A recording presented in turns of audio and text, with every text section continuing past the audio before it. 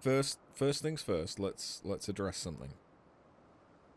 Number one, I'm a fucking idiot, and was muted for an hour.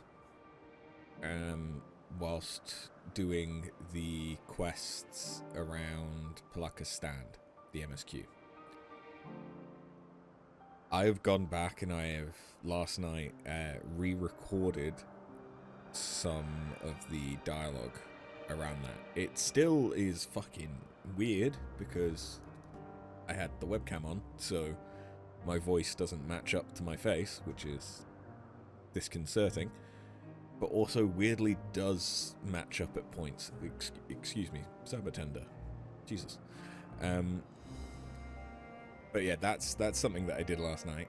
As part of that, I have rearranged how I do my setup.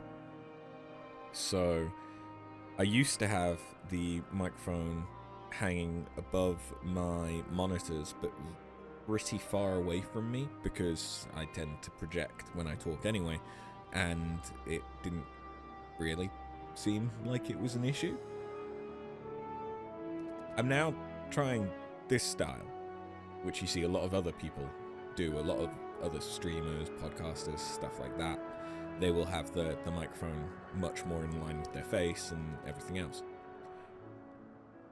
This seems to be working very well. What I probably need to do is get a different mic arm, though, because this one isn't the best for doing this style.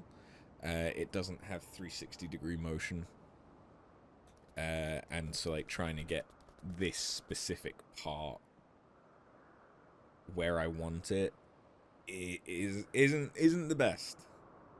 It could be better. It could be worse. It could be better.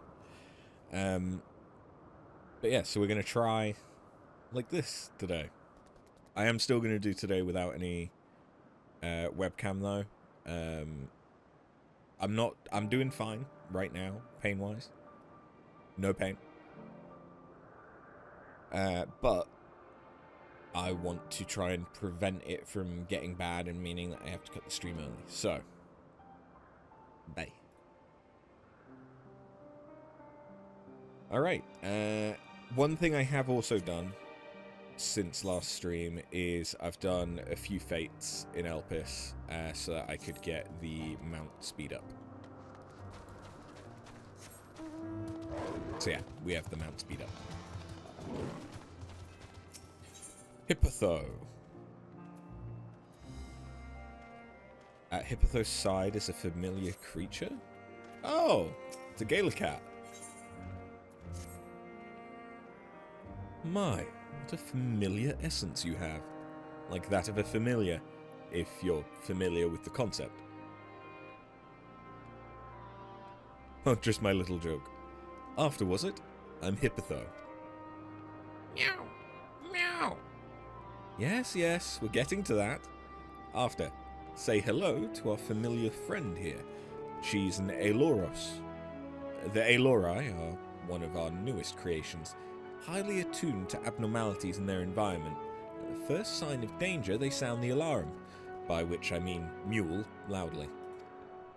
Though we do our best to observe all of our creations, Elpis is simply too large to maintain a constant vigil over each and every temperamental species.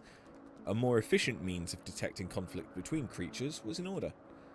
Thus have I taken this Aeloros under my wing to further develop her capabilities in this area, and she does enjoy our little walks. This morning we are testing her ability to pinpoint sites of conflict. Would you like to observe? Simply tell her that her task is begun and she'll do her utmost to locate disruptive creatures. Please do subdue any unruly subjects once you've found them. We can't have beasts running amok. Meow. Meow. Follow the Aeloros and try not to fall behind. Okay. I'm faster than you, bitch.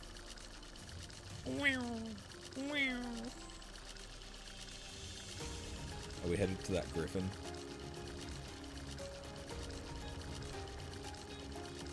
No. Okay. Thinking of familiars.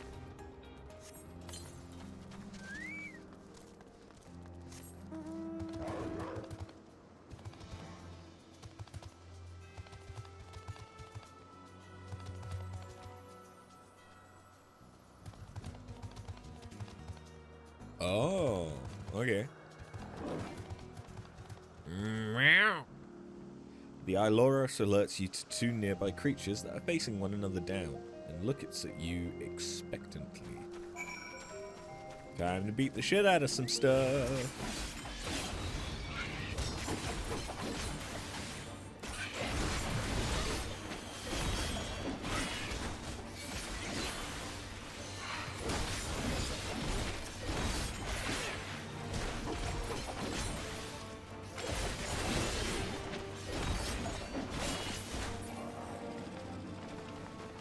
Oh, easy.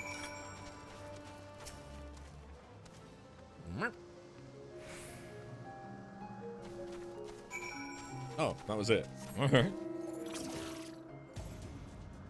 I'm not going to say no to an easy quest.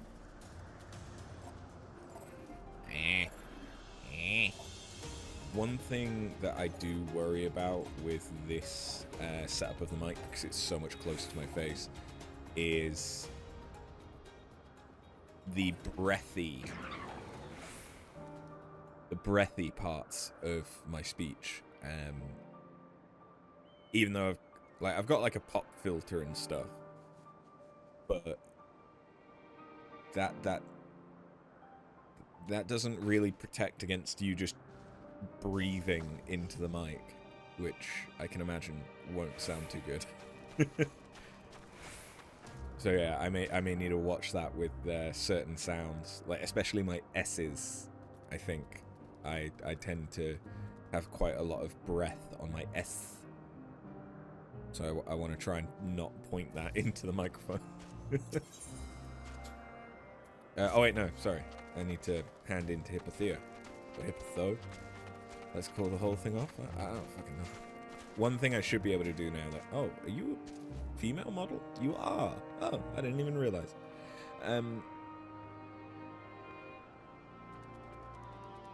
Hippethy? Like Zoe? Hippethy? Maybe?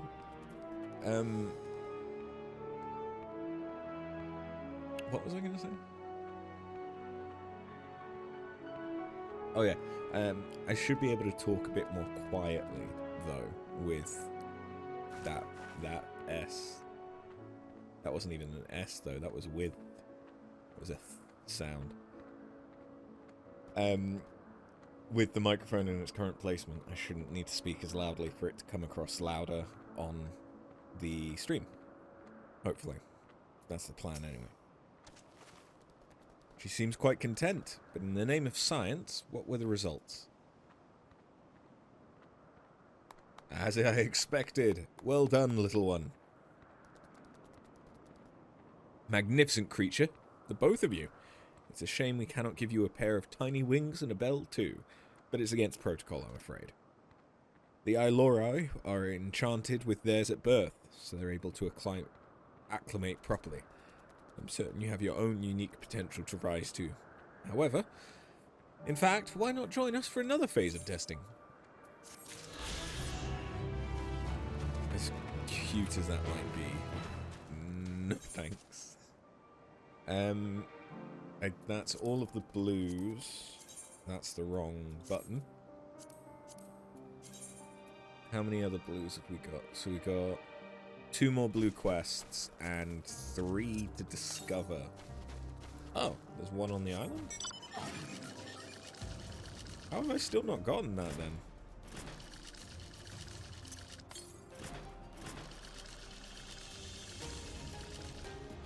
That's impressive. Hey, Quizzled, how you doing? What the fuck is that?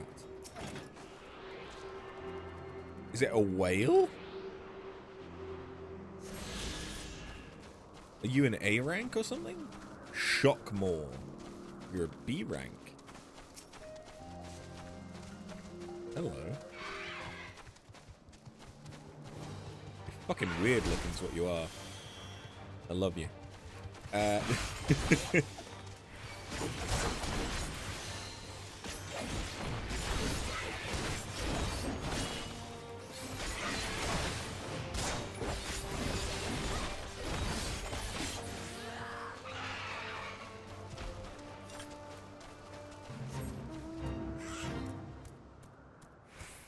Man-made IO.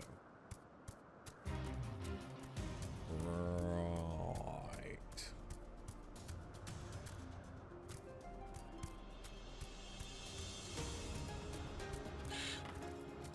Enemies. An all too brief interlude, perhaps, but it's time I attend to my next task. As Emmett Selk and Hythaladius are aware, we reached a verdict regarding the fate of the Lyacones. 7 were created for observation, and all 7 must be unmade. Doros has followed the correct protocols, and as Chief Overseer, I can find no fault in his judgment.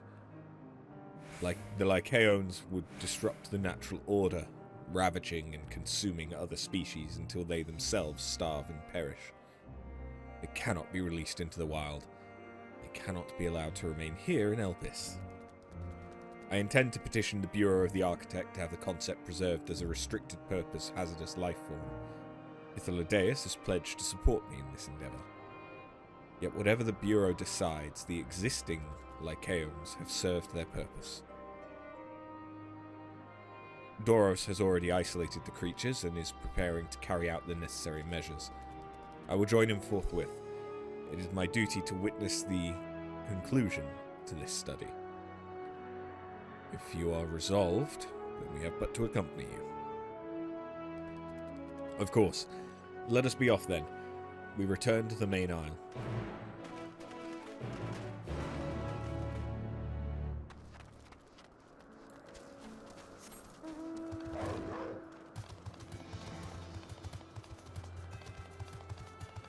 God, it's so much better with mount speed up. It is the first thing that you notice in every area you go to. Oh, that's a point. There's only one more area for us to go to. So, presumably, after Elpis, we're going to go back to Labyrinthos, maybe? I struggle to think that Labyrinthos is going to be the... Oh. The final area. Aren't these managams? It's funny that this is the mount that I have for this from my mount roulette. No, I think isn't managam predominantly black? All I know is I want managam, but it's one of the mounts that you can only get if you have the, like, refer a friend tokens, and I don't have those. Because, yeah, it's also one of the only ways that you can get the Twintania mount, and I really want the Twintania mount as well.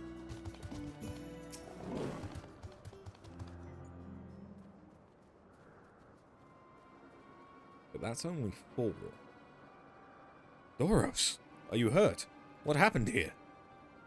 They caught me off guard. I had them bound with ethereal shackles, but they became frenzied, even more so than usual. Broke free.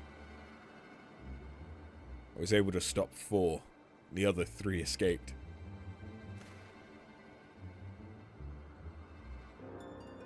I see them. 2 have taken to the air above the 12 Wonders.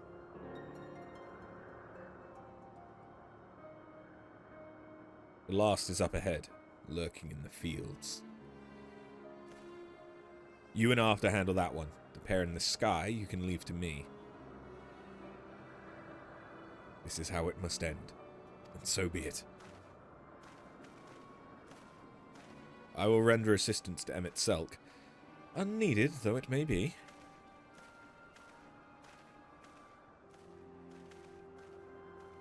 Metion, you are to stay here with Doros. But Hermes... The Lycaons must be reverted. I would spare you their pain. And mine. This is my burden, not yours. If you're intent on helping, then please, follow my lead.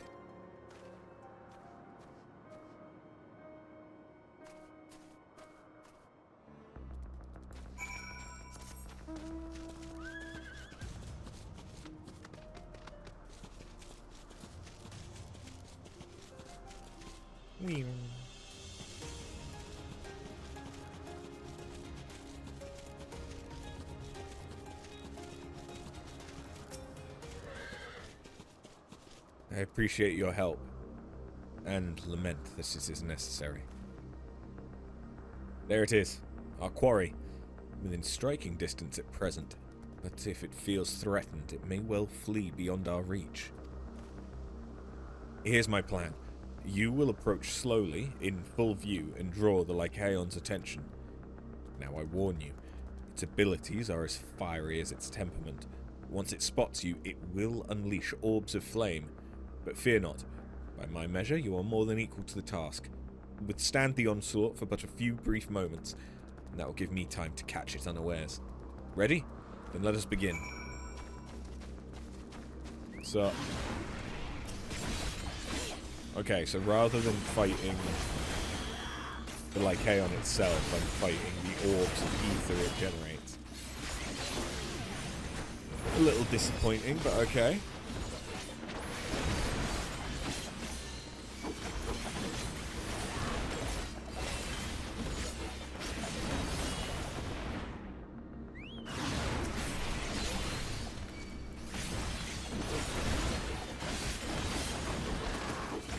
I still haven't geared any better than I was last time. I'm not far off level 58 on Viper at least.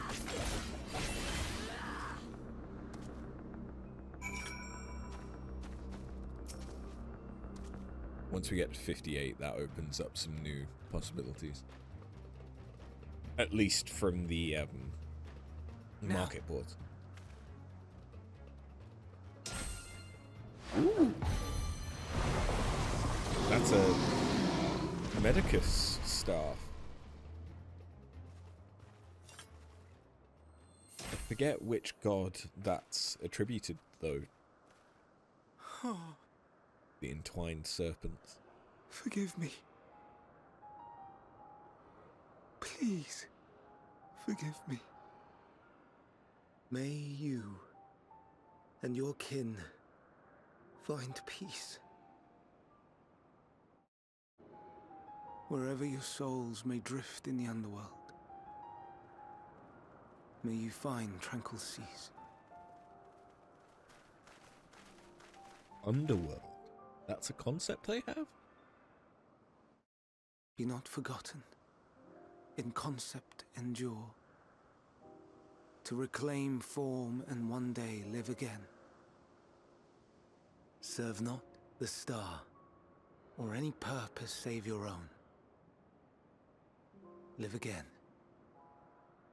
if that be your desire.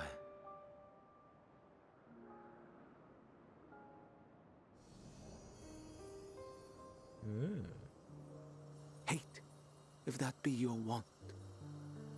We are worthy. But leave your suffering behind. Lay down your burdens, be born anew. Fly high, fly free.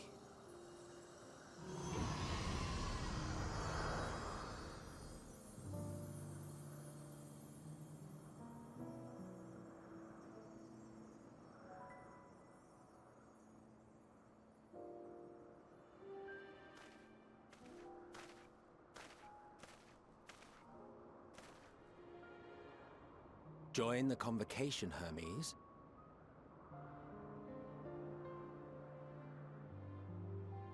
You do not belong here.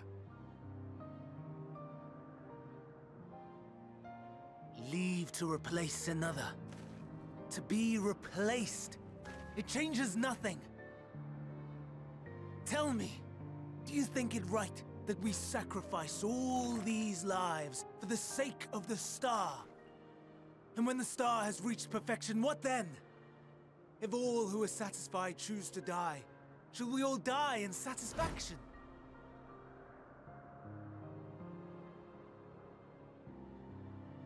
Why is Hermes seemingly the I most do not know. rational? Were I to take up the seat of Fandaniel, it would be tantamount to approving my predecessor's death. I do not know if it is right. And to be torn by such thoughts, I do not know if I am fit to represent mankind. Hermes! Please don't be angry. It hurts so. Oh, Forgive me. If you would still consider me in spite of everything, I beg some time to gather my thoughts. Meanwhile, Hythlodaeus, I fear I must trouble you to attend to the others. 'Tis no trouble at all. Take as long as you require.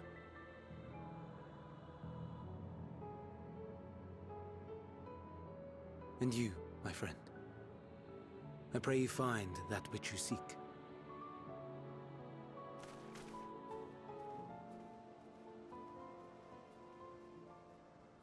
I expect we have some few matters to discuss. Shall we return to the 12 Wonders for a time? Aye.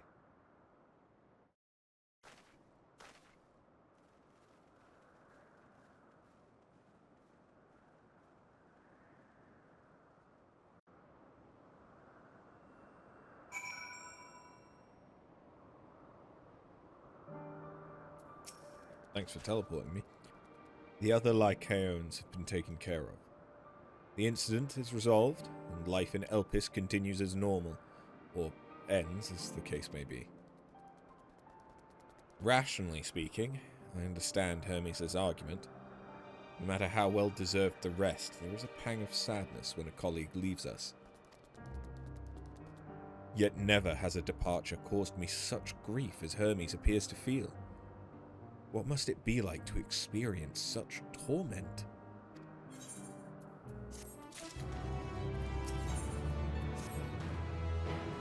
Where to now? If there is anywhere you would like to visit before we leave, I should be glad to show you the way. Hermes has not yet outright refused his position with the convocation, merely postponed the decision.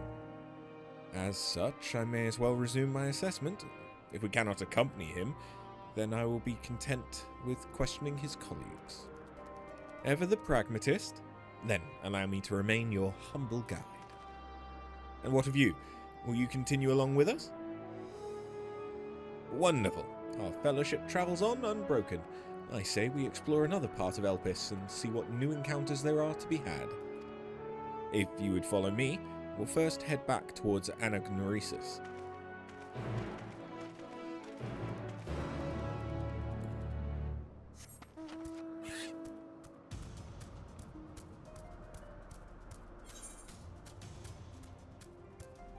Just double checking that hasn't unlocked any new blues. It doesn't look like it. Cool.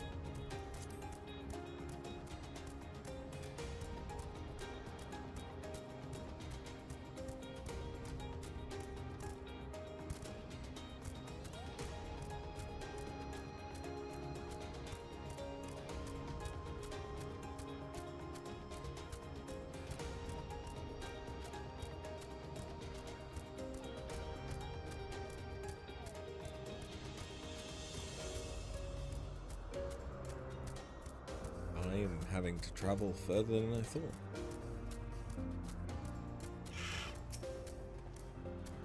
From here, we follow the path northwards to Notonius. There we will find one of the noose, which facilitate travel between the islands of Elpis. First time travellers must be accompanied by someone with the requisite permission, which I have previously been granted.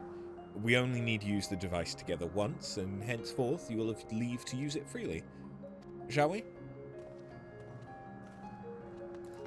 Okay. I have no idea if I'm pronouncing some of these words correctly.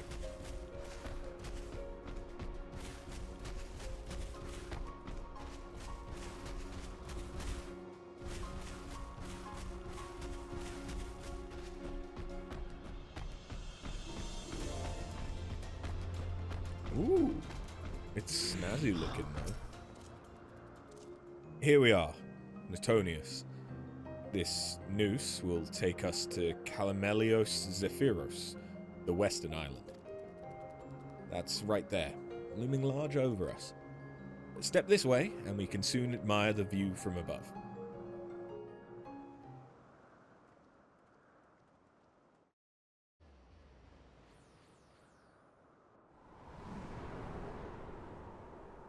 Ooh. This feels quite similar to like the floating stuff in Elden Ring. I like it. I present to you Calamelios Zephyros.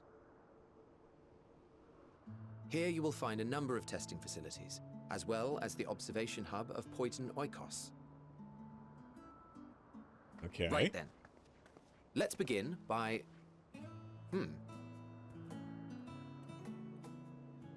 Brigand! Well, well. An Arraius. How delightful.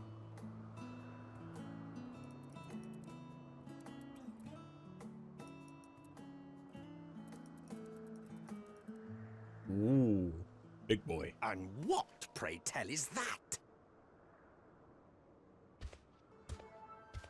Ah, that's a new species of shark. We approved the concept but a few days ago. Sharks are among the most popular sea creatures. Rare is the day when someone does not submit a new concept.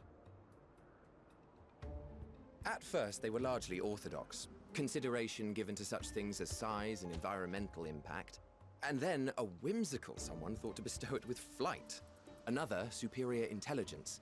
And then the floodgates burst. Concepts with multiple heads, or arms and legs, and so on and so forth. It was getting absurd. A part of me wanted to tell them to go away and find something else to create, but in the end, I couldn't deny their passion. And here we are.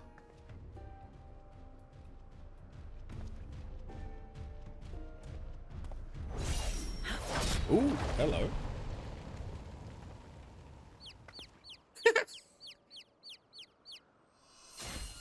Snazzy sword. That Heidelin? was too close. Are you unharmed? Well now, if it isn't a pair of familiar faces. Vanar, that we should Vanar, meet you yeah. here. The one that becomes the heart for Heidelin.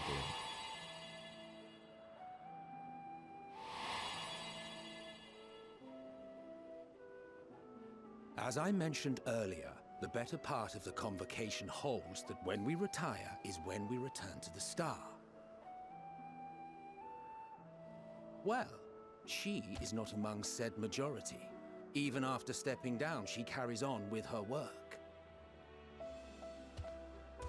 Vanar is her name, and she is the previous Azem. Oh. It has been a while, Hythlodaeus. You look well. I'm not sure if we knew Less so, Emmet Selk. I dare say the lines upon your brow have both deepened and doubled in number. that. A shame for one so young. You must make an effort to frown less often.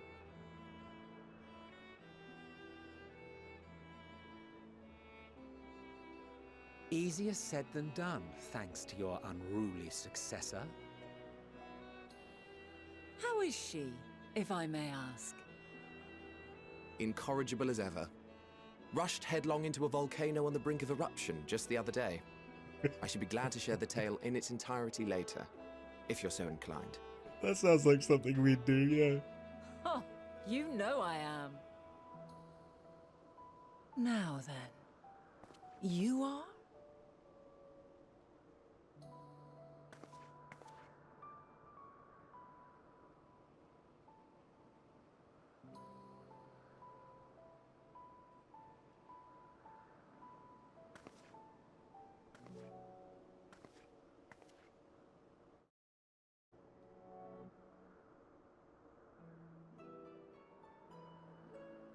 I say, have you perchance come from the future?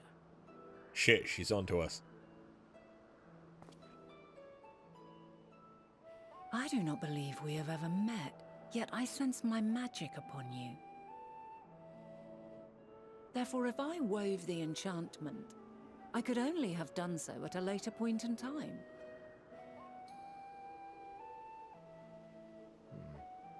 What manner of magic is this, if I may ask?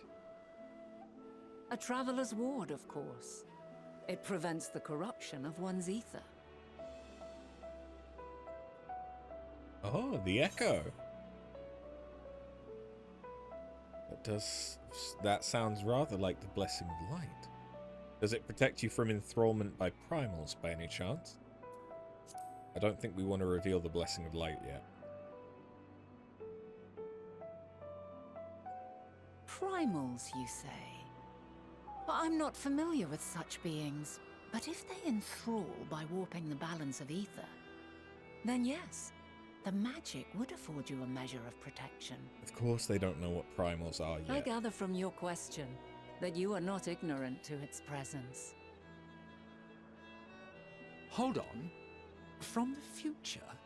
That's absurd.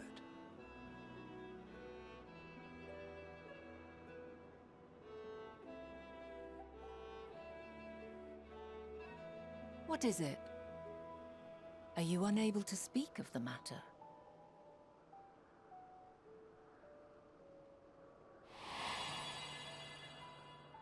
The reality to which you must return exists as a result of the final days. You cannot reshape the past to undo the tragedies of the present.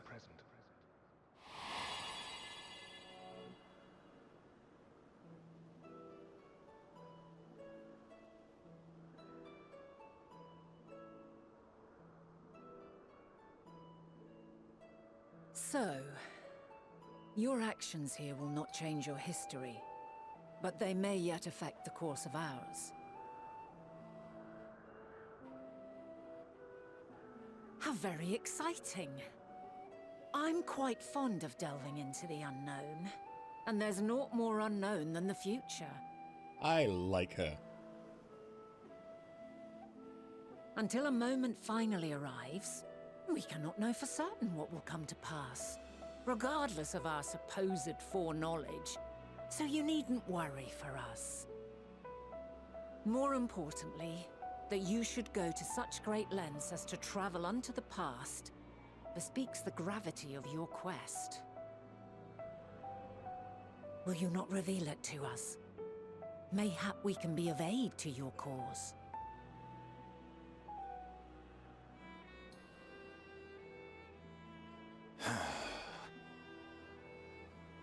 You're right there, Grumpy. If this is true, then you've been keeping quite the secret to yourself. As a representative of the Convocation, I will hear it all.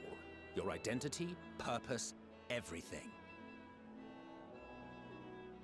Sure thing, Hades.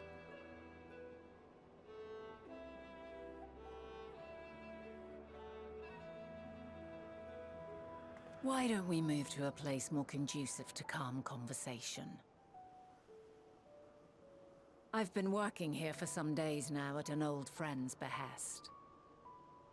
If it is agreeable, we may make use of my accommodation at Poiton Oikos.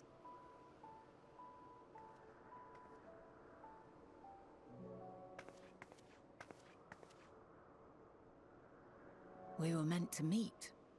I am certain of it. This is before you...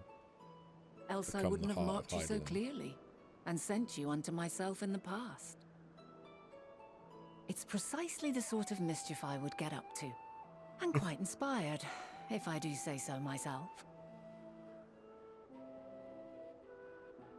Instead of it being a future you problem, it's a past you problem. It's an interesting way of addressing issues. How you doing, Patinga? My apologies, but before we move along, a colleague has tasked me with a matter which I'd rather not leave unresolved. It involves finding a certain concept-engraved crystal, and the quick-fingered Aureus which made off with it. An Aureus, you say? I think we might have seen the culprit before being distracted by that business with the shark. Would you like us to follow its ethereal trail?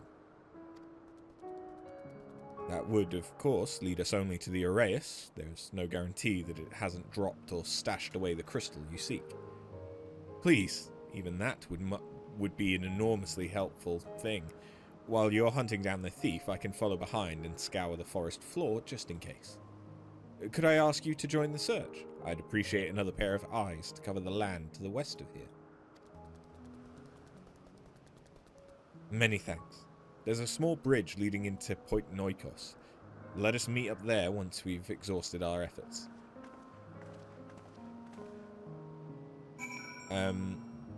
How do things sound at the moment, Patinga, as someone that knows the stream intimately? Because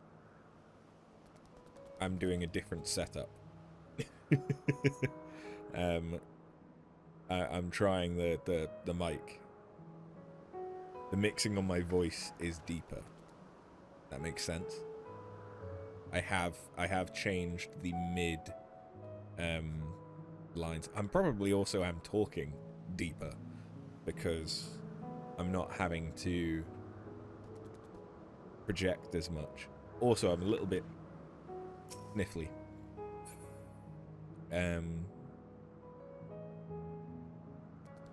I have a more radio voice. And now we go to the next artist.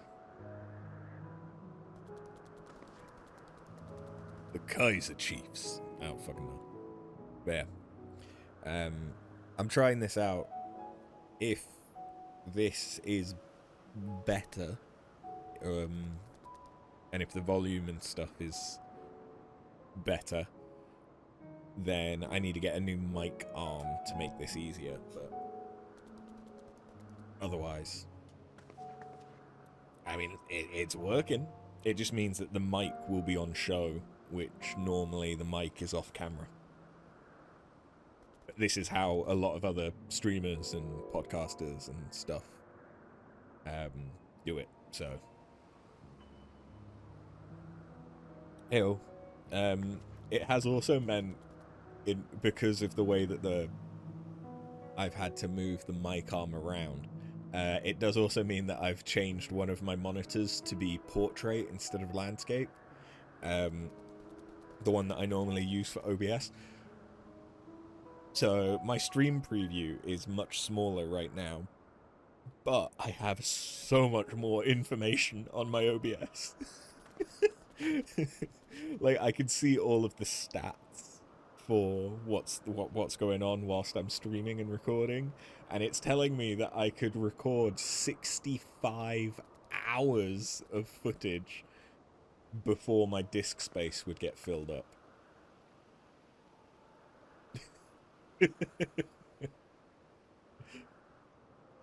Yeah.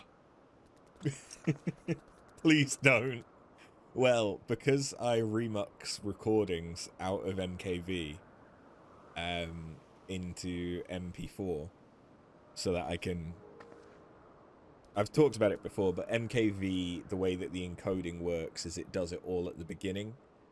So then if the stream crashes or my computer dies or whatever, the recording doesn't get corrupted. Whereas MP4 and most other recording formats, they encode at the end. They encode formatting at the end. So if you interrupt that process, shit gets fucked, and you can lose the recording. but because of this, because I'm recording an MKV which can't be uploaded natively to YouTube, I have to convert it into a different format, which is what remuxing does, and OBS can do it automatically after you finish a recording. But what it does mean is that I create a copy of the recording in a different format. So while I could record 63 hours, apparently, of footage now, in actuality I could only record 31 and a half and then remux it. Well, actually, I can remux at any point. I don't have to... I don't have to necessarily do it immediately after the stream. And that's one of the ways that I save hard drive space, is by deleting the MP4 recordings and just keeping the MKV. Anyway, goodbye again.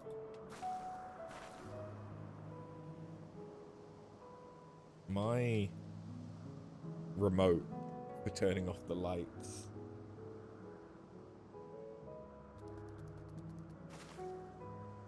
is not doing so good.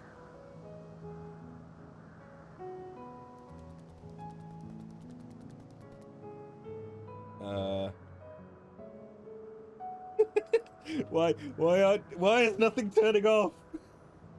Oh. Maybe I need to change the battery on it, but I don't know, the light comes on when I press stuff.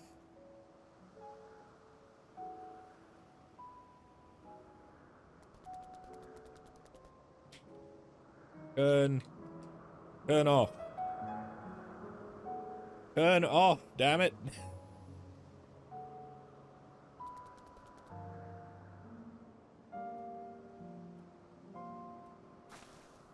Why aren't they turning off? So I've not had them on. But now they won't turn off.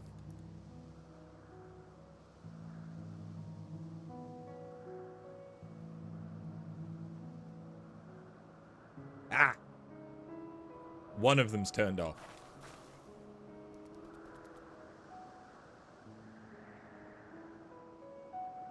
There we go, they're both off. God, that was a process.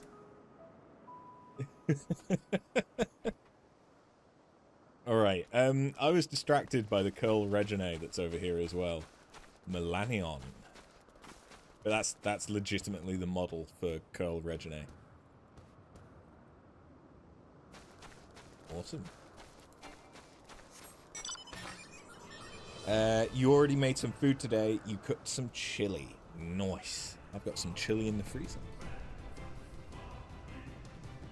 I made poi lentils, like creamy poi lentils with pancetta and spinach last night as a quick throw together thing. It turned out quite nice, actually.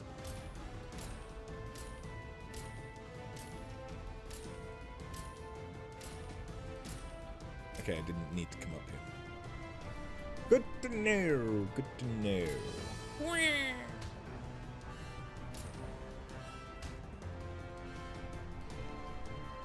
Oh, ether current. Eh.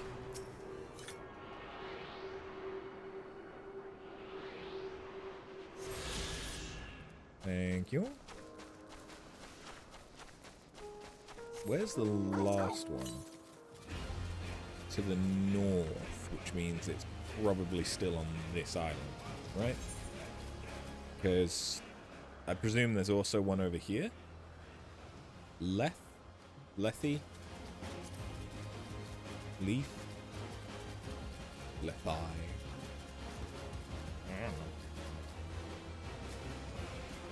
If I was a hello.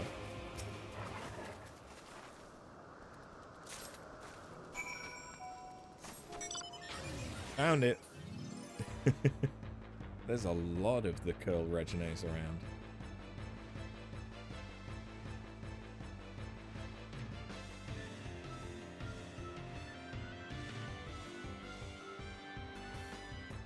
What's this? Is that for... Oh, that'll be for travelling back if I come off this island. Our last searchers return. I am afraid the Uraeus no longer had the crystal, nor was I able to find it as I followed in its wake. I don't suppose you fared any better. Here you go. The crystal! Well done. Wonderful. Now I can focus on your tale without that missing concept nagging at my mind. You always had a knack for finding things. I've often been asked to do so. Travelling and searching go hand in hand. You travel often, then? It seems we have something in common. Long ago, when I held the seat of Azem, I was forever trekking back and forth across the star in search of answers to people's problems. Naturally, the need for such journeys has lessened considerably since I entrusted the position to my whimsical successor. Yet I'm still eager to come running should an old acquaintance or new interest require my personal attention. That is what brings me to Elpis, in fact. Many times has my presence been requested, my opinion sought concerning the habitat of this or that creation.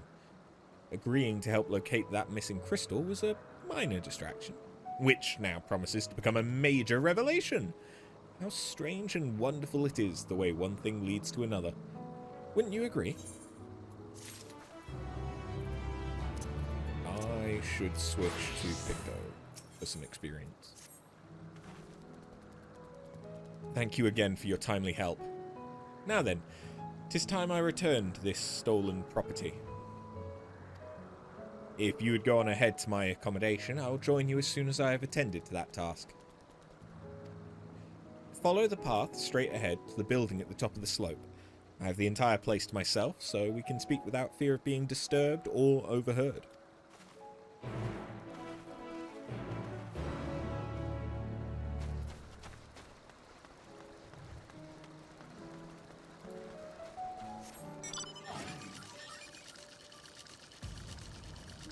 I like the way that this area looks. It seems much more working with nature rather than controlling it like the previous area.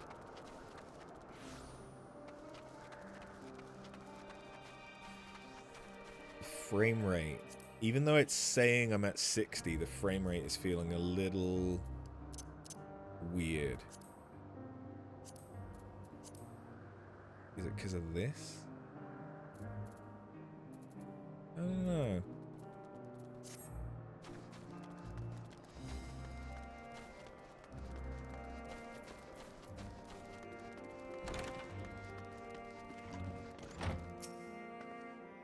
Welcome to my temporary abode. Please, make yourselves at home while I put on some tea.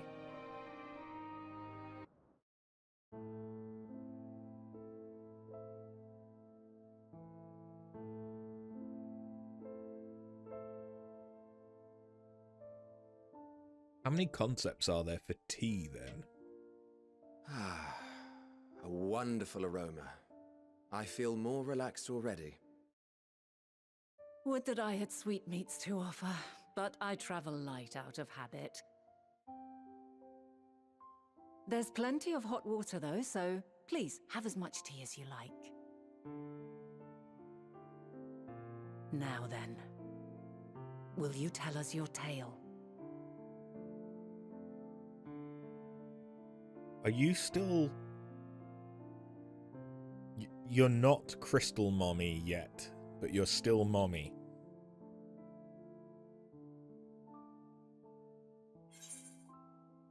A calamity called the Final Days has befallen the world. The world has been sundered, broken into shards. Mankind is being forced to flee the star. I mean, all of these is true. mankind being forced to flee the star is probably the least spoilery. What these guys have to go through.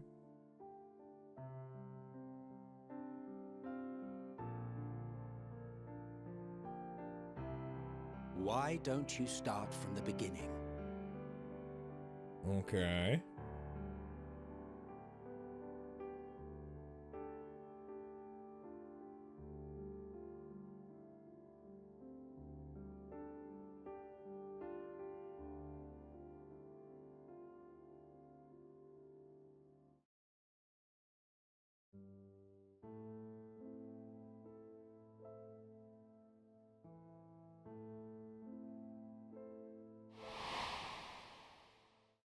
Crystal Mommy.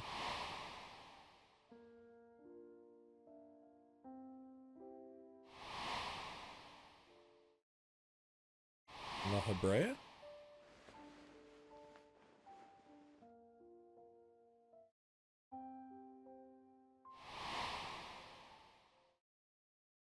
And itself, Kinamarot.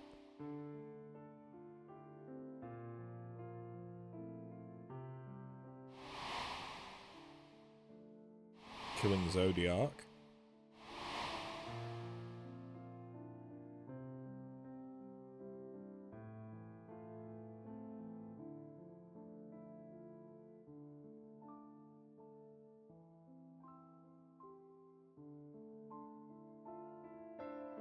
Preposterous.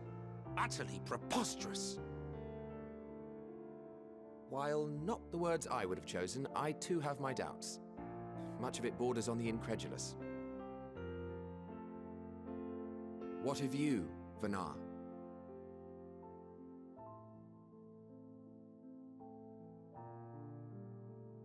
Not knowing the precise details of the first final days, it is difficult to determine the veracity of the tale.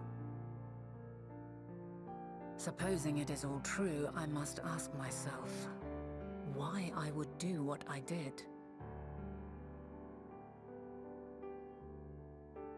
Why would I feel I had no recourse but to oppose the 14 and create this Hydaelyn? Circumstances change, of course, but it would not have been an easy decision regardless. No, there must have been a reason. One compelling enough to force me to take such drastic measures. Then there is the Elpis flower, which I said would serve as a guide. That it's of import to your mission is plain, but your presence here leads me to believe that this place also holds significance. But what could it be? What are we meant to accomplish? Might it not be simply thus? In the future, whence she came, the final days could not be averted. Mankind has no choice but to flee the star. By alerting us to that eventuality, perhaps you wish to pave the way for other futures. Theoretically speaking, it is a possibility. Multiverse theory. Yet if that were my primary objective, I see no reason to guide our friend to Elpis specifically. The capital and Amarot, or even my own home would be more logical destinations.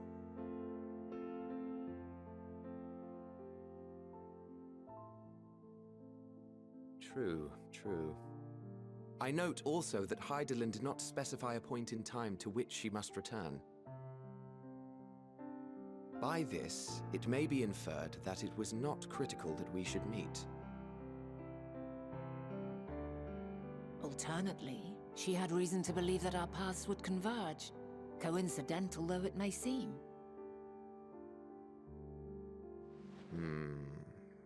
This is quite a puzzle, and we do not have all the pieces.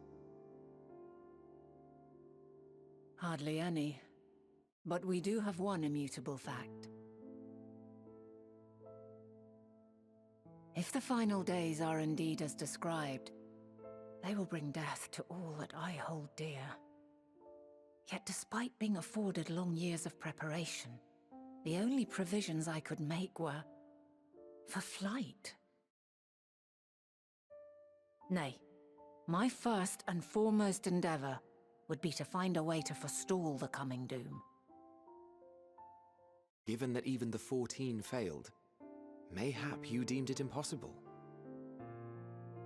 Nothing is impossible. This I have always believed. And if Hydaelyn is indeed me, she would believe the same.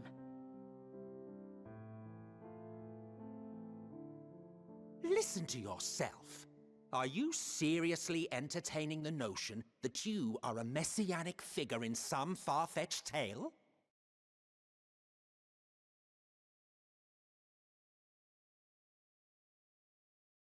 Well, I will not. I refuse to accept that our world could be undone by some unforeseen calamity. I also take offense to my portrayal as a megalomaniacal madman. To sacrifice oneself for the star is a noble act, and I would hold those who gave themselves to this zodiac in the highest esteem. Yet, you claim I recreated Amarot and populated it with phantoms of our people? A bizarre indulgence that would be insulting to their memory. Worse still, I even invited you there. Literally invited my own downfall. Why would I do something so idiotic and inexplicable?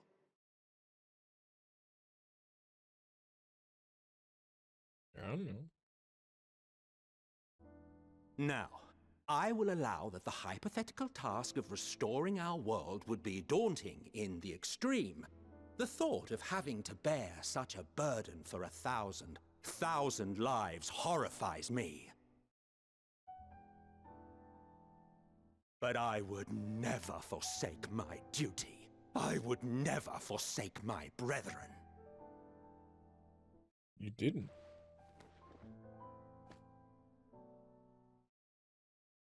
You do not know me. I've had my fill of your fiction. I will return to my duty, and you will not bother me again.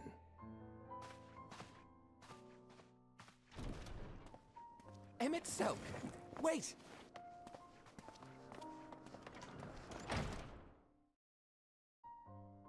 And now that it's just the two of us.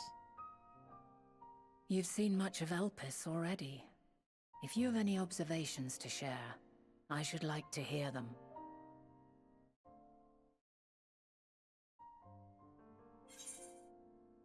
Dynamis is key to all of this.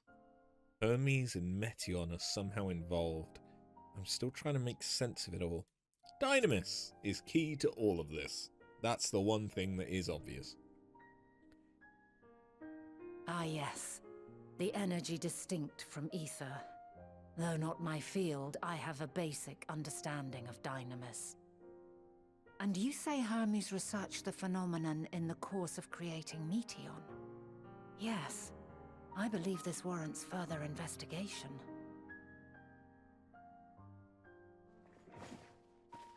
With that settled, 'tis time for action. The missing pieces of the puzzle are here, I'm certain of it. And when you find them, the picture my future self has painted will be complete, and you will have your answer. And suffice it to say, I will aid you in your quest.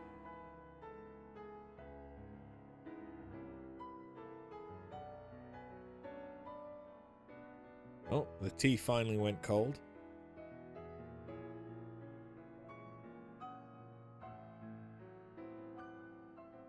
Have faith. If Emmett Selk is the man Azum described to me, we've not seen the last of him.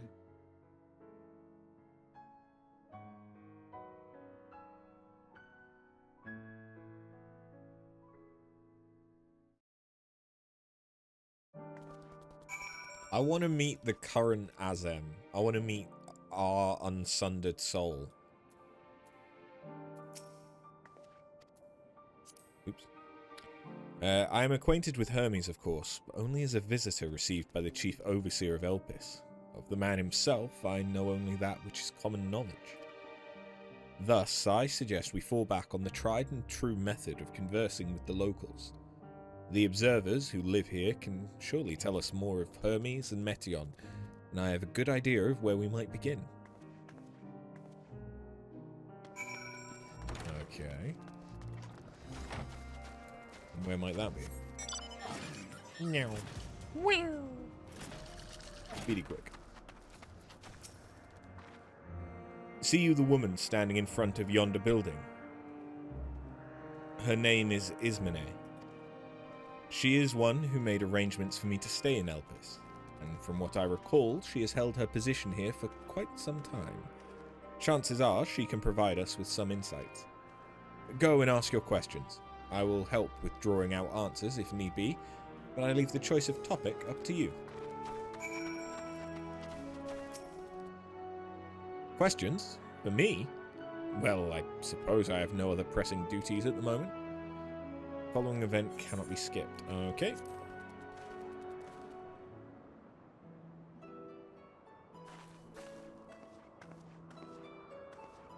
Greetings, Ismene.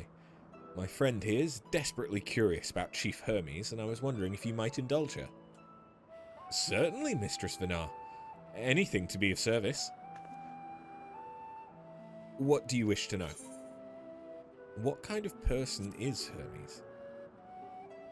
Well, I can only answer from my own experience, but I would describe him as a quiet man, reserved, you might say, and occasionally somewhat poor with his choice of words. His reticent nature, however, does not prevent him from carrying out his duties as chief overseer. The man's a walking archive when it comes to life forms. He can discuss any species in incredible detail and is the leading authority on concepts with the power of flight. I hope that answers your question. Was there anything else? How long's Meteion been here?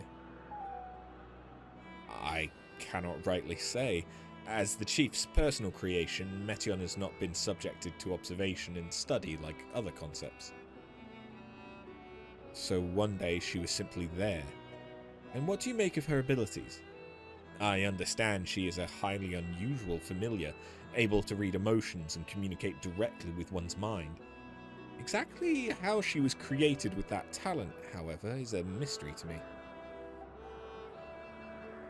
My apologies. I wish I could explain her nature in more depth, but I've not had occasion to discuss it with Chief Hermes. Do you wish you knew him better? The Chief may not be the most gregarious individual, but he engages with us as is necessary for everyone to perform their duties. I wouldn't want to intrude upon his privacy for the sake of curiosity. Though if you wish to learn more about Meteion, you could try speaking with Timaeus, another expert in the creation of flying concepts. He should be conducting his observations on the banks of the stream, somewhere to the east. Oh, and unless you take a particular joy in rambling discourse, I suggest you make your questions concise. We shall keep that in mind. Thank you for your patience and your insight. Think nothing of it. If there's aught else you need during your stay, please do not hesitate to ask. Come, I think we've taken enough of Ismene's time.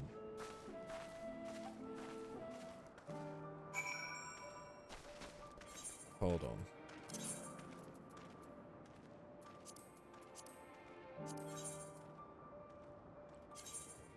I want to do this, and then...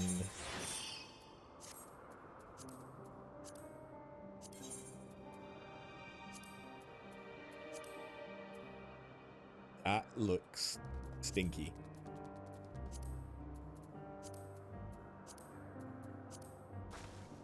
Like that doesn't look great, does it?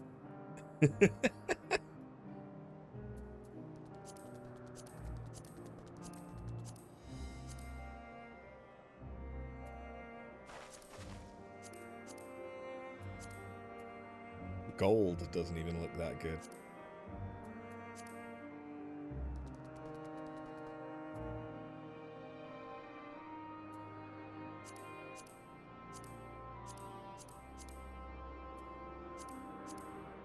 have some dye.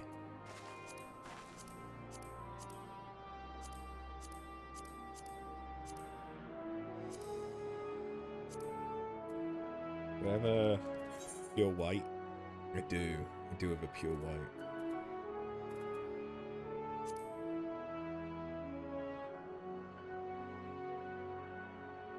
Because pure white actually looks pretty good.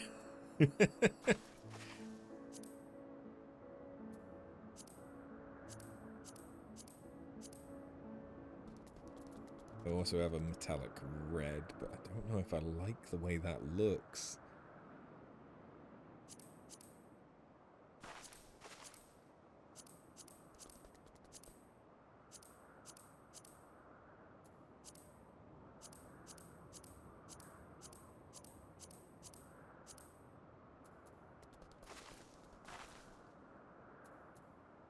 Metallic yellow.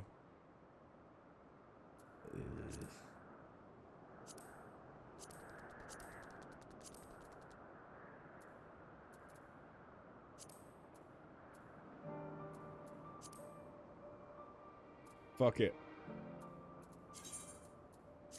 We'll just go red. It'll make us stand out a bit. Our investigation's off to a fine start, wouldn't you agree? From here, I propose that we split up. I shall continue making inquiries with the resident observers. If you could track down the colleague Ismene mentioned. While I did feel compelled to interject once or twice during that previous conversation, you seem more than capable of drawing forth the answers you seek. All I ask is you watch your footing around the stream. We can meet back here once you finish speaking with this Timaeus.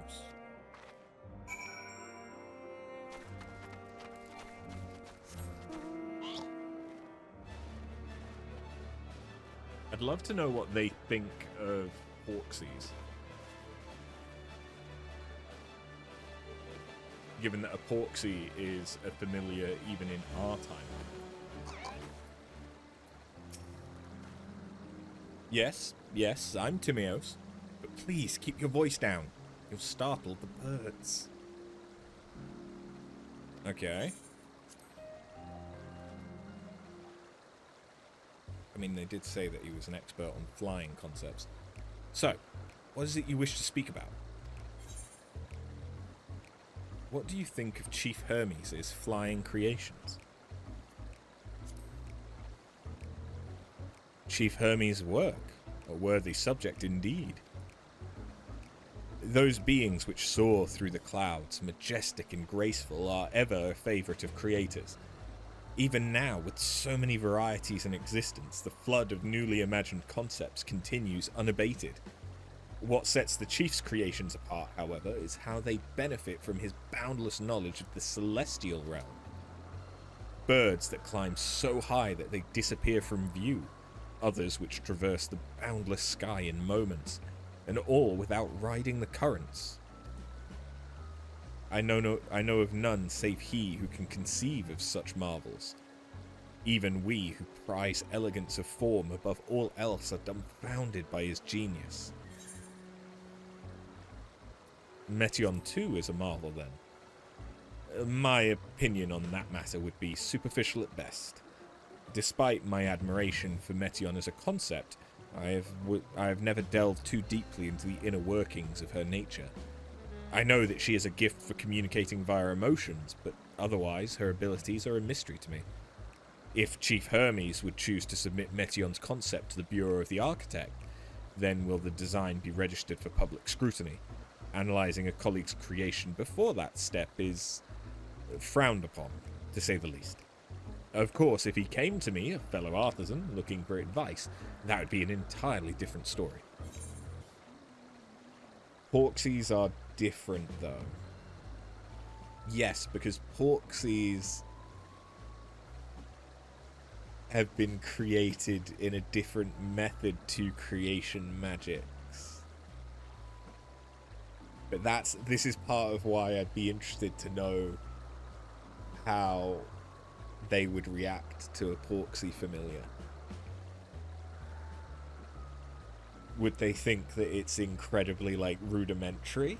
or would they be interested in how it differs from what they do? Do you know of Dynamis and the Entelechies? Dynamis and Entelechies?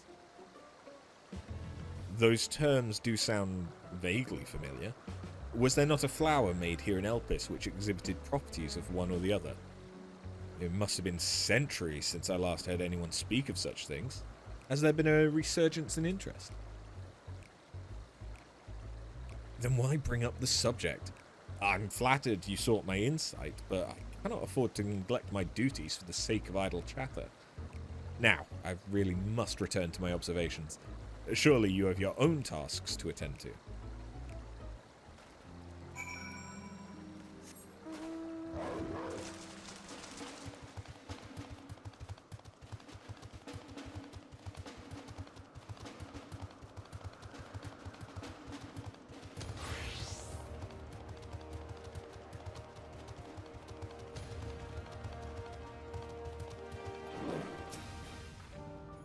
Back already?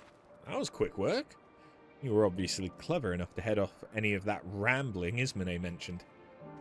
So, have you any new findings to share? I see. Even an expert in the field had little understanding of Meteion's capabilities, let alone an awareness of Dynamis. My questions resulted in much the same answers.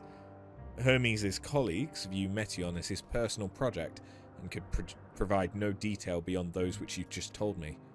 Which leads me to believe that the only person with any significant knowledge of Dynamis is Hermes himself. Yes, we've made some progress here, but more information is needed if we are to reach any definitive conclusions.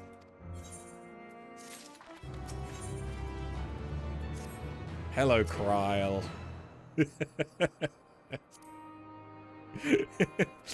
Drinking tea. Yes.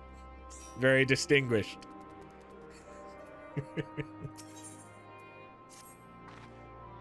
At present, the strongest link we have to the final days is the power of Dynamis, and the Entelechies which can control it.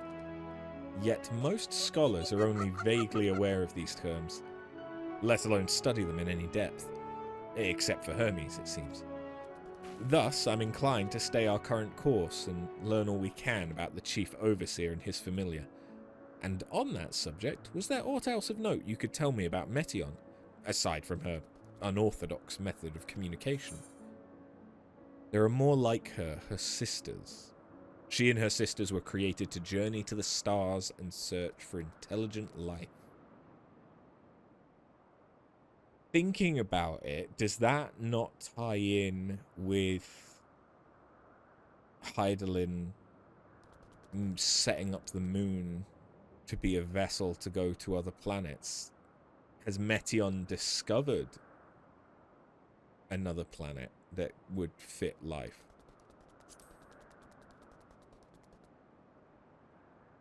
I rather wish you'd mentioned that earlier. In any event, would you care to elaborate?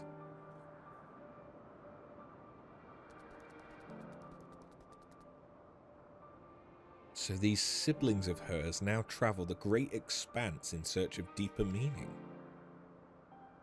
Thank you. Though the mystery at hand remains unresolved, I feel you've touched upon a vital clue, one we should keep in mind as we continue. Next, I propose we take ourselves to Peripetia Crystalline, not far from here. Just follow the path to the west.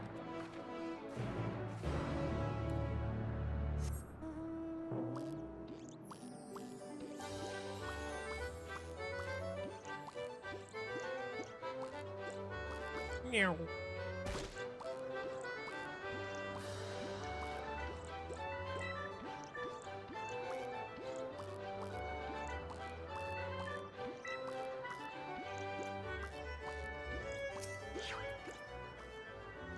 This tower and the one further along are both part of Peripetia Crystalline, the facility where they archive all of Elpis' observational and testing records. Despite how they appear from the outside, the interior is actually a vast area of magically interconnected spaces. Spaces? Spaces. Which, while fascinating, is not the reason we're here, is it? I shall cut my architectural lesson short and see that those two archivists have to share. If you could find someone to speak with over at the other tower, I shall join you there anon. So... is Eureka Orthos... is that Endwalker? Or is that Shadowbringers? I mean, I've not even unlocked Heaven on High, so I don't know where Eureka Orthos is. But it would make sense from what she was just mentioning if Eureka Orthos was here. Because of the magically interconnected spaces. You have questions for me? Certainly! Just a moment while I conclude my current appointment.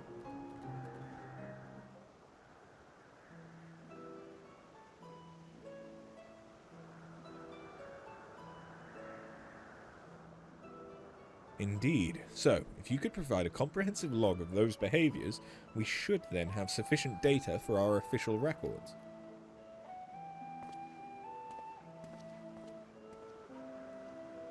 Now, what was it you wished to speak with me about?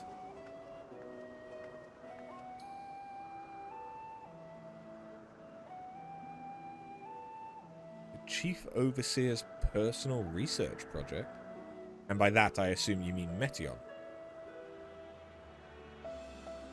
Such undocumented studies are difficult to track. After all, hardly a day goes past without seeing a researcher trailed by one creation or another. I'm afraid I cannot tell you exactly when Meteion appeared, only that she now spends much of her time at Chief Hermes' side. Although I do recall an interesting tale my dearest Galeen shared with me.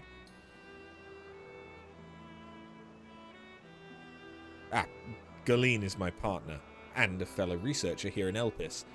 She was returning late one night when she caught sight of Chief Hermes sending Meteion Heavensward. A host of them. For several days she would speak of that scene with wonder, describing it as one of the most beautiful spectacles she'd ever witnessed.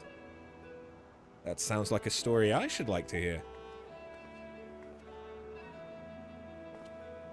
Mistress Vinar, I thought you had already returned to the surface. Permit me to thank you again for your invaluable contribution to our concept placement proposal. Pray, do not mention it. As you say, my original plan was to leave after that task, but I have since become engrossed with Chief Hermes' research. Would you favour me with a retelling of this sight which so delighted your Galeen? Of course. Or you could hear it directly from her lips, if you prefer. At present, she should be observing a subject in Metabasios Thalassae. She does enjoy her time there, watching the sea creatures hunt and play, gazing upon the salty waters of the world's oceans, recreated in such sublime detail. I imagine you must find similar joy in indulging your boundless curiosity, Mistress Vinar, even though such pursuits must continually and regretfully delay your return to the star. Indeed they do. 'Tis a rest well deserved and long overdue, I should think. How greatly have we prospered for the wisdom you accumulated during your travels as a Zem. And what would Elpis be without your earlier academic work? The theories you developed served as the basis of many techniques still in use today. Man is a creature of contemplation, but none embody that nature with as much enduring passion as you. Aye, I dare say there's not a soul alive more worthy of a return. I shall rejoice the day you depart on your final journey. I will be honoured. Well, shall we take this opportunity to meet with Galeen in person? The fact that he's basically wishing her to die. Then allow me to reconfigure the door to the archives here. It will take you up to the Skyway and spare you the need to avoid hostile concepts on the ground. That would be most helpful. Thank you.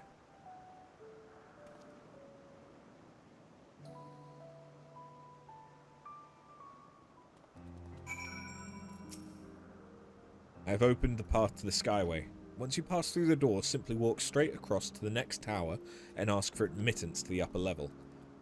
Upon arriving at the upper tier, walk straight across the Skyway and you'll find yourself at the entrance to Metabasios Thalassai. Galeen will be eager to share her tale with you, I'm sure.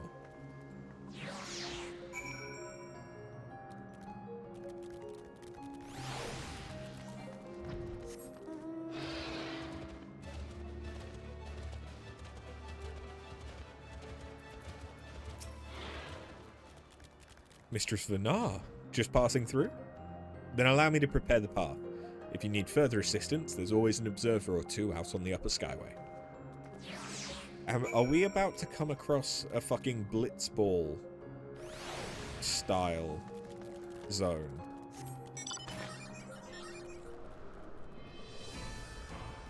Because how is there a sea biome up here?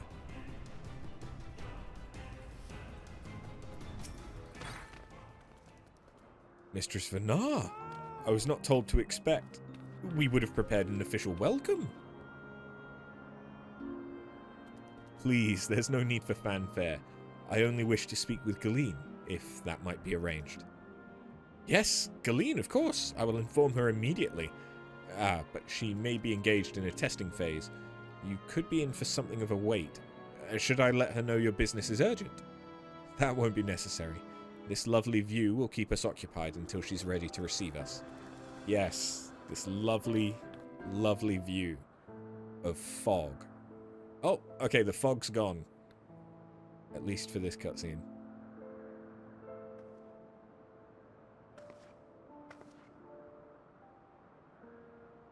A delightful breeze and a breathtaking view.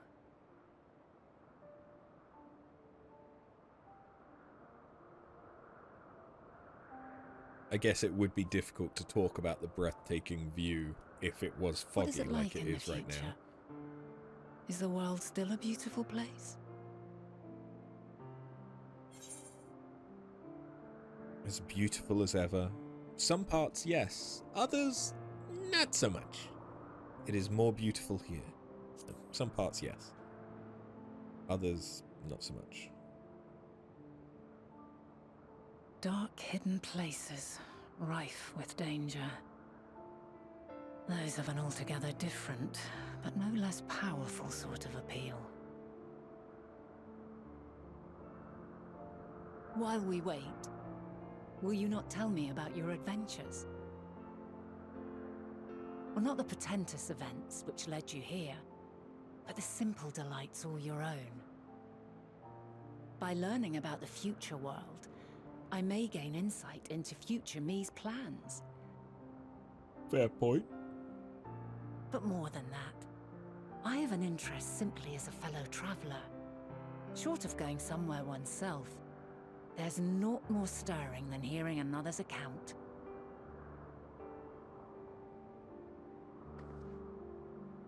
She's a little cutie.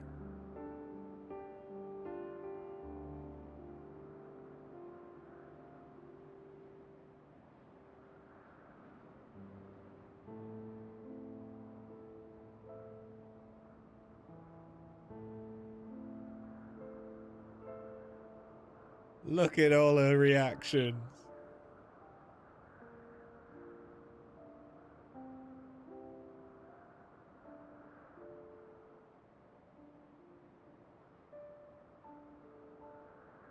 Incredible.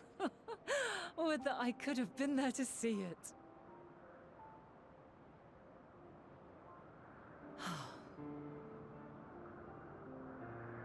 Yours is a harsh and unforgiving world. Yet in spite of this, your brethren hold fast to their virtue. To know that the light of mankind's potential still shines, even in that faraway place, it gives me heart.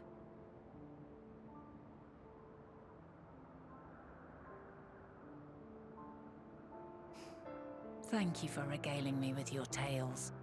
I will treasure every word.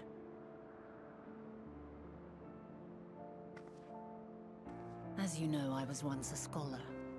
And among other things, I sought to understand the workings of the world. What exactly is ether? How formed the laws of nature? Whence sprung mankind? Riddles and mysteries beyond counting. Over the years, I have managed to find answers to some few of them. Yet rather than attain a sense of mastery, the more I understood, the more I came to hold the world and its miracles in awe.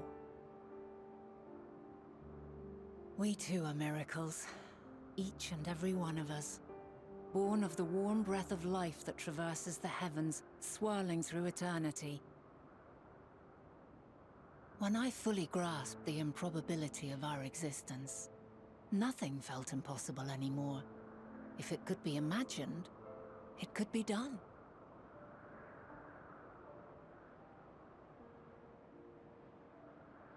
A passion swelled within me, an epiphany dispelling all preconceptions of what was natural and true. And a presence without, immense yet intimate, fate perhaps, holding us in its tender embrace. As reassuring as it was intimidating, how keenly aware I became of creation's fragility, built as it is upon precarious happenstance. I was overcome with an irrepressible urge to know the world more intimately, to hear its voice, feel its breath.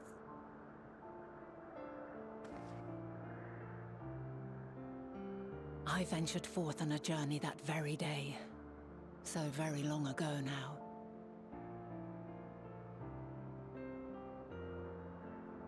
Freed from presumption and prejudice, I saw the world through a newborn's eyes. Everything fresh and new, and so beautiful. Lands that stretched on forever. Skies one could drown in.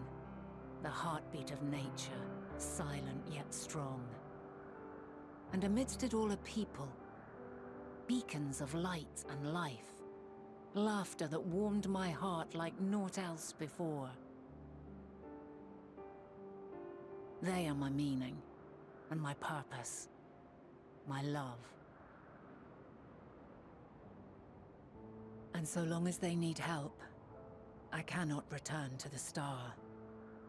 Perhaps my future self is still waiting for it. The moment she can let go and walk unto the end. Safe in the knowledge that man will find his own way.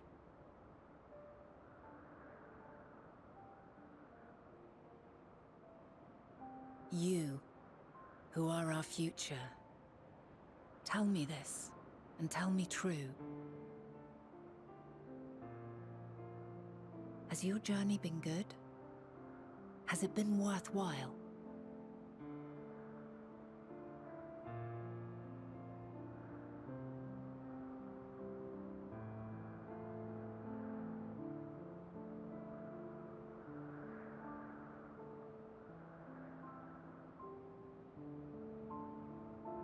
Pray forgive my lateness. My observation subject was rather irritable, and it took a while to settle it down. No need to apologize. Your work takes precedence. Besides, we had a pleasant conversation in the meantime. You're too kind. Now then, I'm told you wished to ask me some questions. Indeed. I've an interest in one of Hermes' creations. Meteon. You witnessed a host of them take flight, yes? Oh, that! Yes, I did. It was in the dark of the morn. I'd left the Thalassai after nocturnal observation. As I walked along, I spied a bright light climbing high into the southeastern skies. Then, in an instant, it was gone, like a shooting star, only rising rather than falling. But then another shot up, then another, and another. Intrigued, I made my way to the edge to investigate. And who should I spy on an isle to the south but Hermes and Meteon, the Matea, rather. There were lots of them, and I realized they must be the shooting stars that I'd seen. A dazzling spectacle indeed. Have you spoken with Hermes about this?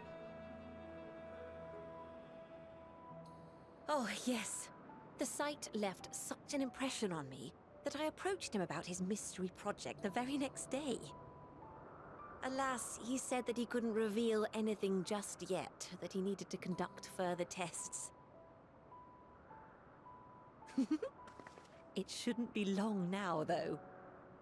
He often returns to that isle, and I have a feeling he's nearing a breakthrough.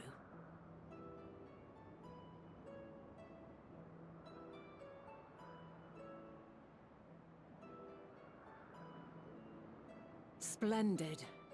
We are likewise eager for the details. Well, that is all we wish to ask. Thank you for taking the time to indulge our curiosity. You're very welcome. It's always a pleasure to speak with other inquisitive souls. Oh, and will you be descending now? If so, I shall link the doors for you. Please.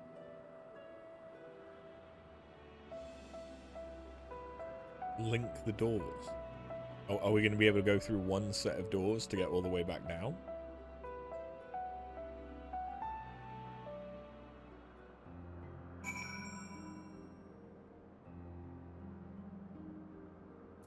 Oh, I guess yes. So, another piece of the puzzle falls into place. From what we've learned thus far, I think we can safely conclude Hermes hasn't been revealing the details of his research to others. Which suggests that either someone will appropriate his discoveries and make use of them, or that Hermes himself will have a hand in causing the final days. Since we've no reason yet to suspect the former, we should consider the latter more likely possibility. Proceeding under that assumption, our next step should be to divine why, or even if, he might desire such a terrible fate for our star. Given the kind of person he is from what we've observed, I don't think he would willingly wish for the end of all life.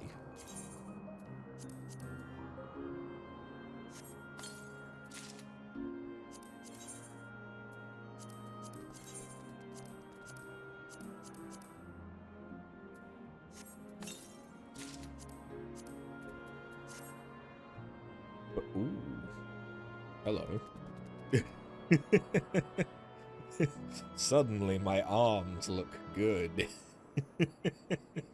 But I could see him trying to tap into Dynamis and accidentally causing it that way. Unless the blasphemies are concepts which were rejected. Ooh, that could be a different way of looking at it. I should like to visit the site from which Hermes sent forth the Meteor. If we are fortunate, we might find some hint as to what drives this research of his. Galeen said she spotted him in the southeast, rising from an isle she could see from the edge. If we stand at that same vantage point, it should not prove too difficult to locate the isle in question. Let's take a look, shall we?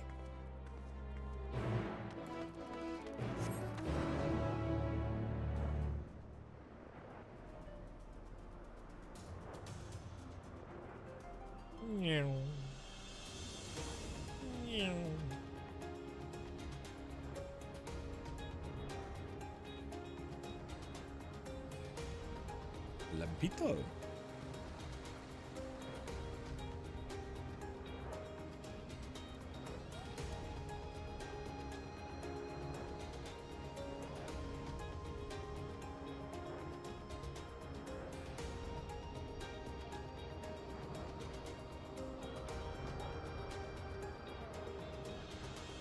I don't know how much I'm going to be able to see. I mean, I can see an island. It's the only one I can see.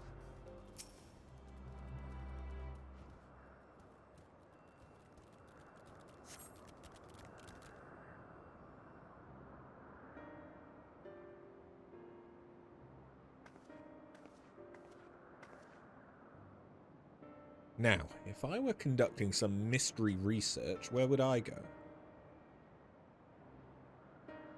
Ah, what about that one? Have you the means to fly? It is quite a distance away. Huh. Inconvenient, but hardly an insurmountable problem. To me, Argos. Hello again. My friend, would you mind creating a double to carry after here over to that island?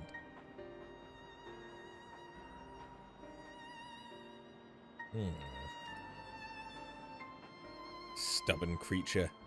There's no place on this great star we have not together travelled, and still he remains obstinate in the presence of strangers. Argos has rather exacting standards, I'm afraid.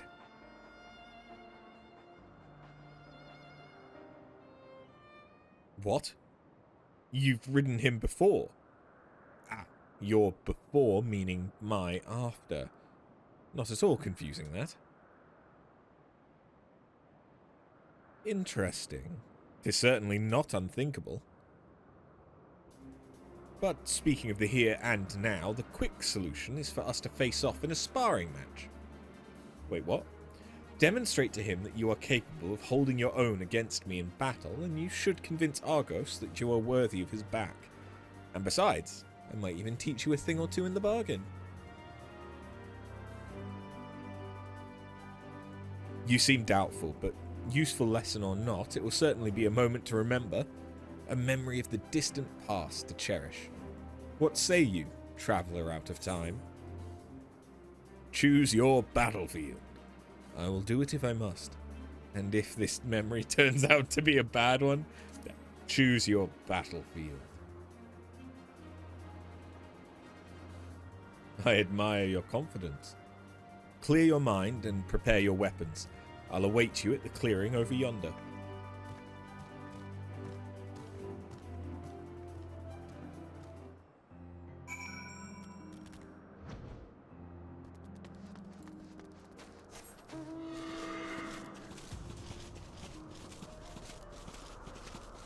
Alright, I get to beat up not Crystal Mommy.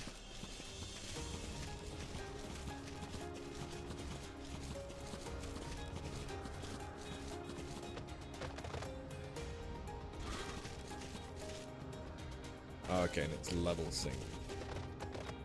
Interesting. Shall we begin? Be warned, I'll not go easy on you. I can't do it whilst in a party. I'm sorry.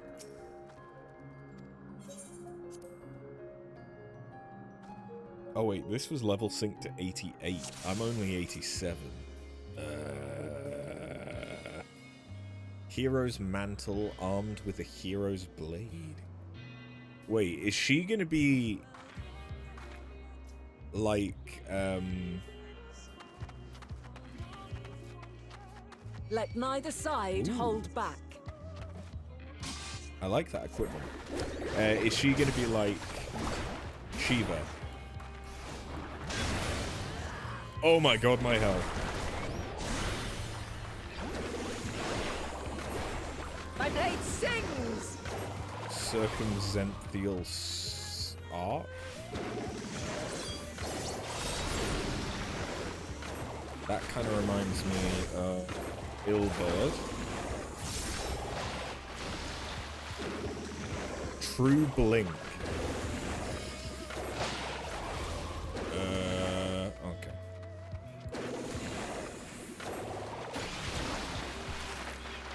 Circumzenthial.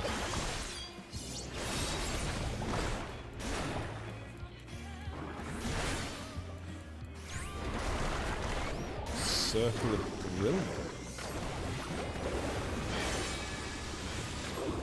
Oh god.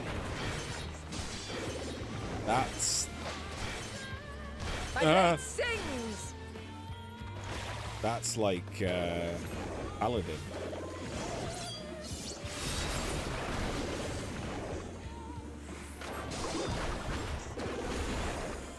She's not even changed to I shall have to try something different. Moose's Mantle. Oh! Now she's a dancer. This is the first time No quarter.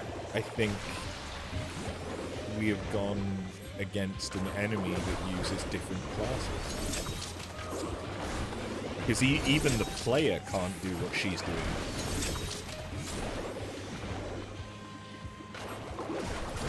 Have a taste.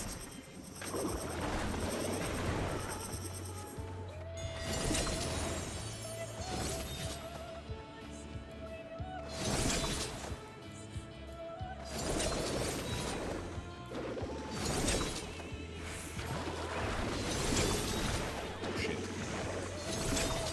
I moved too early. I moved too late.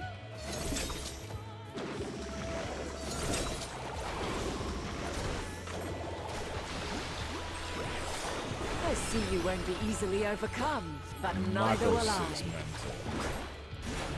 What's next? White Mage.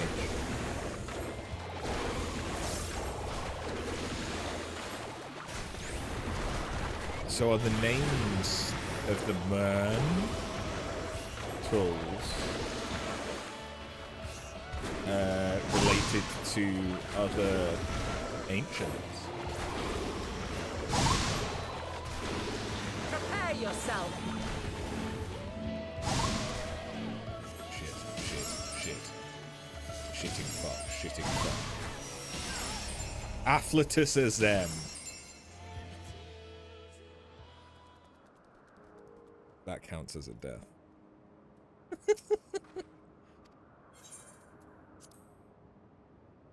Maybe Picto isn't the right choice. Maybe. Let neither side hold back.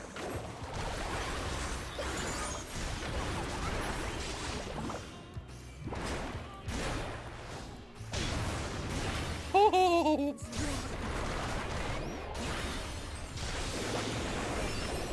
My blade sings!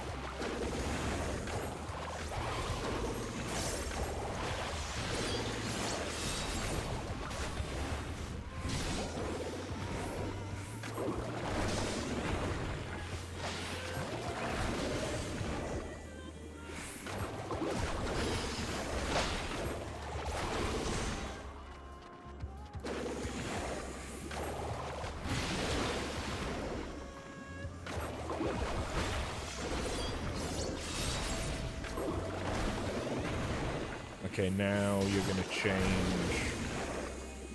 Not yet. Okay.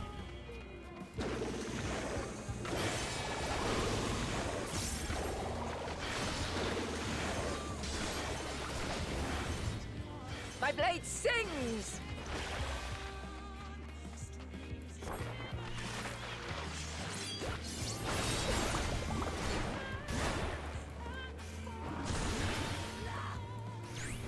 Impressive.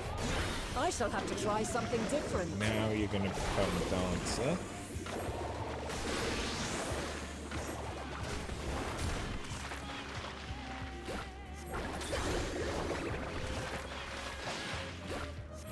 No quarter.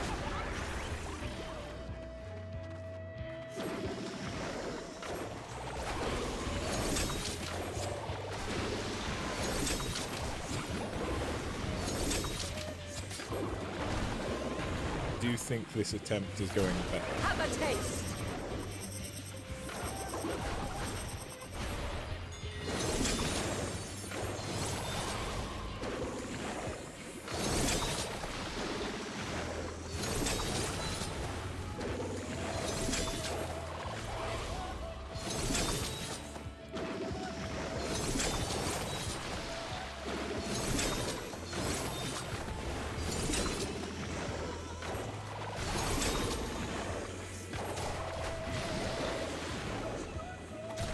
I see you won't be easily overcome, but Okay, now neither you go will I. White Mage.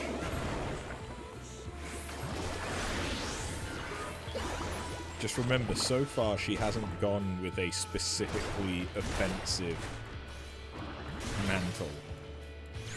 Like Dancer, technically it's a DPS, but it's sort of more of a support.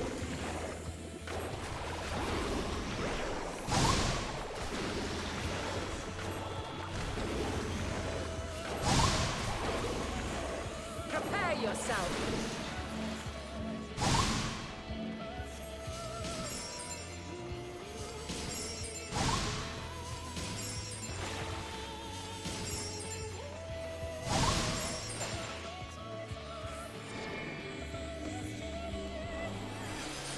Yeah, nah. You ain't pushing me. I say no to your knockback bullshit. Are you gonna change to a different mantle again?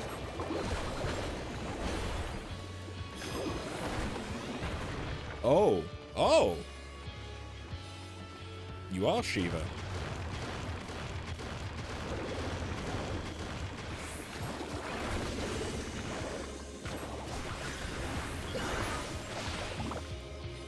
Very well. Let us move to the final trial. Thelema.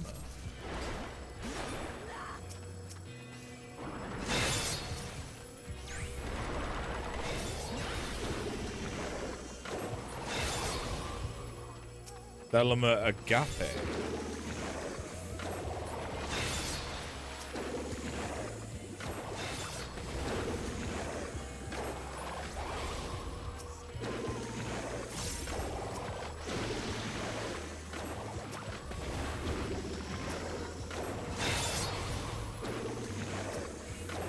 I was a red mage right now.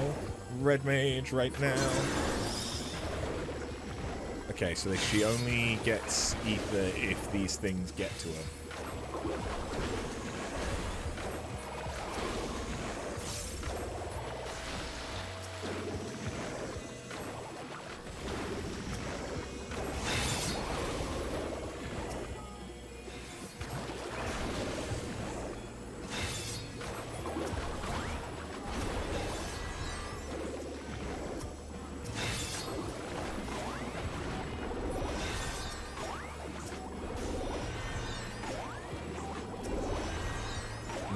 Close enough for them to hit each other, huh? Okay. That's fine.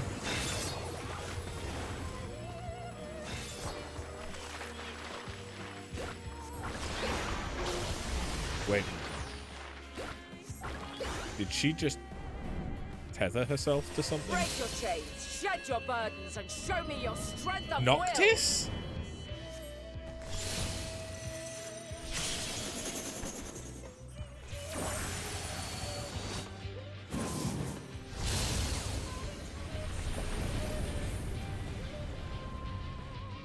Little copycat bitch.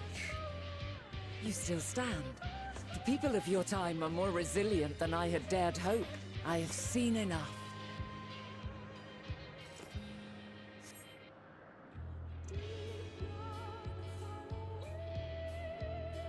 Okay.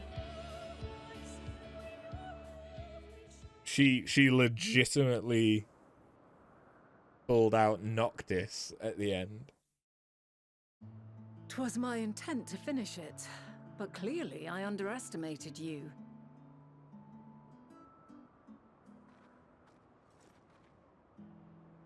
One would think I never learn. I made the same mistake with Azem when we first sparred. Despite being less than half my age, her strength was astounding. As is yours. 'Tis plain you have weathered considerable hardship. Far more even than your tales would suggest. It seems we have both learned much on our journeys.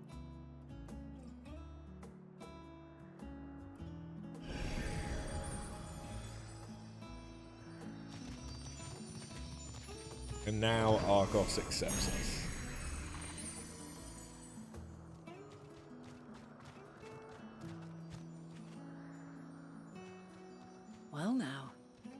dare say he has warmed to you. A boon to be sure. He never forgets his favorites, and is ever eager to come to their aid.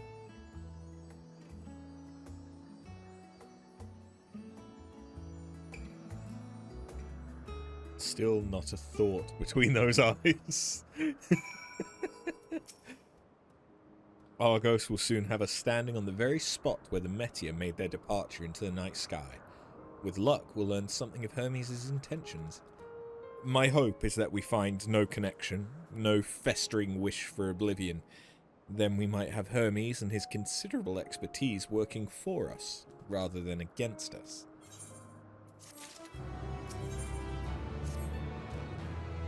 Let us move over to the edge before mounting, shall we? That will allow Argos to catch the currents rising up from below and give us a smooth ride over to the isle.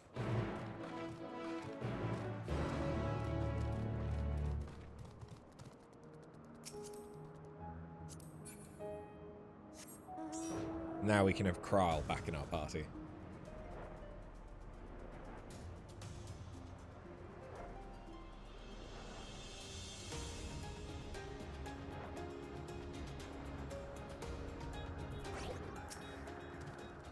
Argos motions to his back with his muzzle. You've been given the go-ahead to hop on.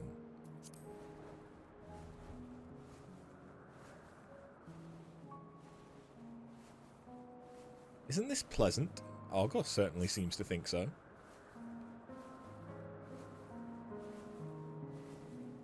I just realised that we ride him side saddle.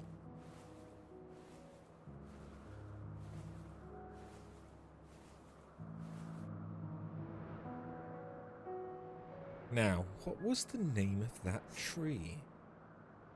No... something... Ah! Notophorian.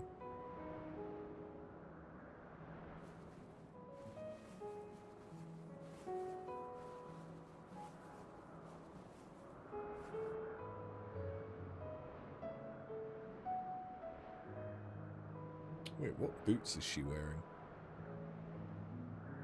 Brace yourself for the landing. Wouldn't want you tumbling off at the last moment. Is she wearing... oh no. They're like... lace-up boots? Very feminine lace-up boots as opposed to like an adventurer's boot.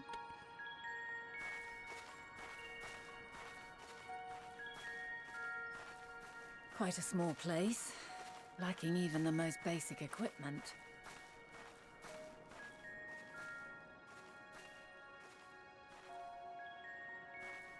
The present may yield no clues, but we may yet try perusing the past. Have you done this before? The Echo.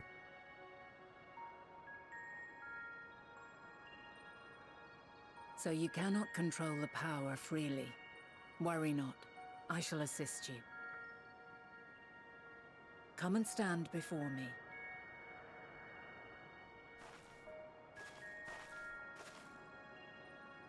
There are two ways to see the past. The first entails peering through the walls of the soul in the moment a subject is recalling a memory. The second requires no subject, and is instead a process of piecing together an event from ripples left in the ambient ether. As memories are etched upon the ether of the soul, so too are they etched upon the ether of the world. In this way can history be preserved. Such memories are given to fading, however, and can prove challenging to visit. I mean, we kind of already knew that from the monk But come, questline. let us try. Close your eyes.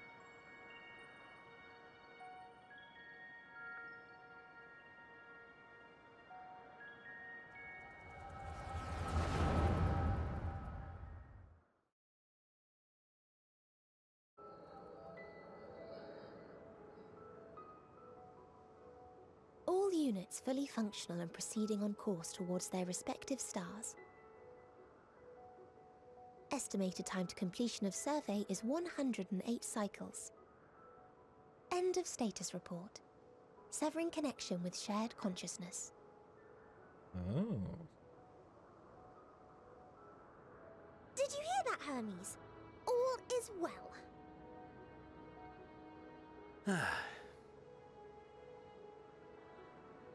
Yes. Good tidings at long last. Every step of the way, I've been reminded how little we understand creation. How the universe defies imagination. But soon we won't need to speculate. We'll know the answers. What others live for. Indeed. And we'll owe it all to you and your sisters. I wonder what answers we will get. Whatever intelligent beings that exist out there are bound to be vastly different from us. Diverse in form and culture. Possessed of unique ways of thinking. Wait, is the final days an alien Their invasion? conception of life and its purpose will be no exception. Completely and utterly unlike ours. Utterly unlike... how? I have no idea. Yet whatever answers we receive, I will not dismiss them out of hand. No. I will think earnestly on them all. And I will share them with our people, that together we may contemplate our own existence. Perhaps then our star will become a better place. Not only for man, but for all life.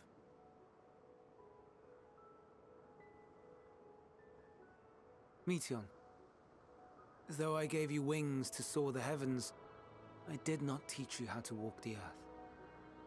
So loath was I to bind another living being.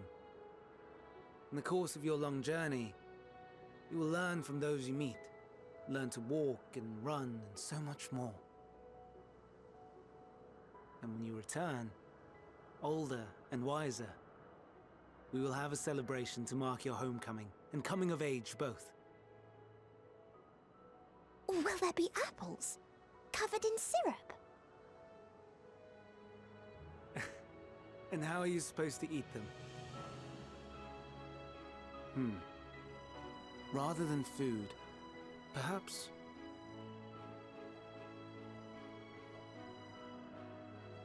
a flower. Yes. Upon your return, I will gift you a beautiful flower.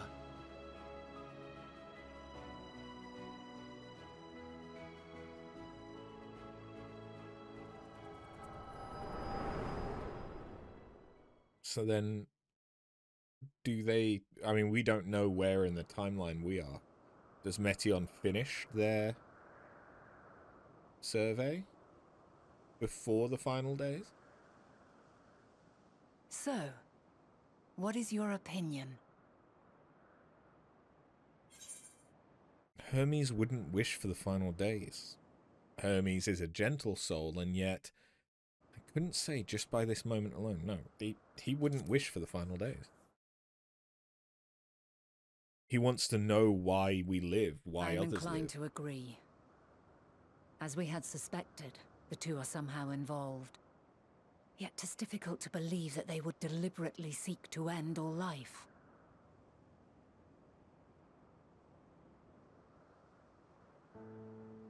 In light of this, I propose that we reveal your tale to Hermes himself. If he does not wish for the final days, as we believe, he may well join us in pursuing a solution.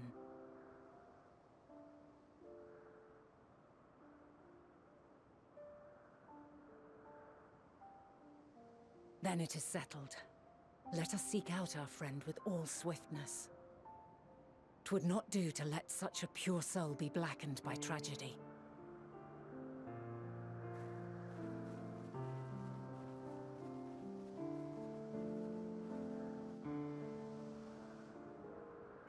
Oh, that was a bit of an odd teleport back. There are any number of places where Hermes might be in Elpis. But we could do worse than to look in Ctesis Hyperborea, the largest facility. It stands in Ethoselecticos Boreas, the Northern Isle. I wonder, for an institution which claims to studiously research every species destined for release into the world, did you not question how they find room for them all on so few islands? The answer lies within Ctesis itself. I touched upon the practice before back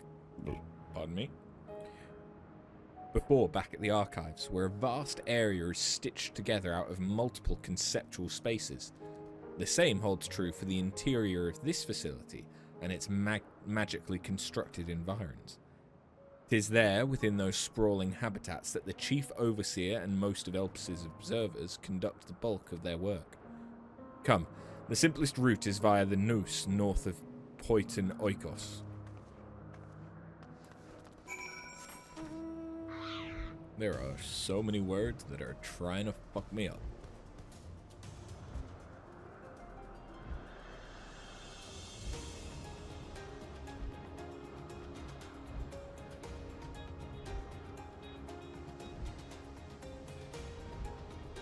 Oh, Minotaur. The thinking of interconnected spaces like that though does make me think I need to do more deep dungeon stuff. You're a visitor too, aren't you?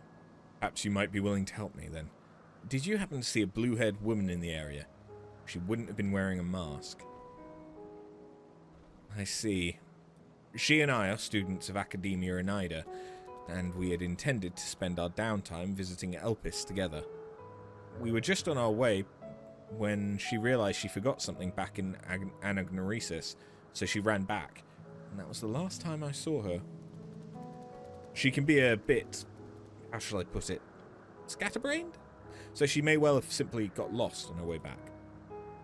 I'd rather not search for her myself, for what if she comes back while I'm away. So, if it isn't too much trouble, perhaps you would be so kind as to look for her? Like us, she won't be wearing a mask, and so should stand out to touch. You'll find her in the area of Philomethes Notos, in all likelihood. If you do come across her, could you help her out a bit? See if she will make it back.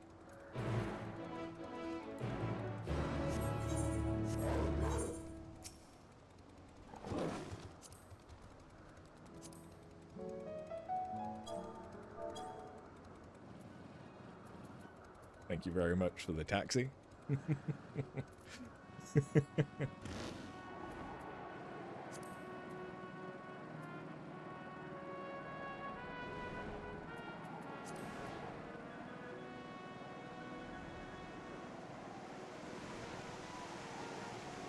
It is kind of disappointing to be running through this area with its fog and clouds.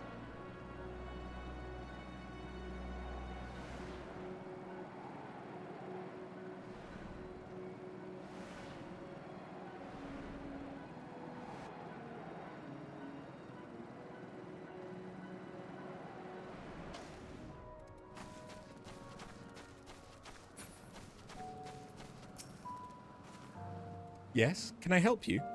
Oh, wait, do you need directions somewhere? Not to be rude, but I beg of you, ask someone else. I happen to be lost myself.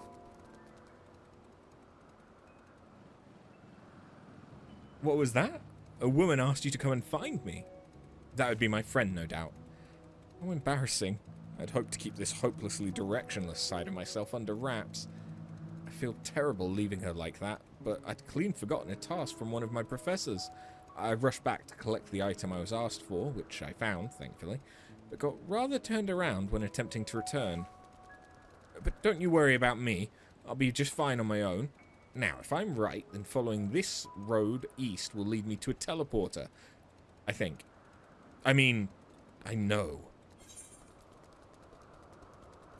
I've business with your friend anyway. I can escort you. You mean it? Truly? Well, that is... I mean, if you're heading in that direction anyway, I don't see why I shouldn't tag along. Oh no, please, after you. If I'm able to get as far as the teleporter that connects to Point Noikos, I should be able to make the remainder of the trip on my own. Now then, would you mind?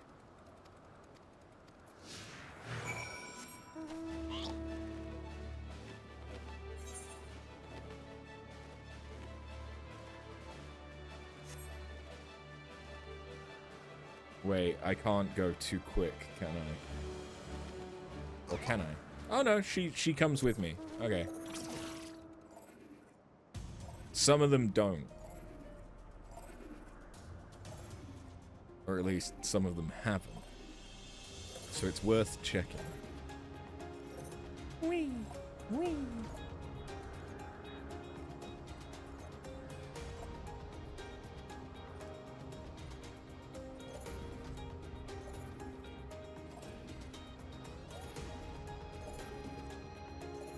I should really think about when I'm going to do DRS. To get the Cerberus mount. What a relief it is to see a familiar sight. I should be alright without you now. After all, it's just a straight shot from here to Point Noikos. Goodness, the earful I'm going to get from my friend. I've kept her waiting for far too long. Well, I really should hurry. She's owed an explanation and a heartfelt apology. Do come see us, though. I'd like to thank you properly.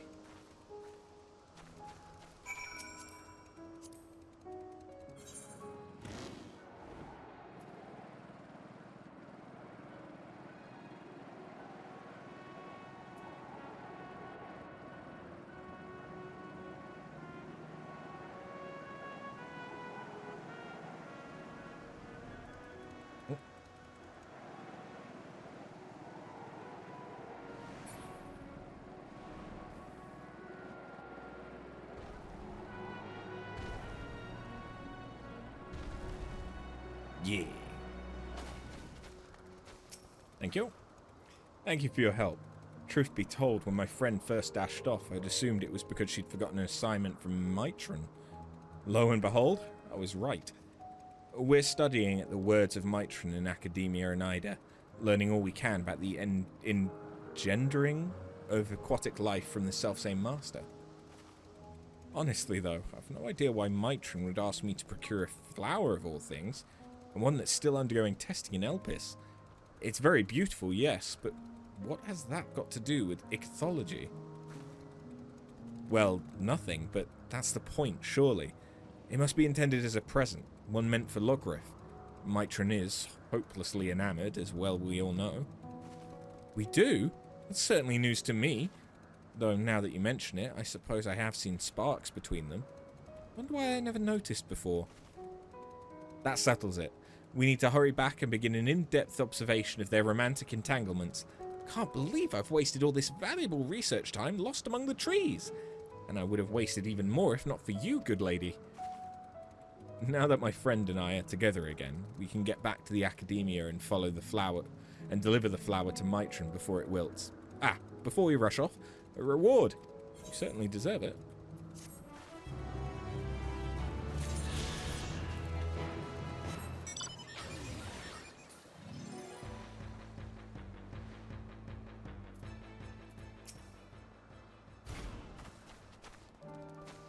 What the fuck are you doing with that Sabatender?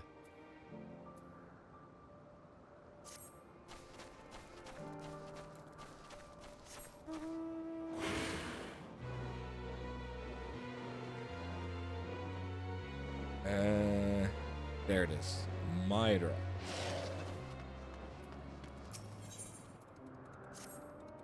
Well, this is a pickle. Whatever am I to... Please tell me you're here to deliver a message from Cleon. You are a familiar, yes? Azam's familiar. Oh, and I do like the name, After.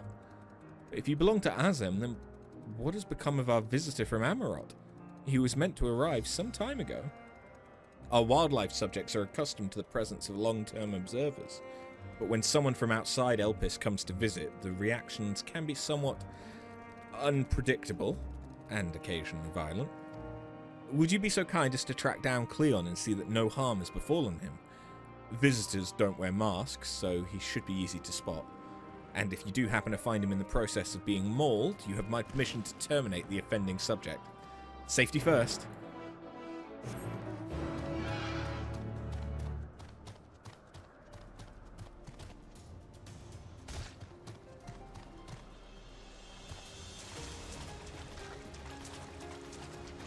I be feeling knacky.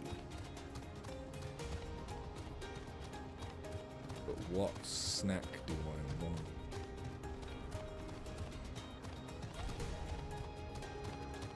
I have some peaches or strawberries.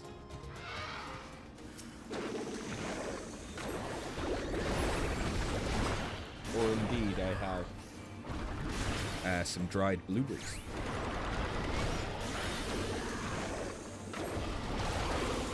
Fruit needs eating first. Thank you for taking the initiative. I wasn't sure about the etiquette of destroying a creature under observation. I am Cleon, recently arrived from Amarot. I assume Myra sent you to fetch me? I see. Well, we'd best not keep her waiting any longer. Fear not, I'll avoid upsetting any more of the local inhabitants.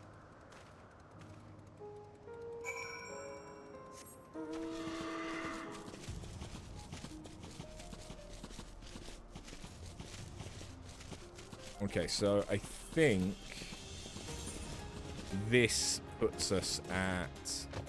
We've done... Yeah, we will have done everything. I just need to gather the last exploration one, which will be on the northern island.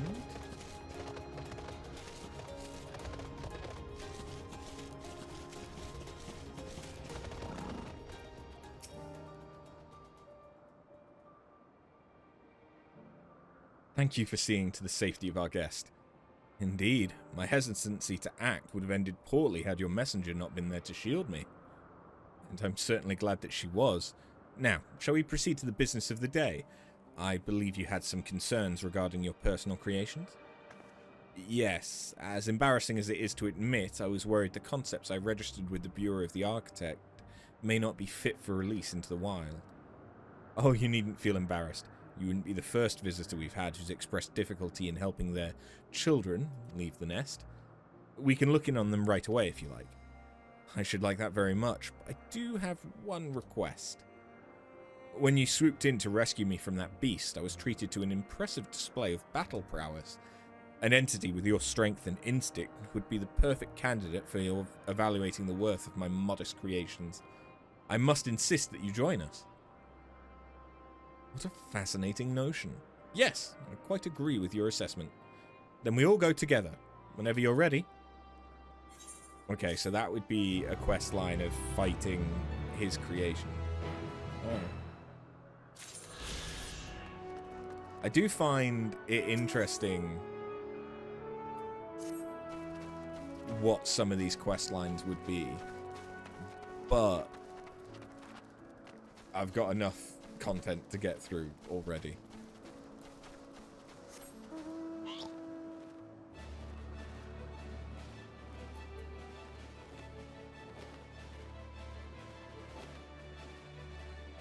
Skyrim up with a Porksy.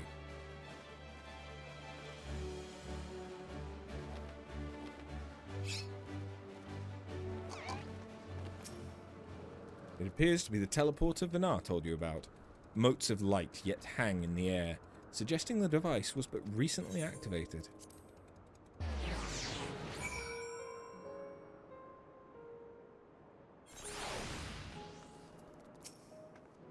Ah, good. The Noise acknowledged you as my guest.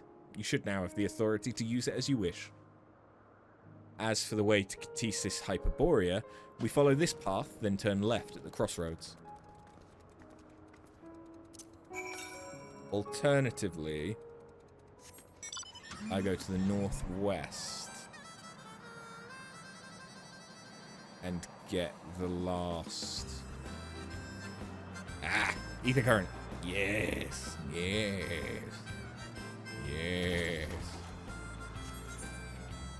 Oh, okay, so this island isn't actually as big as I thought it was going to be, so there must be another one as well. The east.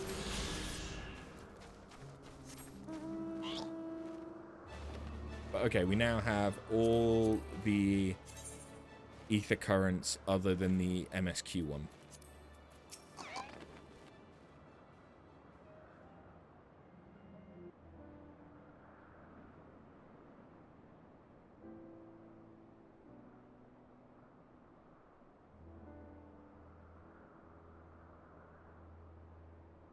Here we are, the grandest research facility in Elpis. We should head inside and ask about Hermes' whereabouts. Hermes is at another facility, as we have just discovered. Hey, Hades.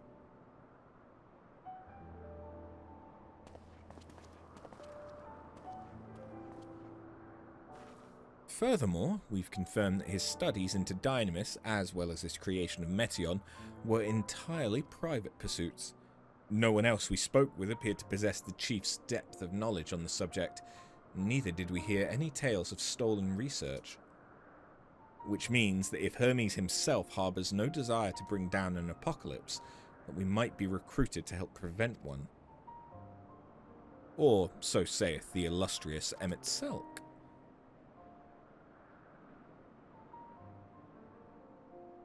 According to your story, the 14 divined the connection between the celestial currents and the final days, but were never able to pinpoint the root cause of the calamity. With our people's greatest minds, not to mention Hythlodaeus' sharp eyes, committed to the pursuit of a solution, such an outcome seems inconceivable.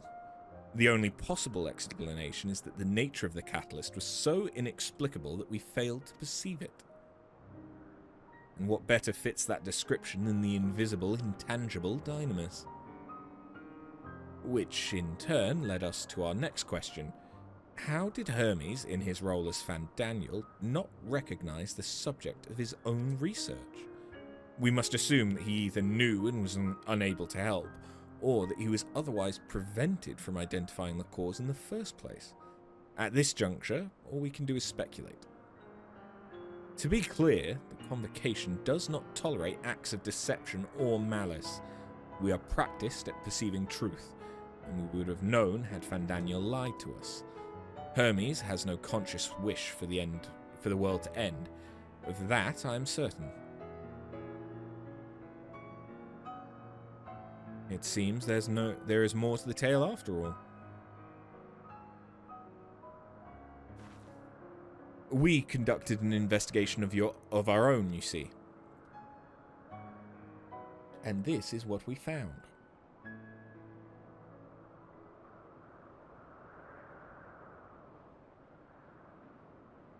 How comforting. We seem to have reached the exact same conclusion. I see no reason to delay further. 'Tis time we brought Hermes into the fold, as it were. Thank you for your understanding. Save your thanks. I did not say I believed your ridiculous story. But, as Emmett Selk, I have a duty to examine any potential threat to our existence, no matter how ludicrous or personally offensive I may find it. Okay, bear with me a moment. I am gonna prepare a snack. Which is to say, I'm gonna go and grab a knife so I can cut the tops off these strawberries.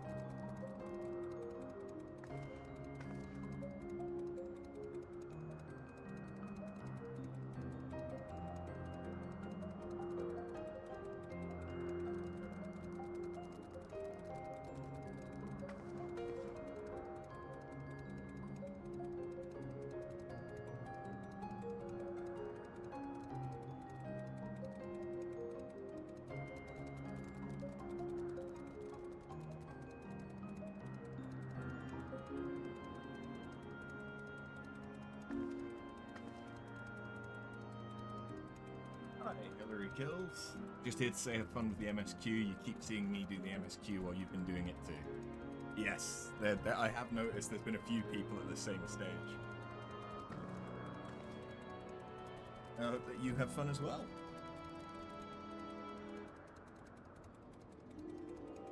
Oh god, I've got to get resituated now.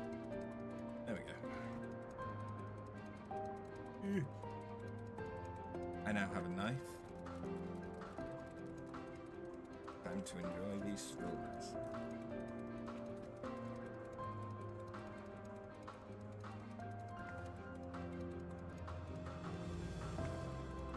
Whilst still doing stuff, I'm sure.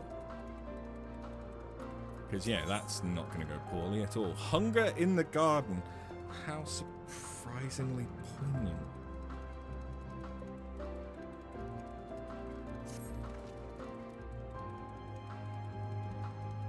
I think the time for leisurely exploration is past.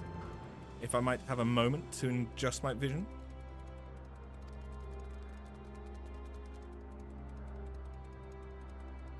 There he is, on the next isle over.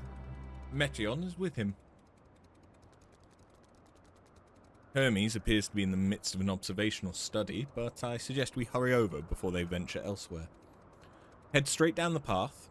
We can teleport to Misopius Euros from the device at the bottom of the slope. Kryl is raring to go.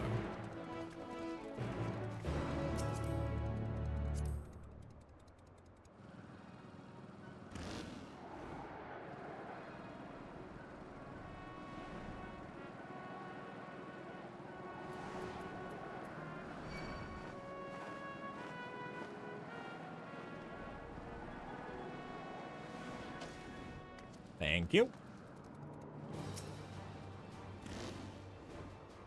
Oh, these strawberries are cold. This appears to be the teleport to Misopius Euros.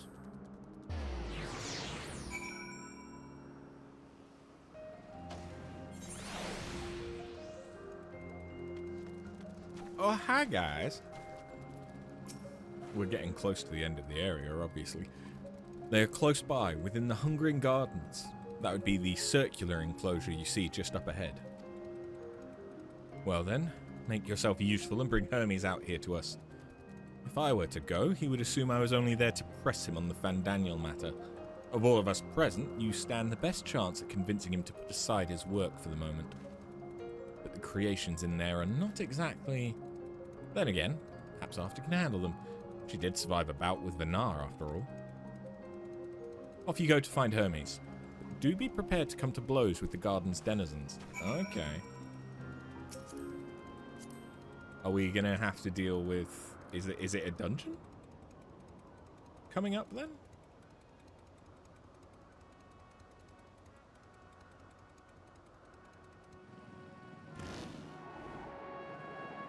Ooh.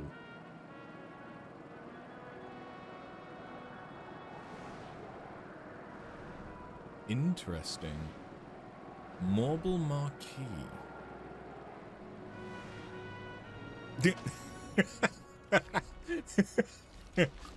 You just happened to know exactly where he was, didn't you? After? What are you doing here? I thought you were keeping Hythlodeus and Emmet Selk company. An important matter? And unrelated to my decision as Fandaniel, you say? Then, yes, I will come. As soon as my work here is finished. It will not be long, I promise. But you should really wait outside the garden with the others. This is no place for idle exploration.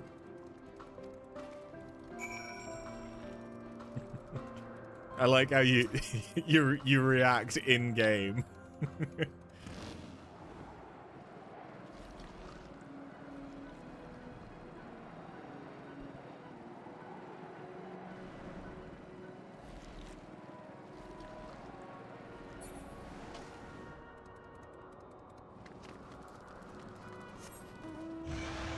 I'll race you.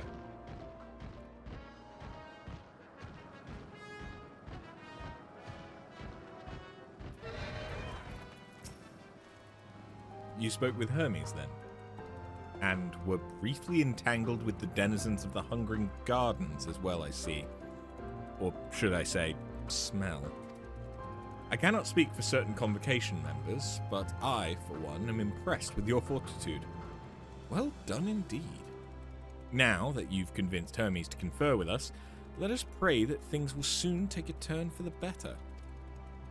For as fascinating as it would be to meet the Emmet Selk who could recreate Amarot in the depths of the ocean, I think it best for all concerned if such tragic events never came to pass. Be it in our future or your past, assuming yours is not truly written in stone, naive hope that that is.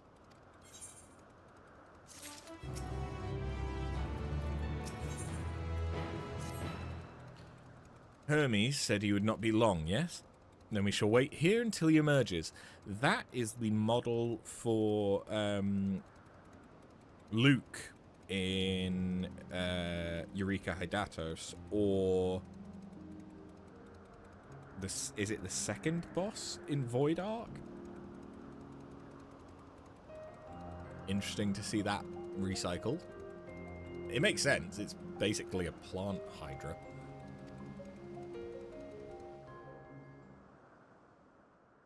Hermes said he would not be long, yes? Please be voiced so I can snack on more strawberries. My apologies for keeping you waiting. I understand there is a matter you wish to discuss. Aye. A matter of the utmost gravity. If one can suspend disbelief. Go on then. Tell him what you told us. Who you are and why you came. I'm after, and I saw some feet. That's a joke. The final days. Feet don't do anything for me.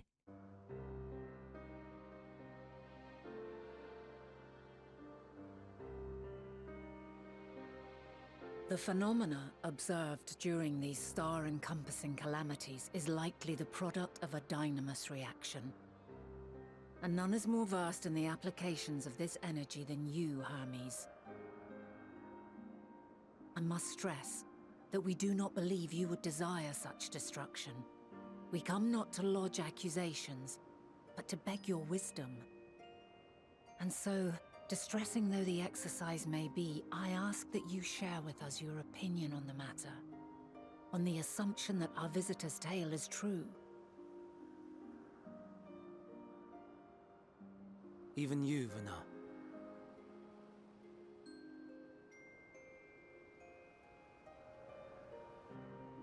As you say, the phenomena observed in the two calamities may both be attributed to dynamis. Of note is the difference in its effect. In the first final days, it warped creation magics. In the second, it warped the people themselves. The key variable, I suspect, is the etheric density of the men of each age. As you know, ether, in essence, negates dynamis. Harboring high concentrations of ether, we ancients cannot readily manipulate dynamis, nor be manipulated by it. Therefore, rather than ourselves, the calamity affected our magics. In contrast, having been sundered, the people of the future are composed of but a fraction of our ether. Thus are they susceptible to the influence of dynamis and its transformative potential. But that would explain only the mechanism, not the cause. Though perhaps...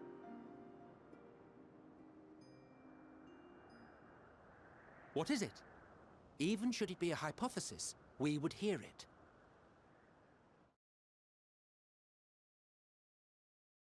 Dynamis is an energy put in motion by feelings. Feelings for which there must first exist a source. The source to which the victims must be attuned. One that harbors the selfsame negative emotions Elsewise, it could not be the agent of such extreme change. So it wasn't the stagnation of the celestial currents. Someone, or something, is instigating the star's demise.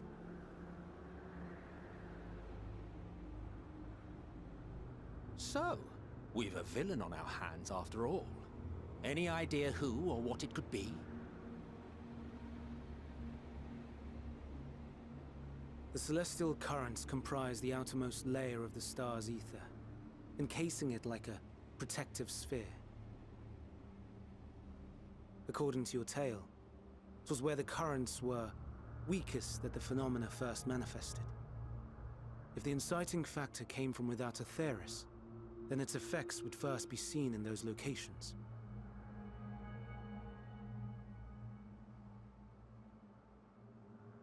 So it is aliens. Greetings. Can you hear me? The meteor. Do not be alarmed. I mean you no harm. I wish only to hear your words, share your feelings, know your thoughts. May we please be friends? Meteion. What is it? Executing scheduled task, suspending individual self and connecting to shared consciousness. Connection established. Commencing status report. Oh, Jesus. It hurts, it hurts! It hurts! So hot, so cold, so sad. I don't understand. Make it stop. Please, make it stop. Steady, Meteion. Steady. So scared, so lonely.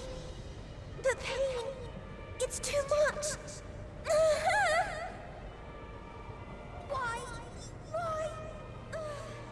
Why do we? They hurt. Oh, God. Hurt. Oh, God.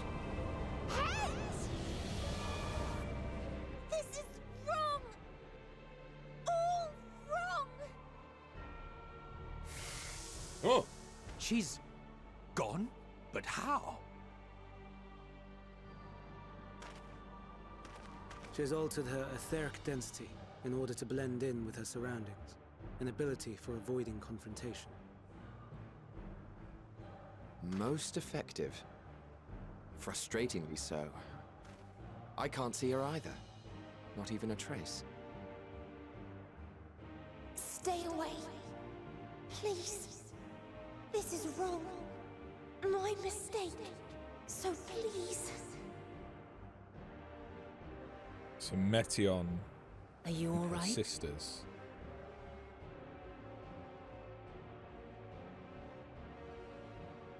Might be In your responsible. mind? No. We only heard her speak the instant before she vanished. Of course. When communicating without words, Meteion also employs dynamis. That will explain why you were able to hear her when we could not. Then you are our best chance of finding her. Follow her voice and try to track her down. Hindered though we may be, let us split up and search as well.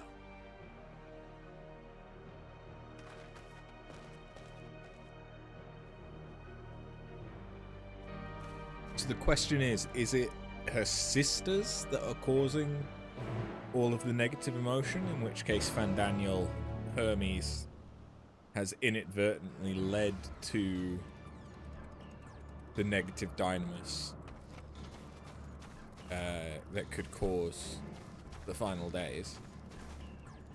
Or is it that there is some external force that Meteion has discovered? You calm your mind, your senses questing for any hint of Metion's presence.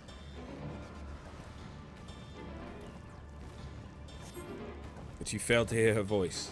She must be elsewhere.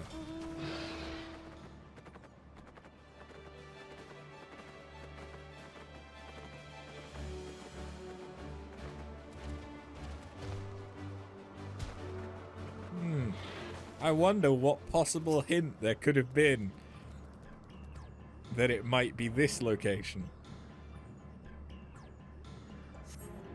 It seeps into my mind. Our voices reporting. No, Hermes mustn't hear them. We have to run, to hide. Metion's anguished voice grows distant as the source seems to flee down the slope.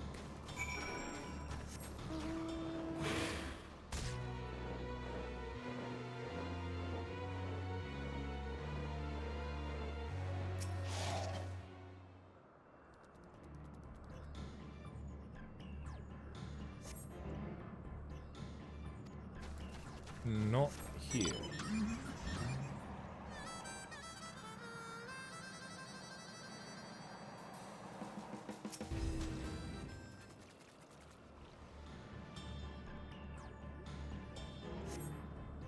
Not here either.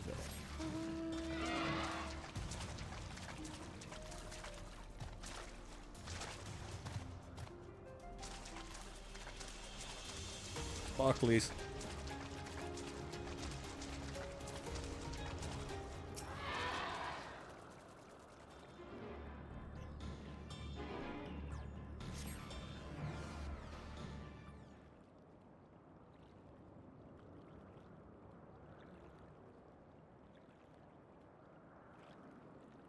Greetings and salutations.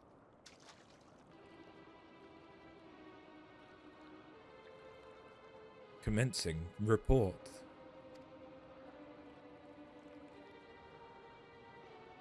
Oh no. We can't tell them that.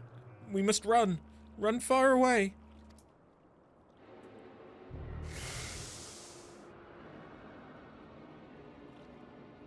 They don't want to report what they found.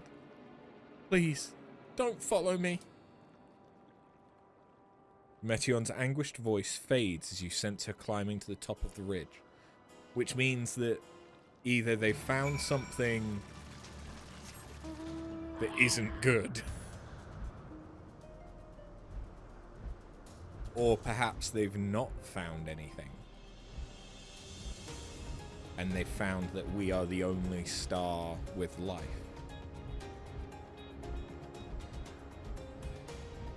Which would be upsetting for Hermes to hear. And could explain why Metion doesn't want to say the report to Hermes.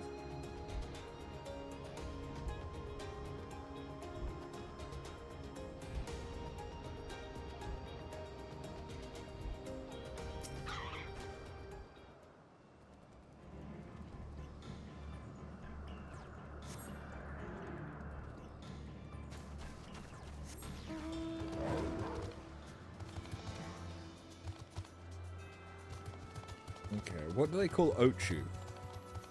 Acanthi. Or Acantha?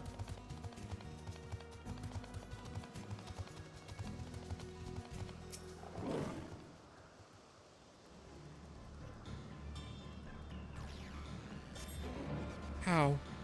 How did it come to this? Is this the reason we traveled to the stars? Why we sought out other life forms? Is this it? Is this the answer? No, it cannot be. It cannot be! Metion's anguished voice drifts away to the south.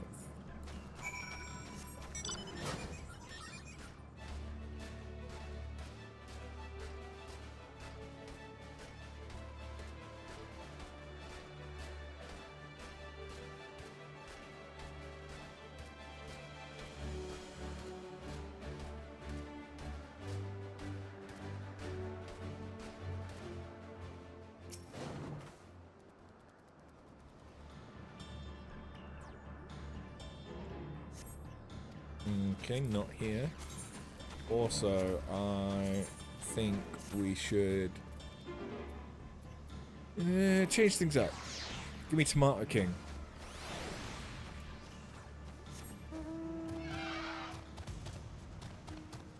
Oh, I like this location.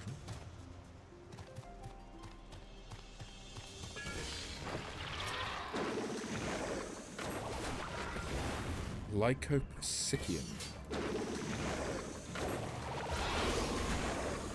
This is Killer Tomato.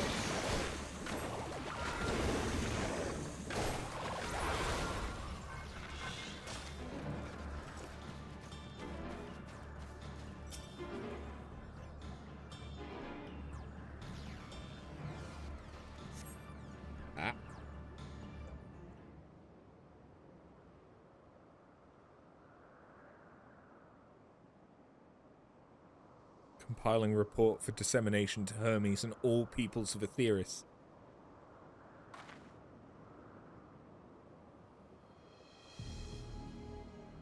Processing expedition data. Preparing profiles on intelligent civilizations. Formulating answers to the question. Finalizing report. No. After. You mustn't listen.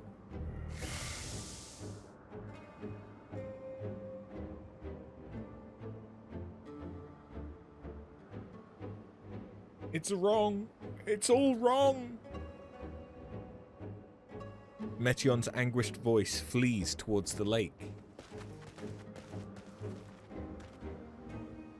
Any sign of Metion? Panicked and confused, which will make it all the more difficult to predict her movements. Hermes, what do you make of this situation? The Meteor are linked to a single mind, a shared consciousness which connects them across any distance. I suspect something has happened which disrupted its usual harmony. How might we access this shared consciousness of theirs?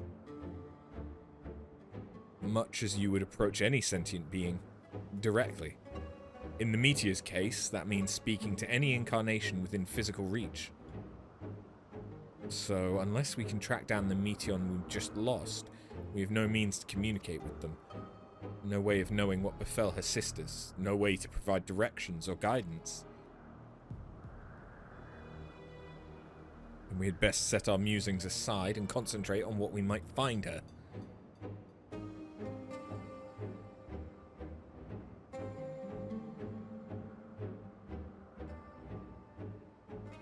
Uh-oh. Why you making the face? Why you making it with the face?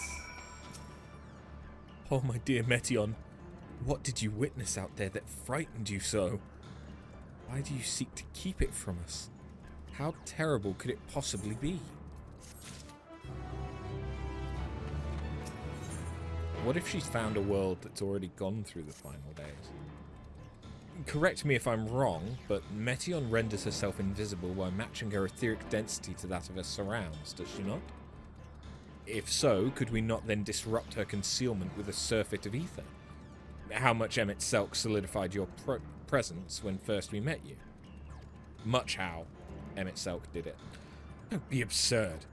I can hardly channel ether to a recipient whose whereabouts are hidden from me. Which is why we must all work together. After we'll continue the search in the same manner as before, but this time with you in tow. Once she ascertains Metion's likely location, you proceed to reveal our wayward familiar with a swift ethereal downpour. Very clever, and thankfully she has made herself easier to capture by fleeing towards Lethe. Assuming she is made visible, it should prove no great feat to herd her into a corner. Then we have our plan. After an Emmet Selk will be our tracker and trapper respectively, while we others predict and obstruct Metion's avenues of escape. Emmet Selk and I will keep an eye on each other's ether to help coordinate our efforts. Let us be about it. Well, seems we are partners for the time being. Let us return to where we last saw Metion and pick up the trail from there. I'll keep myself in a state of preparedness, ready to rain down ether at a moment's notice, meaning it falls to you to keep the way clear.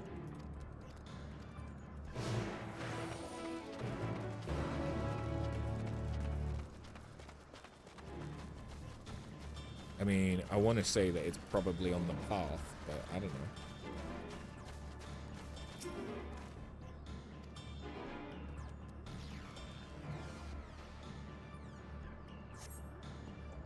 Why can't I fly? Are my functions being restricted? Hide. Yes, I'll just have to hide then, when no one can find me. Metion's anguished voice heads towards the water's edge. She went into the lake, as if this wasn't tiresome enough. Well, at least that open expanse should make her easier to find. We won't lose her this time.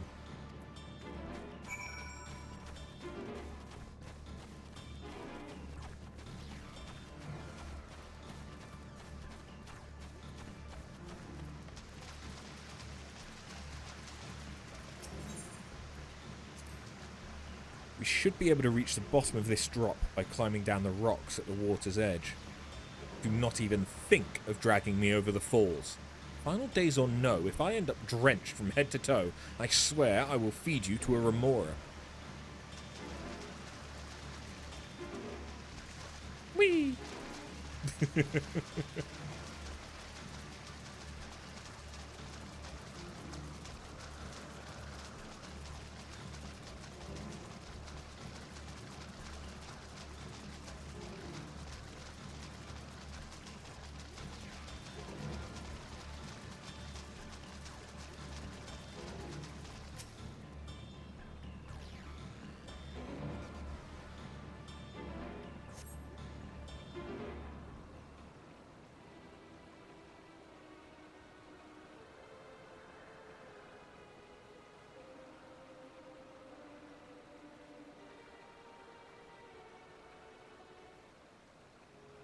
Not here. I'm not here.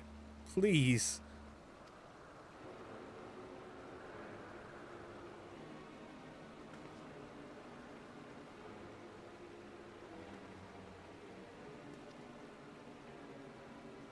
By that rock, is she? Very well.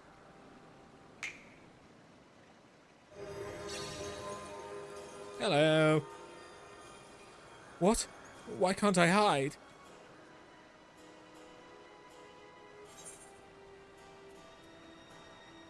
There's no need to run, Metion.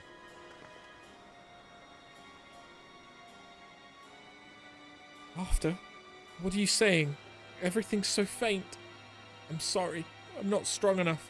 Stay away. I'm begging you. Don't make me say it.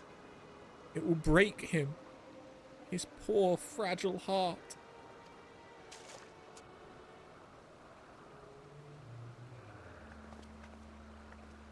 Now we have a choice. Once the others are in position, the two of us can herd her into their mists.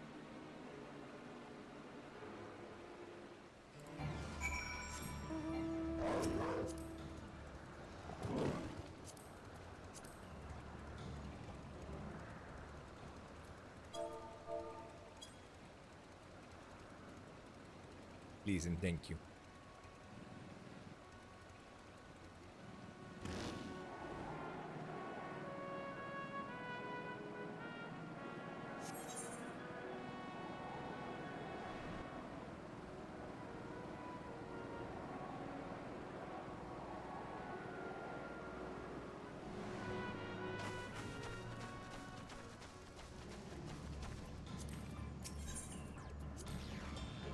Is this noose not in use?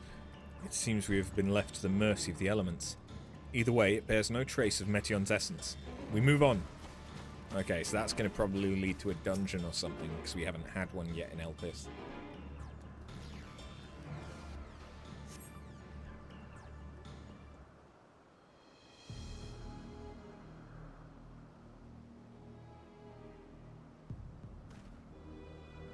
There, I see her.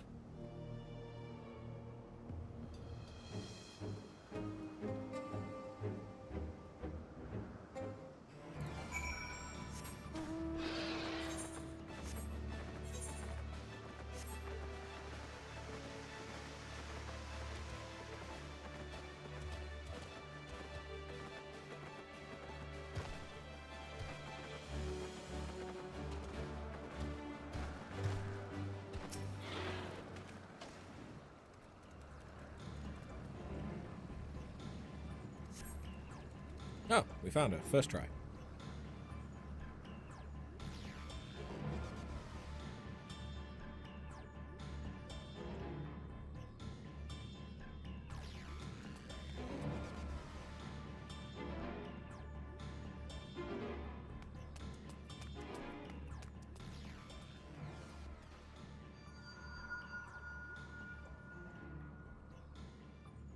Aha!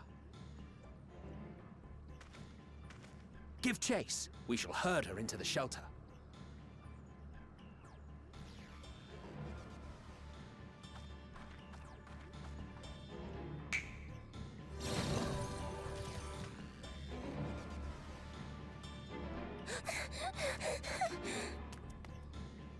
Poor Metion.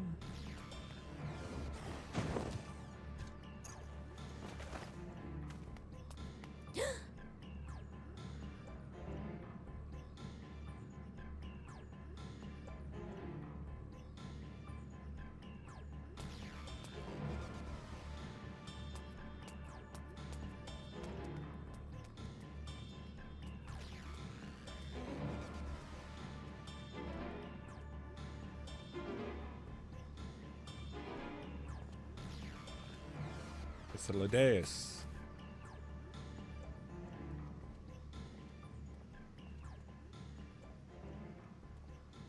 Please, Mission. We must speak.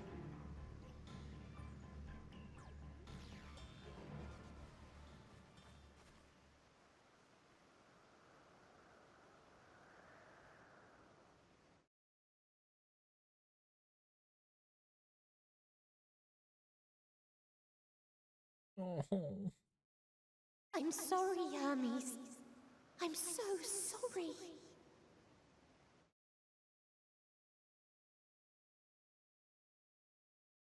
If someone can hear these words, then please.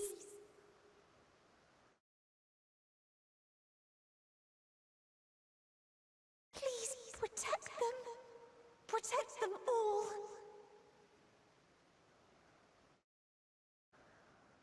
What do you mean?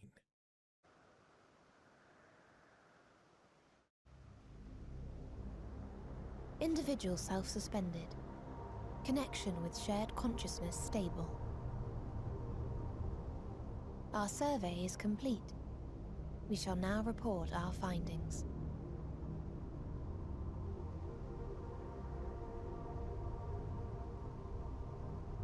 All units safely arrived at their respective destinations. Seeking answers to Hermes' question, we attempted to make contact with the intelligent denizens of each star.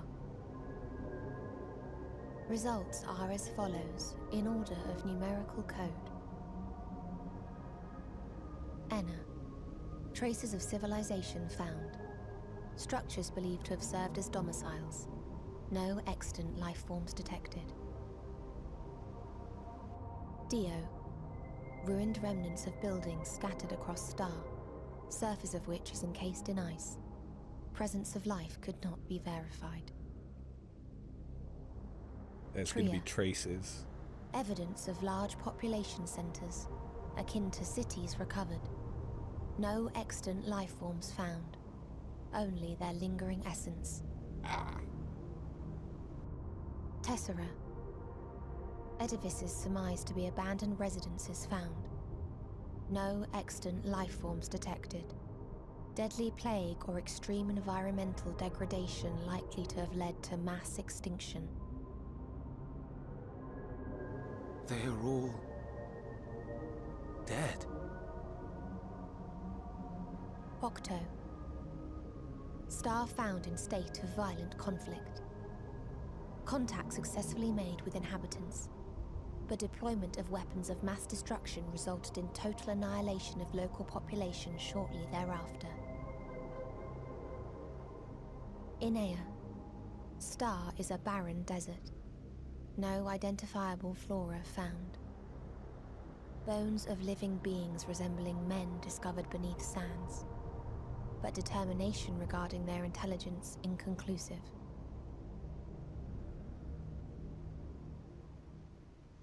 Remind me, Hermes, what exactly was the question you entrusted to Meteon? I tasked her with asking what others live for. What gives their lives meaning. Did you consider what may happen if the premise of the question is flawed? To be able to answer it, one must be living and desire to continue doing so. But if Meteion finds no living beings in the course of her journey, or none who desire to live, what then? What answers would she derive from their silence?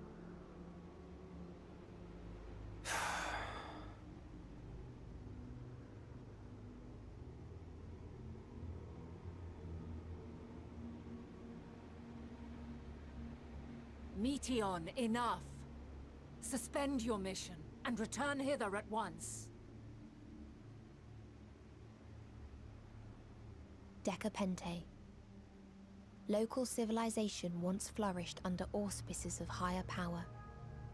Said power later laid waste to civilization in fit of rage. Oh.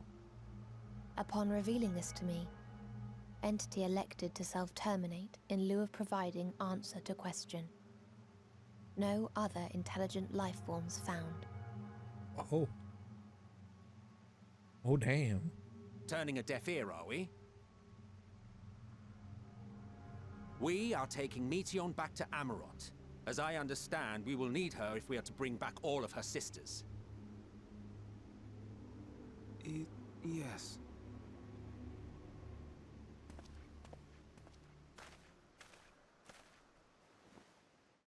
Meteion.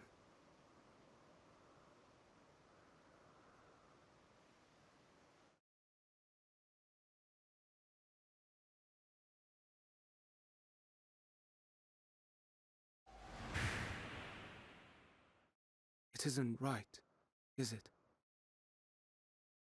It isn't right to turn away from the answer. Even if the answer is pain.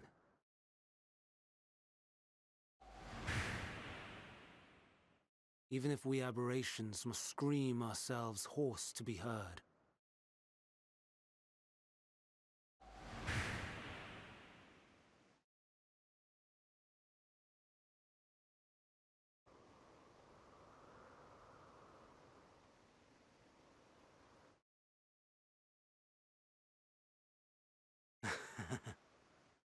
Aye. Whatever answers we find, I will not dismiss them out of hand. These words I said to you, and I will hold myself to them.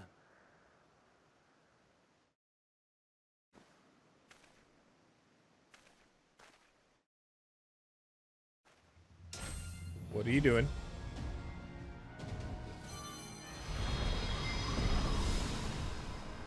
Ooh.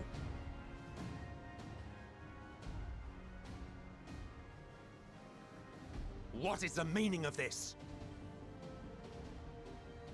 You cannot take Meteion, not until she has finished her report. All else must wait.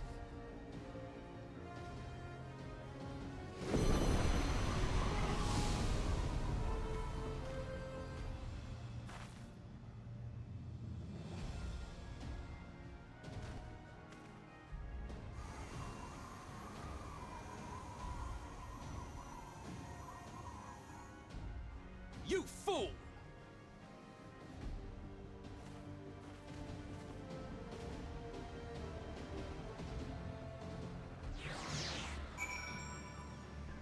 Okay, does this lead us on to getting a dungeon or a trial? I could see a trial against Hermes, potentially. Why, Hermes? Why could you not leave well enough alone? These answers assuage the pain you feel when a creation is returned to ether? Had you never cast your accursed question to the distant stars, you may have one day learned to be at peace upon this one. Ding.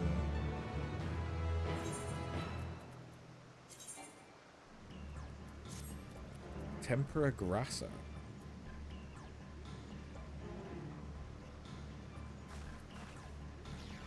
What the fuck is that?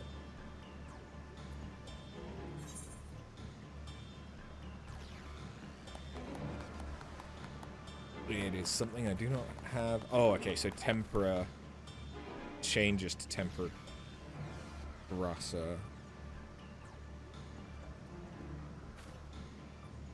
Remove Tempera Coat to create a barrier around self and all nearby party members.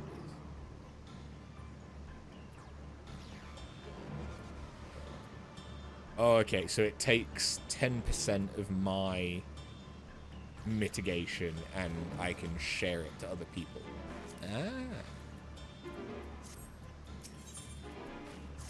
Caging the Messenger. Hermes is headed to Catesis. Considering the expansive dimensions of the place, even we may have a difficult time locating his ether. All I can say is that he entered from the rooftop and likely arrived at the uppermost point in the facility. So, do we pursue him? Of course we pursue him. No matter what Hermes might be thinking, Meteion is a potential threat that needs to be brought under our control. The Convocation's duty to safeguard this star takes precedence over any personal stake in the matter. Vinar? After? It is clear we stand on a precipice, but we have yet to determine beyond a shadow of a doubt that Meteion's is the hand which tips us over the edge. Nevertheless, if we are to learn the truth of the final days, we must give chase. And even if neither Hermes nor Meteion is ultimately responsible, we cannot leave them to suffer this torment alone. Agreed on all counts. To Catesis Hyperborea we go.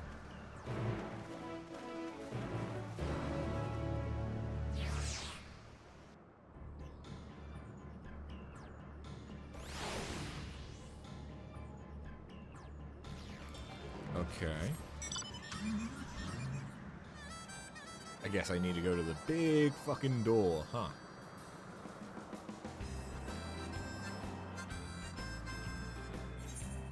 So do I now need to change to Viper in order to level Viper?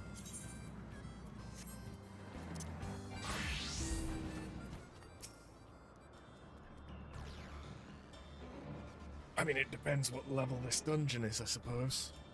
Might not have the choice of using Viper. What have we here? Excuse me, has something happened inside Catesis? Mistress Vinar, I'm so glad you're here. No one knows what prompted it, but the alarm was sounded and Catesis has been put into a state of alert. Procedure dictated that we evacuate immediately, and we have yet to investigate further. This is Hermes' doing, obviously. And what does this state of alert entail exactly? A field of dampening magic is draped over the entire facility, usually in response to escaped entities and the like. Catesis scholars and observers are unaffected, but everything and everyone else is weakened to a fraction of their usual capabilities. Then consider us forewarned. We do, however, have urgent business with Chief Hermes, and must enter the premises regardless.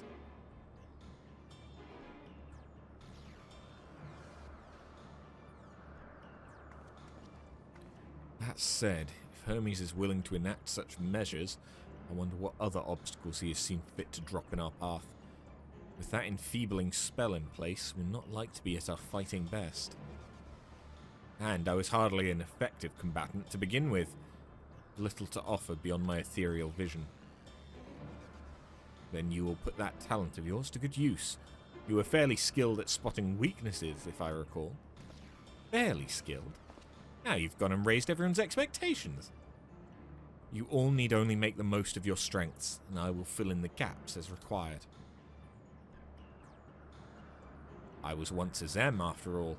It was my job to rise to the occasion, be that as defender, aggressor, or healer. I feel better about my lack of prowess already.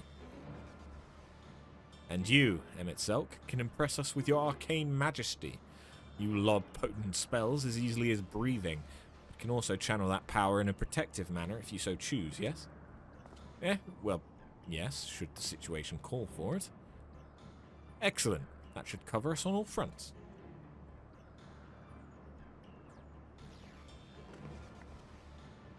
Your tale led us here. It is only right that you lead us now. No matter what lies ahead, we will win through to Hermes and Meteion. And then we will face the future together.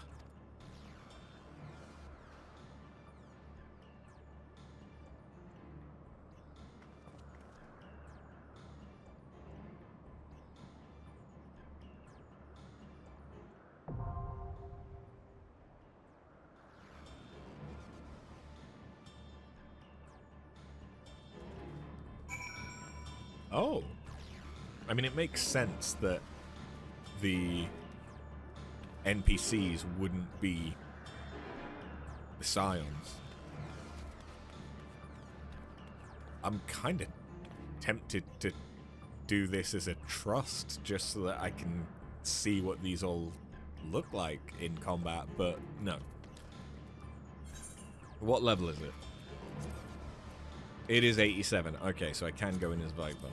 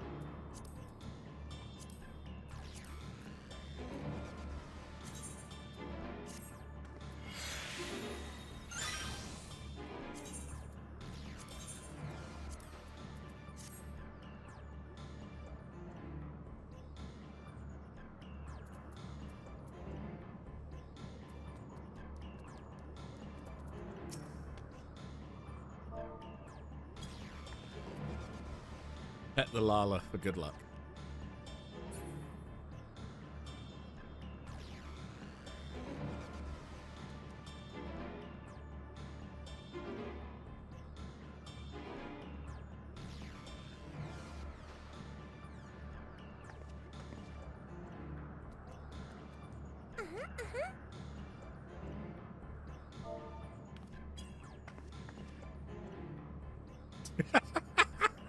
We are legitimately the same height.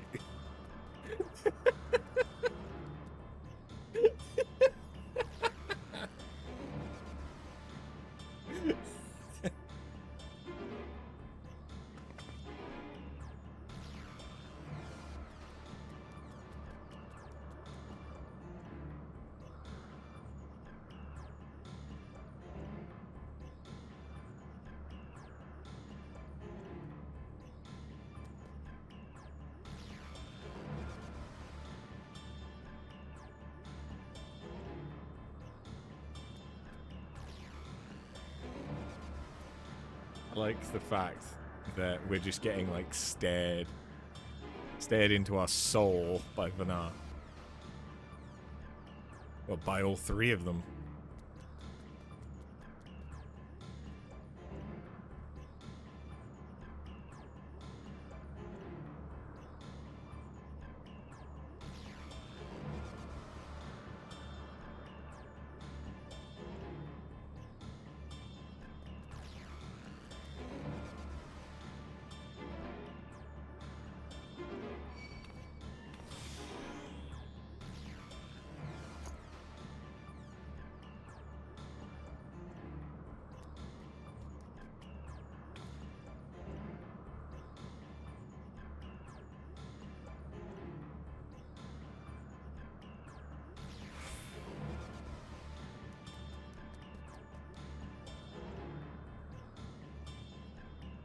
I mean, less than 5 minutes, but I'm kind of surprised that this hasn't popped yet.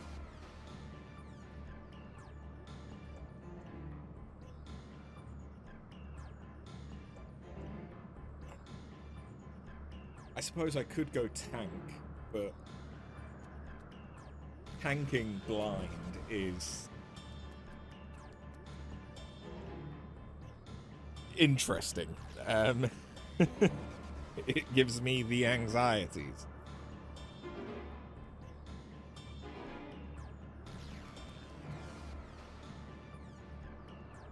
And I'd basically have to do it as warrior, which isn't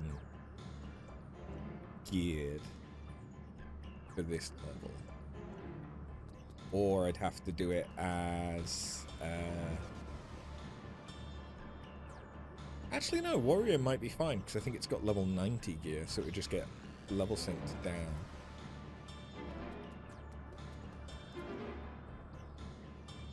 But we're here now.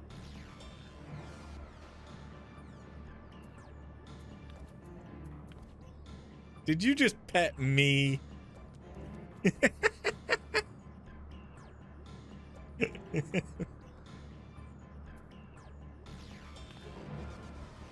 Sometimes even bun-buns need pets.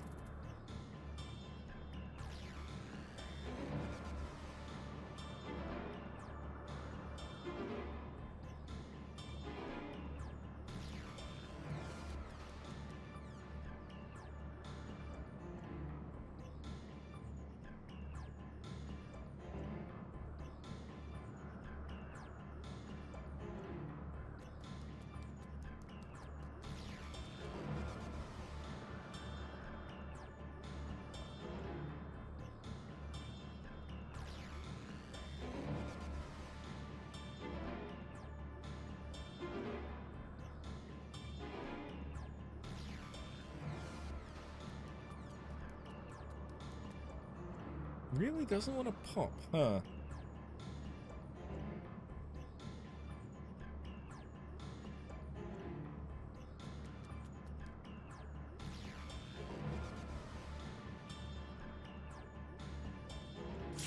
Ah. It was comfort and soothe, though. Okay.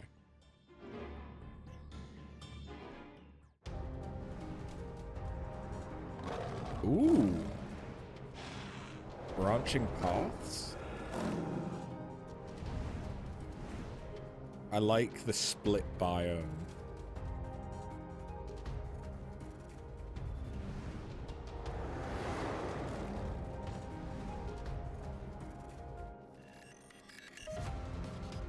Oh, and we've got a bunny gunbreaker. What weapon is that? Please, turn back, else I might be forced to. Asphodelius.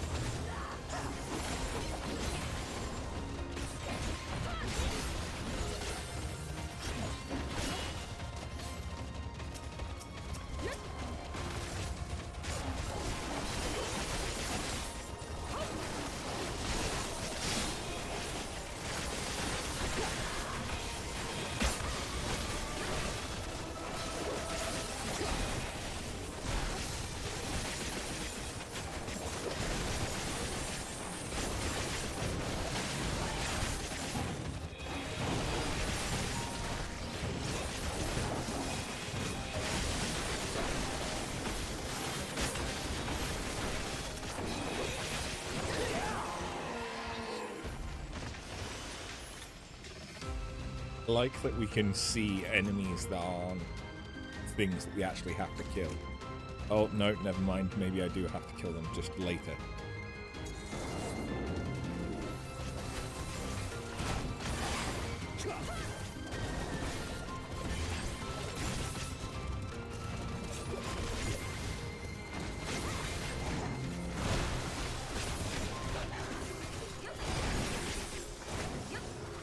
The little snowman.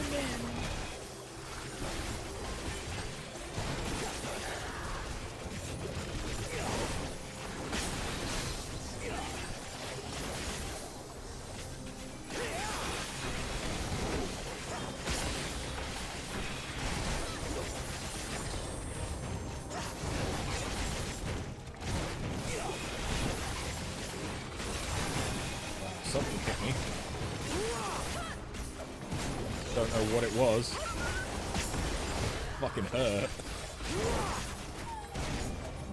Which makes sense given, once again, I am not very well geared.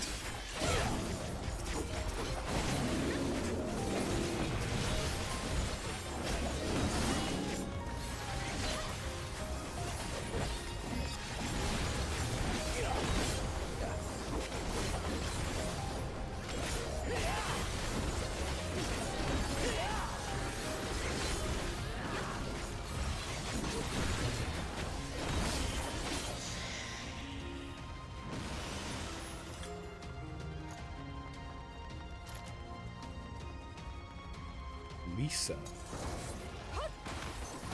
That's a model I don't think I've seen before.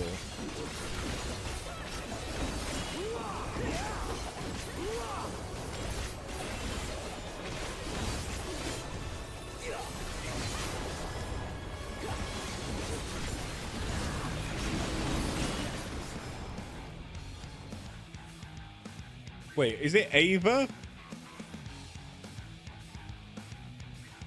Is it Ava from Dark Souls 2?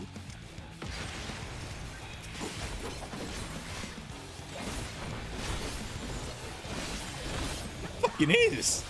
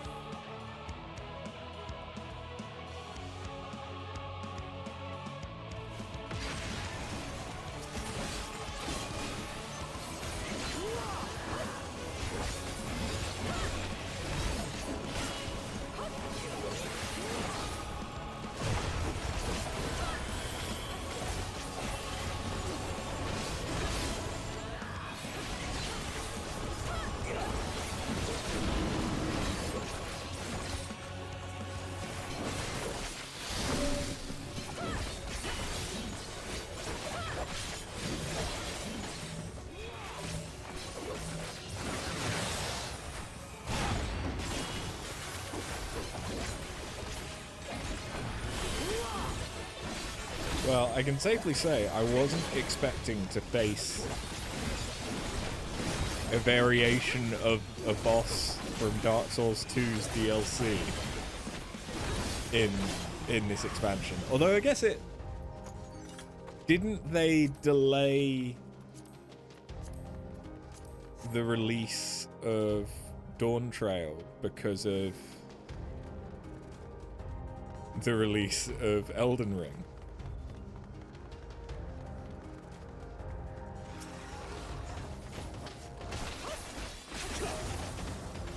So maybe I shouldn't be that surprised. I warn you. Stay away!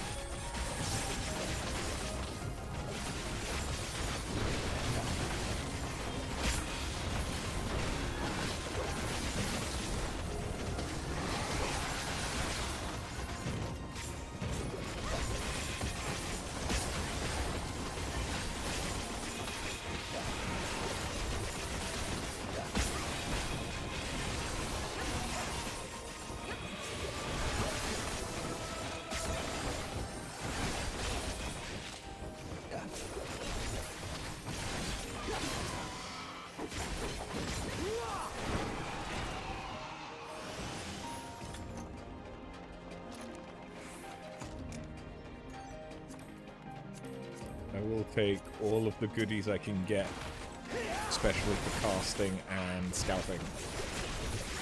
There's been some decent casting stuff, and no one is a casting class, so I might have a chance of actually getting it.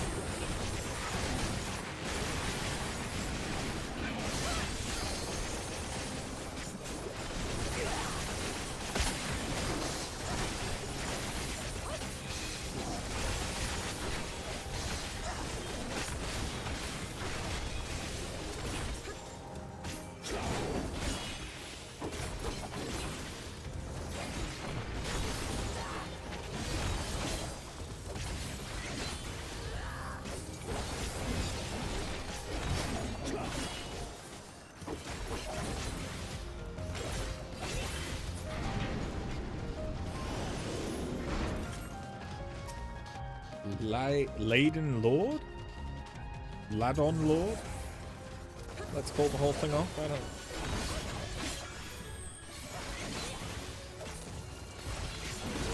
Something that needs to die.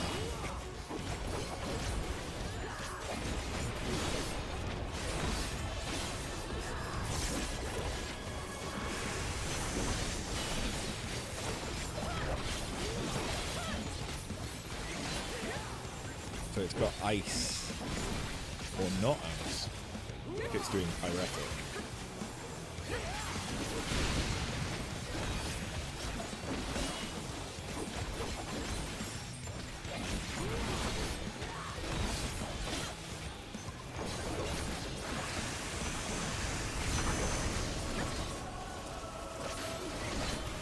Okay, but it now has it in 2 heads. So we go to the side that it doesn't have it. Ah, okay, I see, yes. All 3 heads is a 360.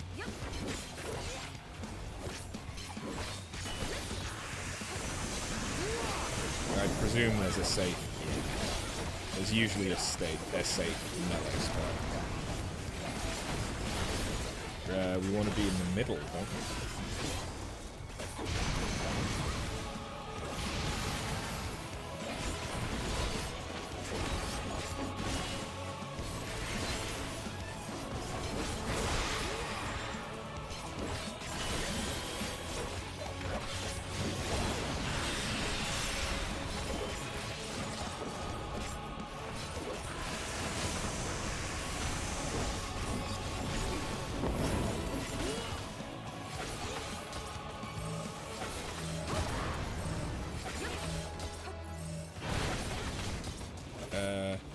I don't think that's necessarily where I want to stand anymore. I expected Pyrrhic Breath to resolve during.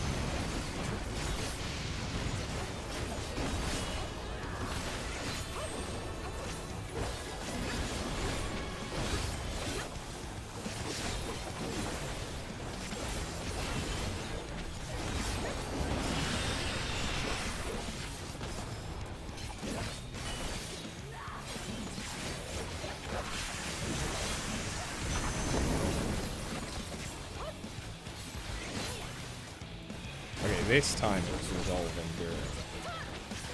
But that's fine, because we're in the right location already. Hey!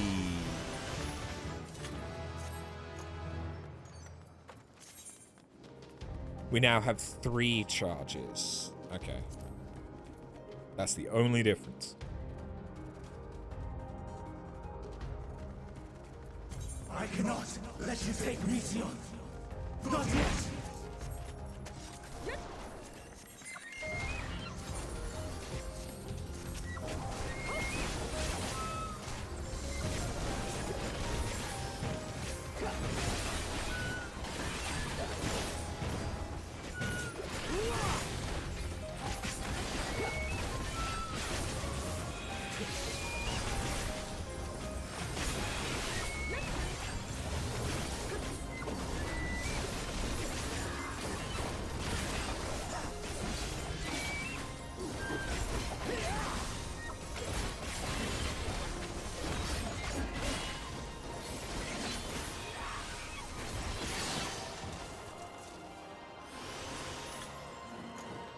Whee!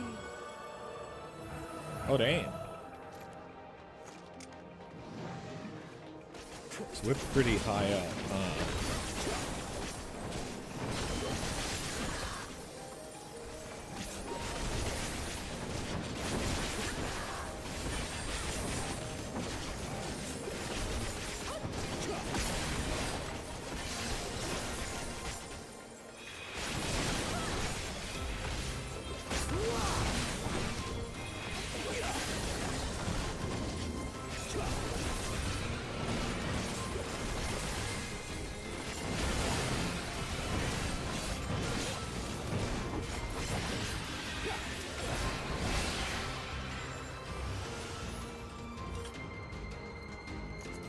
Ooh! Scouting! Eh.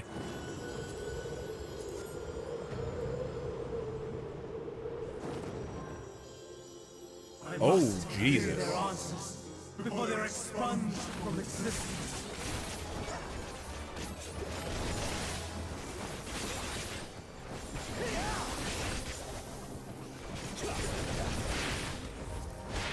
Can't do it during combat. What am I trying to do?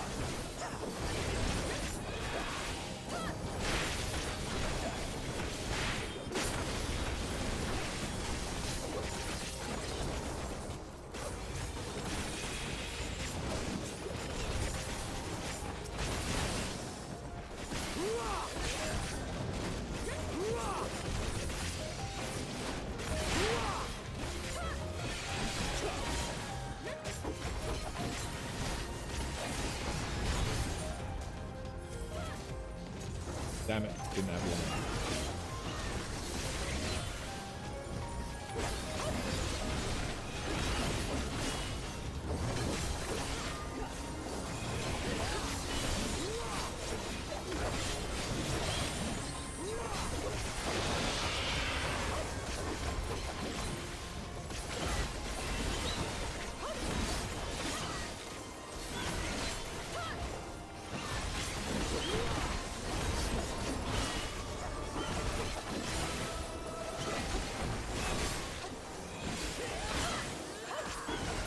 Am I gonna have to kill those birds too, or are they just set pieces?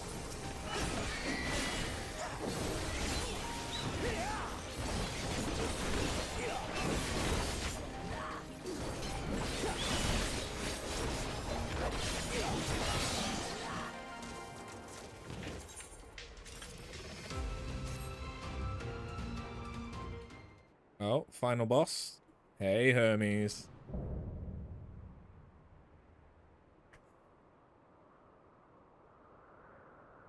So, it comes to this. I have no wish to fight, but this time, I cannot yield. Though the world may think me a mad, desperate fool, I will hold fast to my conviction. I like how, because of the ribbons that are coming off him, you can tell that he's based off of the Ramu rig.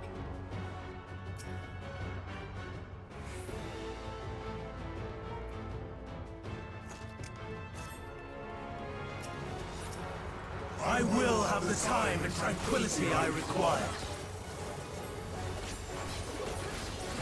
Gust and gale, gather to me!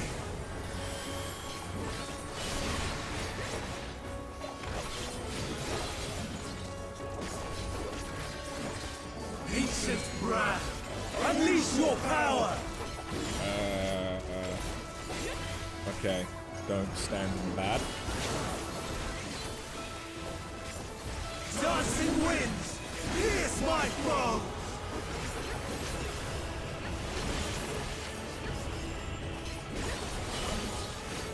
Stars on high, fall as rain!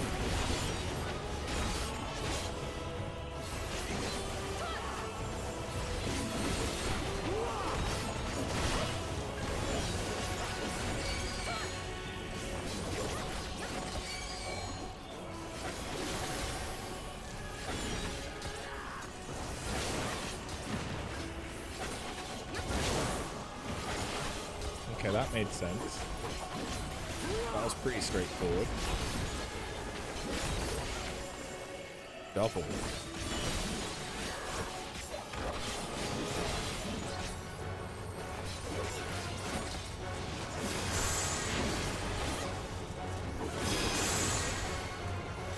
I see. Through bravery, but that's an interruptible. Kind of rare to see interruptibles.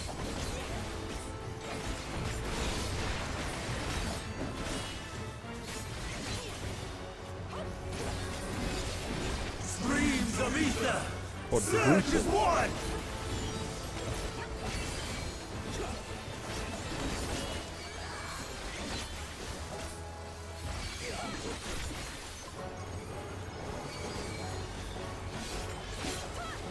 I've just come out of Bosnia.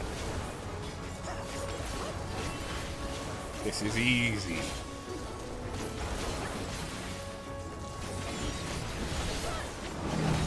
Oh god.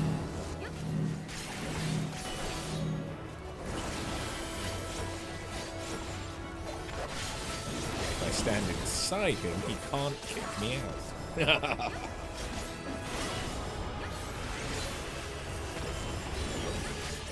Dancing winds, pierce my foe!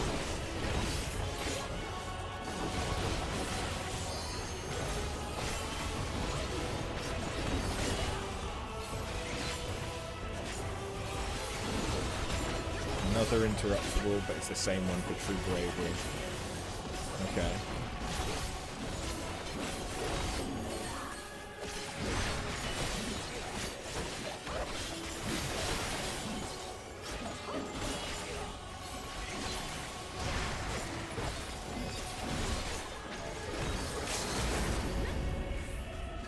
Stars on top, even when transformed.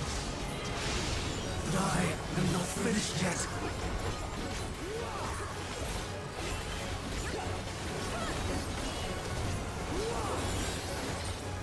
Yeah. No! My power!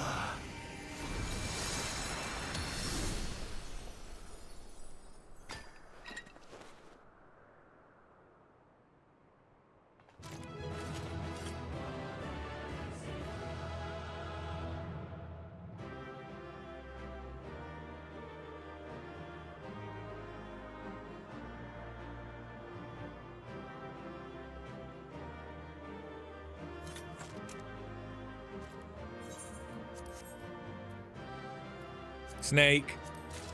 Snake!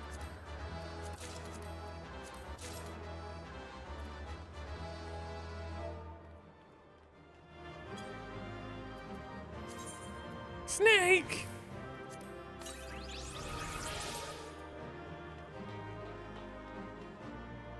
Caduceus.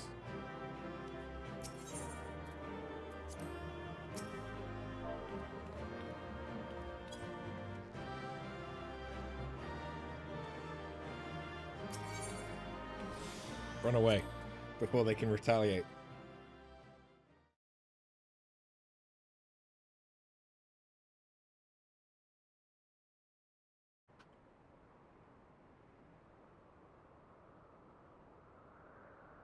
It's over, Hermes.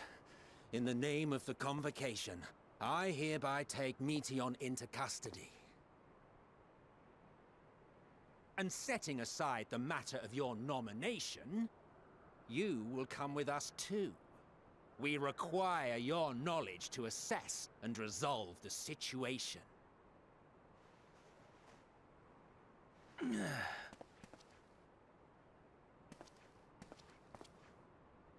Meteon, I am so sorry.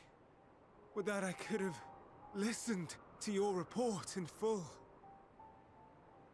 Reflected upon its meaning and conveyed it to others. That they might reconsider their chosen course. But I have failed. And that wish will never be realized. However, ere our fates become the province of others, I bid you tell me just one thing. Was there happiness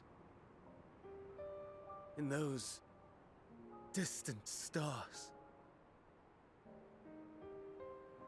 Was there a reason for living?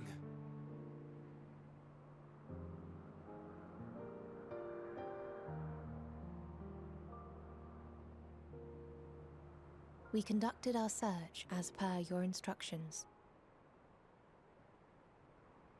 We scoured historical records, communed with the spirits of the deceased, heard the final testaments of the dying, welcomed their shadowed hearts into our own.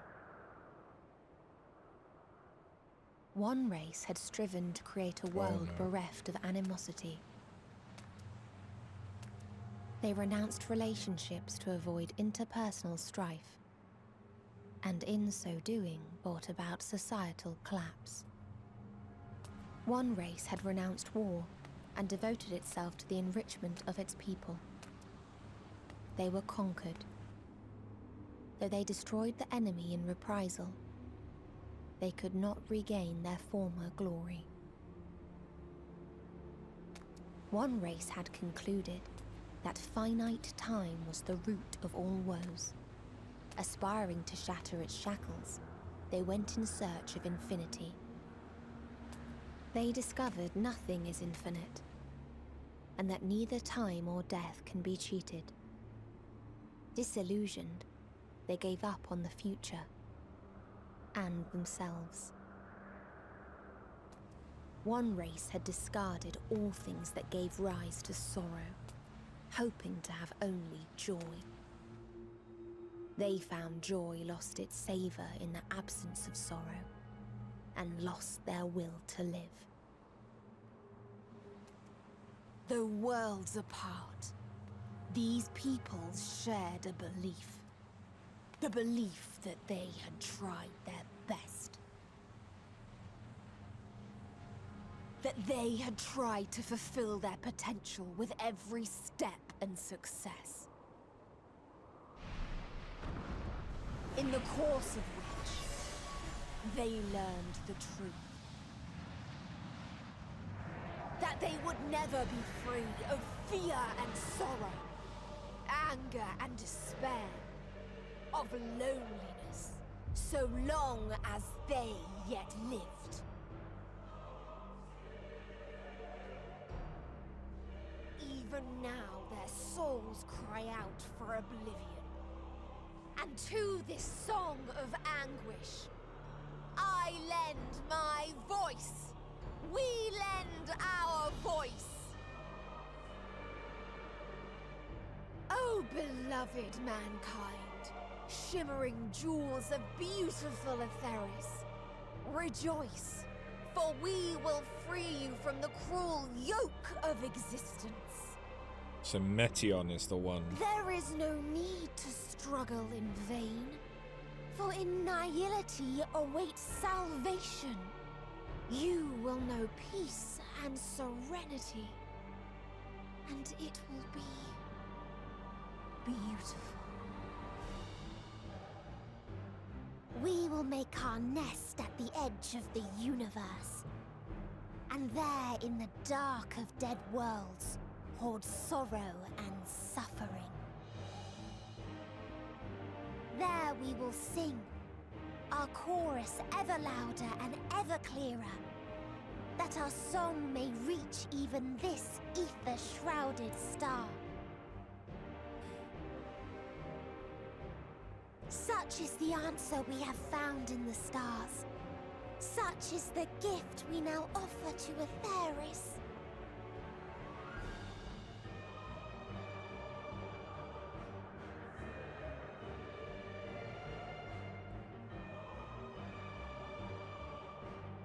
Who are you to decide our fate?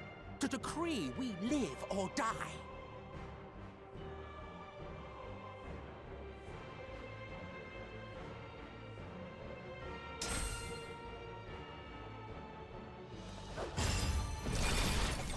Oh. Have you lost your mind? You heard what she said. She means to destroy us all, yet you'd still take her side? In the name of the star, we have discarded those creations that we deemed flawed.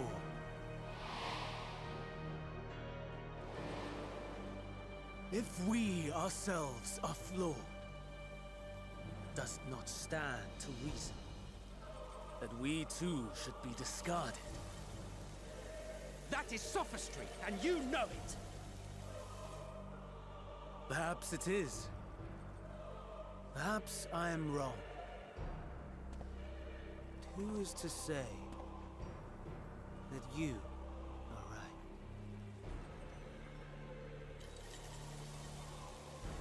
Let us settle this with a determination. In my authority as Chief Overseer of Elpis, I will make a judgment on man's fitness to exist. If he can learn to value all life and retain his will to live, even should his end be justified, he will surely find a way to avert his demise. If not, he will perish from the start. As with all determinations, provisions must be made to ensure fairness. Kairos! Awaken! What the fuck? Memory reconfiguration system Kairos activated. Awaiting instruction. Command. Universal memory alteration. Target area. Catesis Hyperborea. Starting point. Arrival of Emmet Selk of the Convocation at Propylion. Endpoint. The present. He's going to eliminate Erase their the memory memories of this all moment. events, and replace with a vague recollection of the following. I was here, preparing to demonstrate the functionality of Kairos to Emmet Selk and Hitheldeus. Meteon's shared consciousness became unstable. She and her sisters could not sustain their existence, and all dissipated with a burst. The resultant shockwave accidentally triggered Kairos, which erased several days of memories from all present. Execute. Command acknowledged. Initializing. 3 processes remaining to execution. Bravo. I dare say one would be hard-pressed to make it fairer. Everything that you told us, everything that has happened, the fact we've even met, it will all be gone.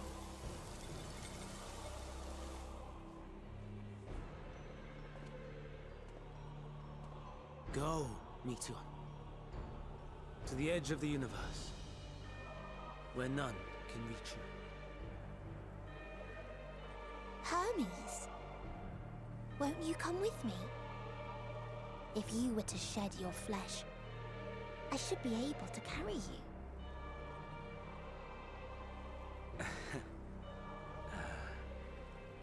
I will remain.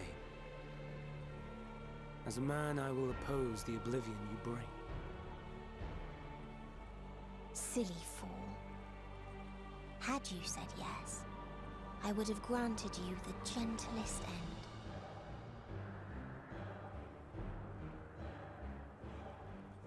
I'm interested to see what Meteon looks like in our time. This ends here!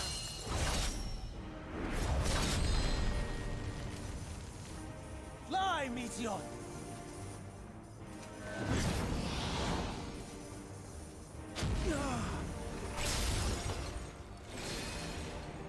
That is far enough, Hermes!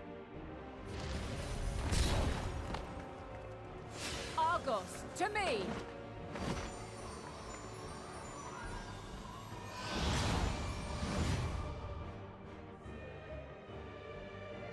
First process complete. 2 remaining to execution of memory reconfiguration. As if we needed more pressure. No matter what, you cannot forget what happened today. For it is the key to saving your future. Your world. This fight is our fight.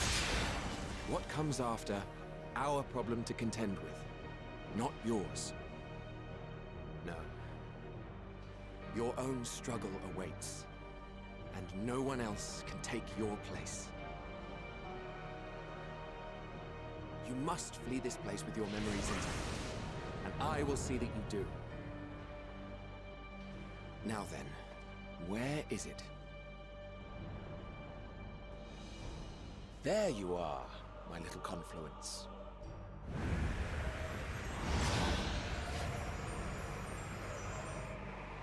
I like her boots. Is Vinar able to traverse the Great Expanse?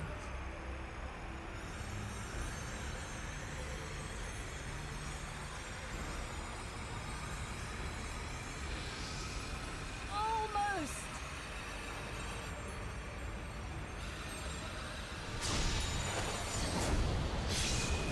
Oh! Very well, then. You may elude us this day, but not forever. So Meteon can turn into a bird. Makes sense. Meteon's gotten away. Second process complete. One remaining to execution. Ugh. No time for brooding. Listen well. Beyond lies a spatial confluence that connects the interior sections of this building. I will destroy the confluence and force open a way outside. Ooh. When I do, you must jump through. He's a bard. I cannot tell you how sorry I am. But neither can I let you escape! Solidaris!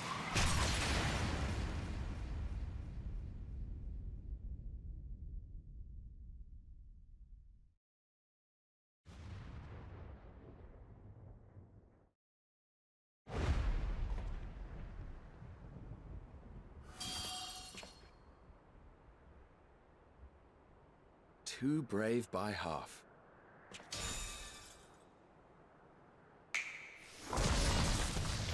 Eh? Exemplary work, as always, Emmett Selk.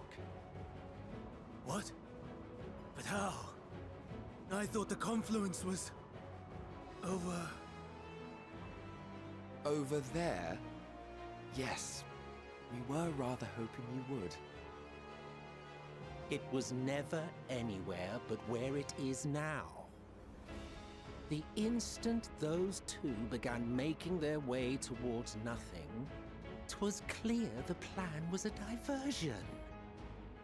I'm quite incapable of destroying a confluence, I must confess. A gambit brazen beyond words. Though we've grown accustomed to reckless improvision due to the antics of an incorrigible associate. That would be me.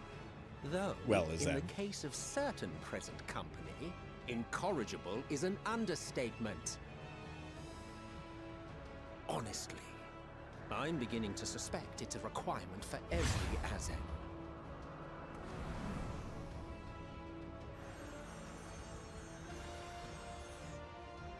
There's no time! Quickly! Even now, I do not believe your tale. I would not suffer us to walk such a wretched path. Still, if it must be said, do not squander it. The legacy I leave you.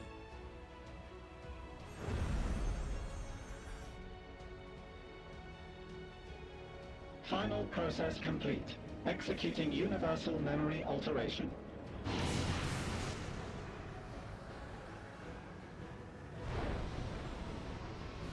Go, Argos! So does that mean that Vinar is with us as well? Or just that Vinar has escaped having her memory rewritten? Which is then what influences her to become the heart of Hydaelyn. Ah.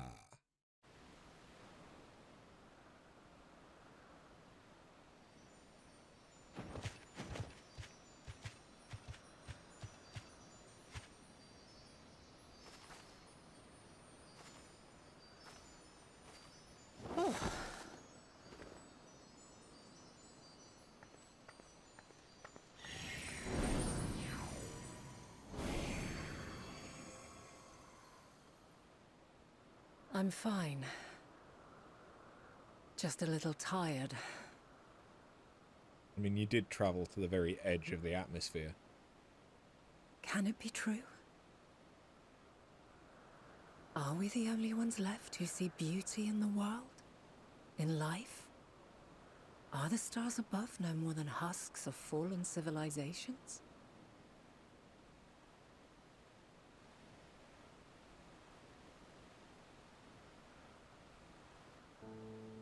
And yet, I feel her. Though she is unimaginably distant, I feel Meteion's presence, and the place where to we must go. Ere she made good her escape, I placed an enchantment upon her, one which allows us to follow her trail. She has already left the outermost bounds of Aetheris, and continues on her way. Given the vastness of the universe, it will still be no easy feat to track her down. But thanks to Emet-Selch and his Ladeus, all is not lost. We remember. So long as we remember, our fates remain ours to shape.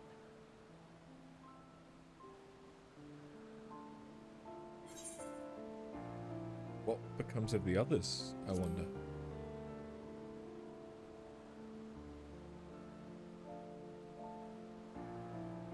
I'd like to know too. Let us ascertain the situation at Kutisis Hyperborea, where they should still be.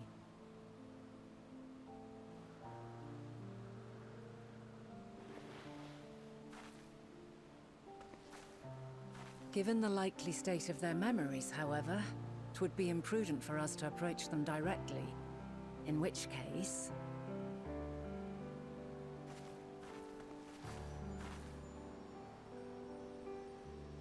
I am sorry, my friend. I've asked much of you this day. But may I trouble you one last time?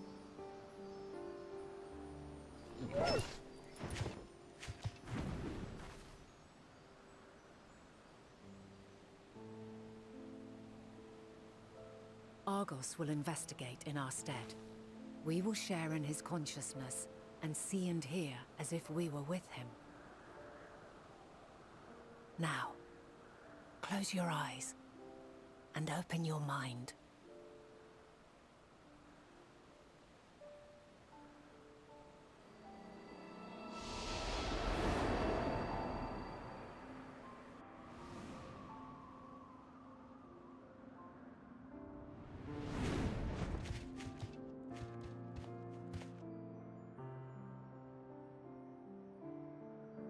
Thank goodness you are unharmed.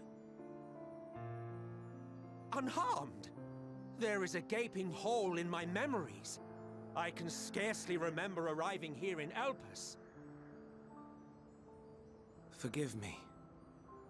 I was preparing to demonstrate the functionality of Kairos to our guests.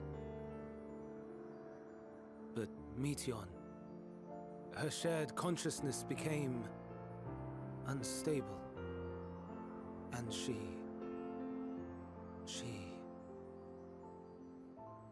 So, that's what prompted the state of alert. And when you went to investigate, you were caught in Kairos's accidental operation. So it would seem. It's all a blur to me. Such an unfortunate accident. Oh, and what of Venar and your other companion? You went inside together, as I recall.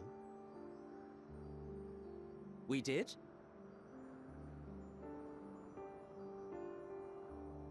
If Venar was with us, I have no recollection of it. But that there is her familiar, is it not? The fellow seems happy enough, so I think it's safe to assume his mistress as well.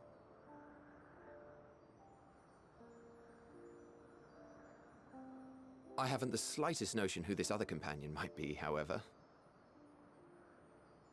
Ah, well, that individual struck me as a bit different, for want of a better word. Perhaps it wasn't actually a person, but some manner of creation. Curious. I must ask Venara about it when next we meet.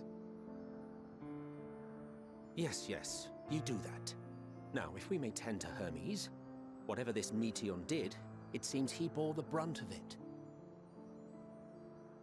Once you are fit to travel, you will return with us to Amarot. We need to make certain there are no other ill effects. Also, I am here on business of the 14. We've already had the conversation, like as not, but since your toy wiped my memory, we'll have to have it again. Yes, of course. As you see fit. This Kairos, it manipulates memories through the emission of etheric waves, correct? There is a theory which holds that memories scoured by blasts of ether are restored when the soul is cleansed in the underworld. Oh. If true, then perhaps when our time comes to return to the star, we shall remember these few days we have lost. I doubt aught of interest occurred. Look forward to the revelation if you like, but I should prefer to reminisce on more meaningful moments.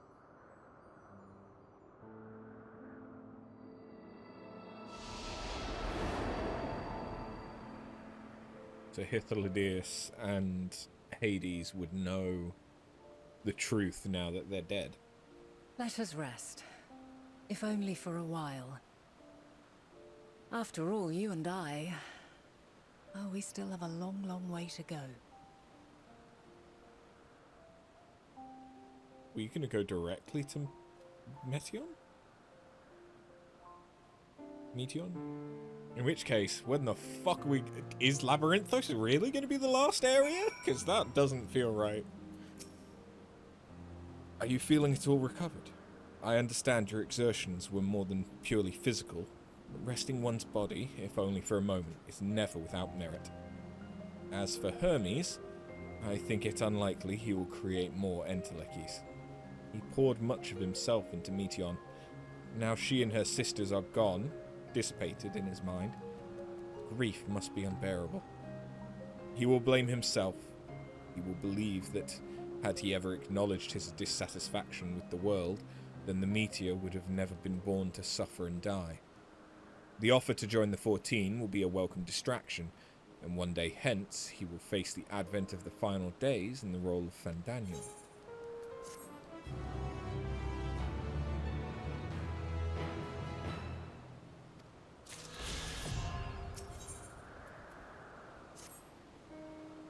After, listen to me. Our duty now is not to denounce Hermes for his misguided determination, or to convince Emmet Selk and Hythlodaeus that they have been deceived. No, we must instead ensure the experiences Hermes sought to expunge are preserved. What remains in our memories alone will be a weapon against the final days. You must fight this battle in your age, and I in mine. Come, let us walk together once more. I will see you to the doors of Propylion.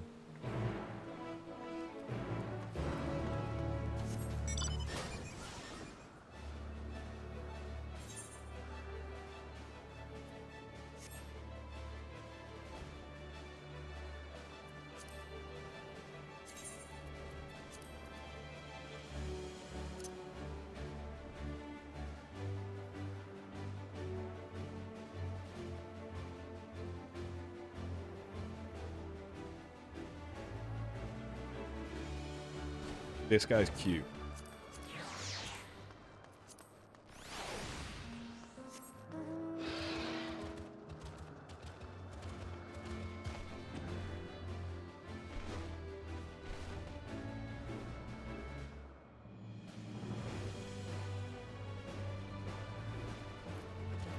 Oh God. They're prepared for war.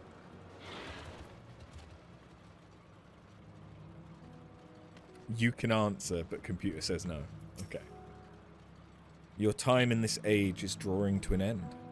Upon speaking to Vinas, several cutscenes will play in sequence. It is recommended you set enough time aside. Okay, well in that case, I'm going to pop to the toilet real quick, and then we will trigger the repeated sequence of cutscenes. So I'll be right back. Once I get out of my chair. Ah!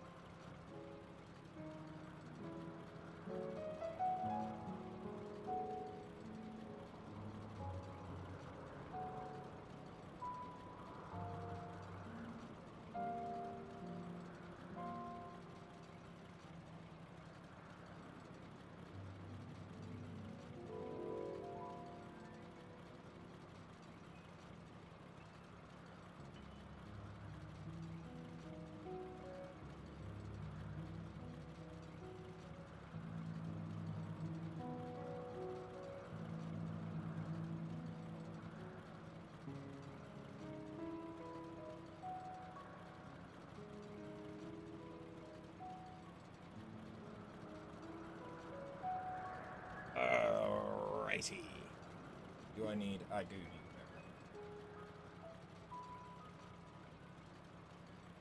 beverage. Beverage acquired.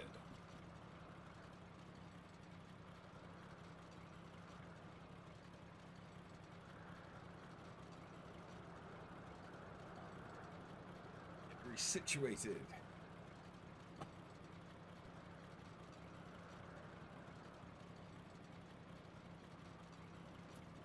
And let's go.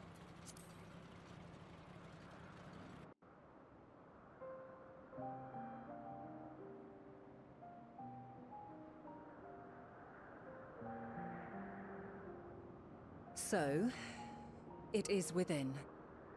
The portal that brought you hither, and will take you home.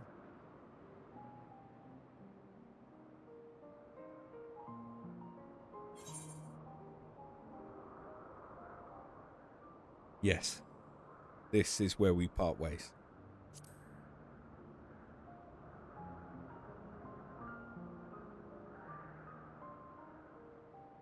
May you and yours emerge triumphant.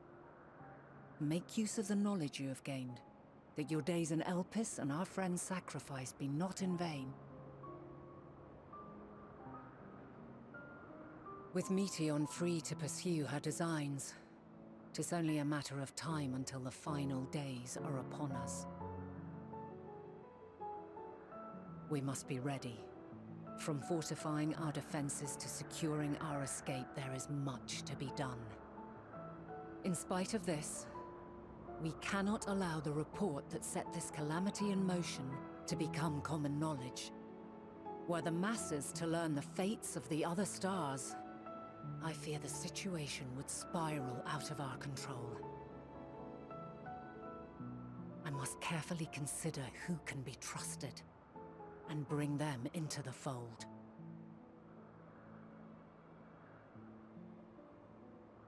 Ordinarily, I wouldn't hesitate to call upon the 14. However, it was the desire for a fair determination that drove Hermes to attempt to erase our memories. And were he made aware of his actions, there is no telling whether he would remain a friend or become a foe. Alternately, we might try to alienate him from the convocation. Yet in doing so, we would deprive ourselves of a brilliant mind who would be invaluable in the crises to come. Quite the dilemma. Which is why I must work independently of the convocation. Regardless of how we proceed, If we are to permanently avert the final days, we must be equal to Hermes' challenge. We must prove that mankind is worthy to exist. And this hinges, I think, on how we confront the all-consuming despair that accompanies a senseless and seemingly inevitable end. Bewildered and divided, we would perish like the peoples of those celestial ruins. We could not hope to survive the final days, much less take the battle to Meteon at her nest. We must find a way to defeat despair, to unite and prepare as many as possible for the struggle ahead.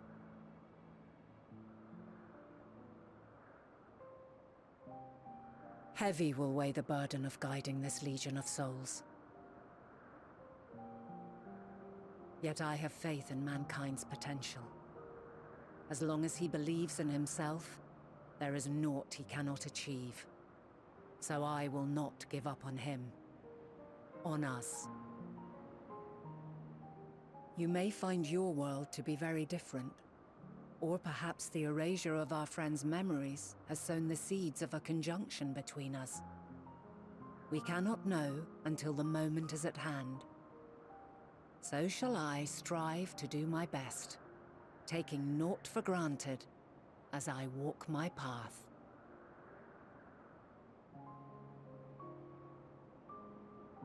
And I pray you walk with me to the end. He said the As thing. you move forward, so too will I. As will all, resolved to fight for the morrow.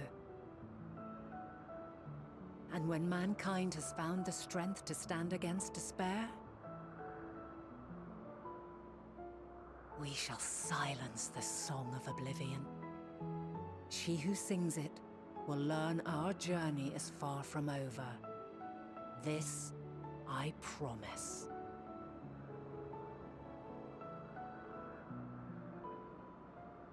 Fare you well, my light of the future, till we meet again.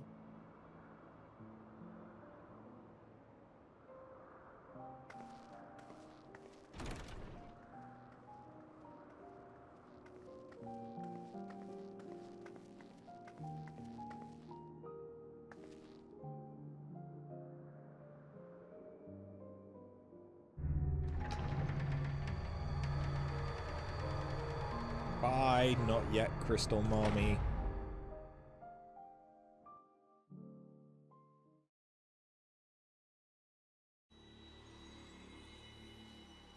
Oh, time for more Dream Drop Distance stuff.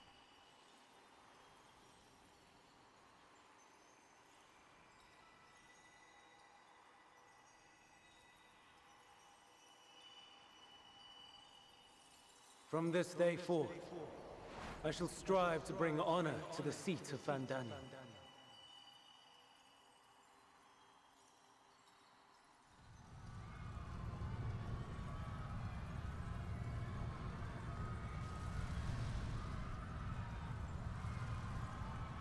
So we're getting an expedited view of their future, our history.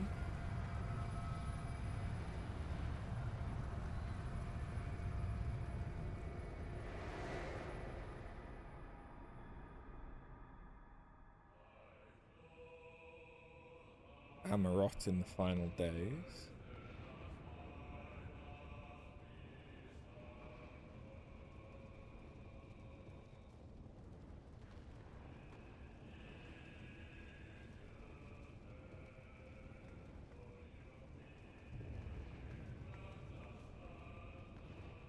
Even now, I remember standing there, locked in a moment where the sky is aflame.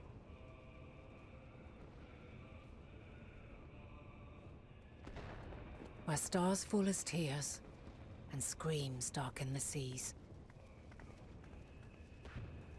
Where resignation rots the trees.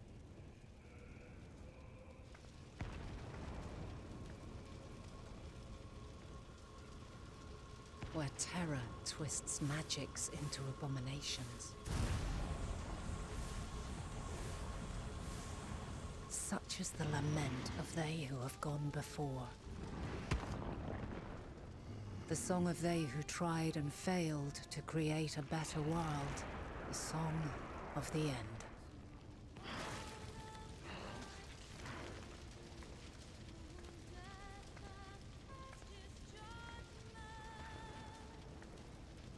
Hey, you two. That which hides at the edge of the universe is no longer Hope's creation.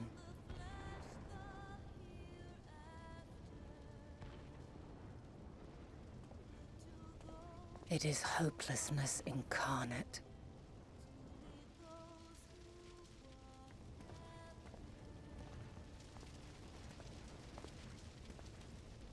That day, mankind saw half of its number sacrificed to bring forth Zodiark.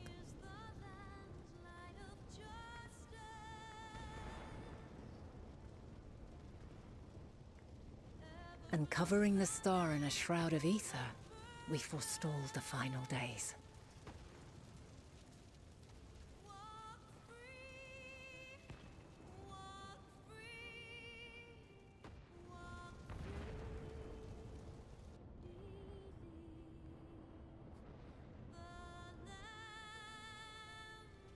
Well, this isn't depressing at all.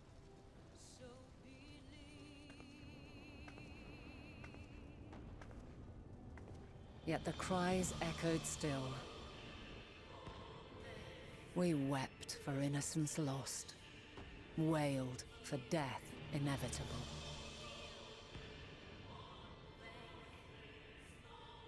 A reality too terrible to bear.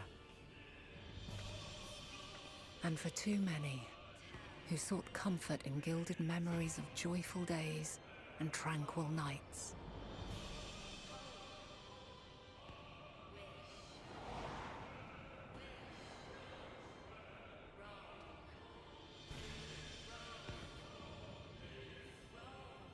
This is all wrong!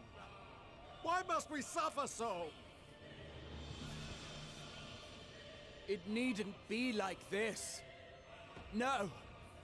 There must be a way to restore things to the way they were. To reclaim the perfect paradise we once had. No, my friends. Suffering exists, and we cannot pretend otherwise. No civilization, however great, could eliminate it. If we would live, we must accept it as our constant companion. Let us not seek to forget this tragedy. Let us carry it in our hearts, that we may grow stronger and know true happiness. We can't accept it! We won't accept it! It will be ours again! A world free of sorrow! No, it will not. For there has ever been sorrow. Mankind was but spared its biting sting for a time. So please, open your eyes. To try and reclaim those lives we lost by sacrificing yet more isn't wisdom. It is weakness. No paradise is without its shadows. If we cannot accept this truth and learn from our pain, then our plight shall be repeated.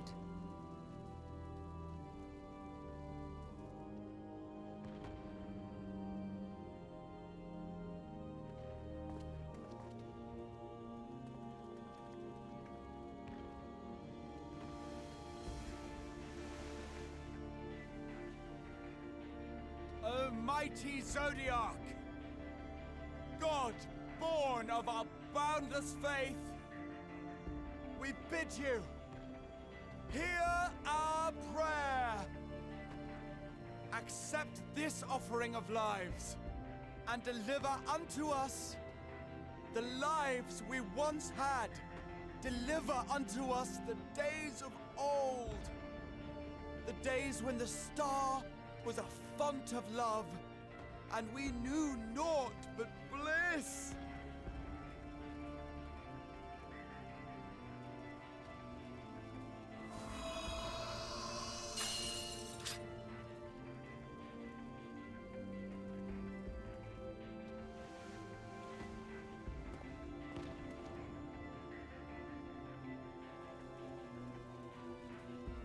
You What would are you doing? destroy it? Our beautiful world? It's already destroyed. You need to build a new one, not try and get back the old. Lands that stretched on forever. Skies one could drown in. The heartbeat of nature, silent yet strong. And amidst it all, a people. Beacons of light and life. Laughter that warmed my heart like naught else before. They are my meaning and my purpose. My love. In spite of, or perhaps because of this, I choose to believe in mankind's potential, in his ability to find a way forward. So let there be no way back. From that temptation, I sunder us. No more shall man have wings to bear him to paradise. Henceforth, he shall walk.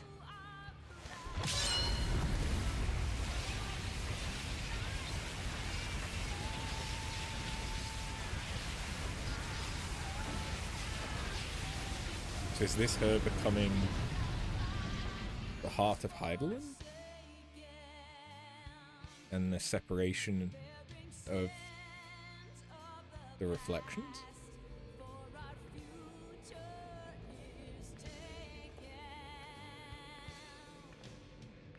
Oh jeez.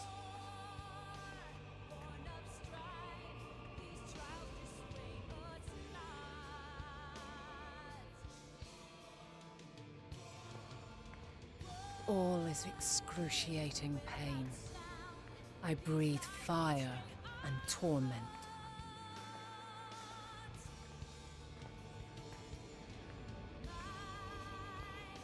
I birth a world of suffering to mire and plague.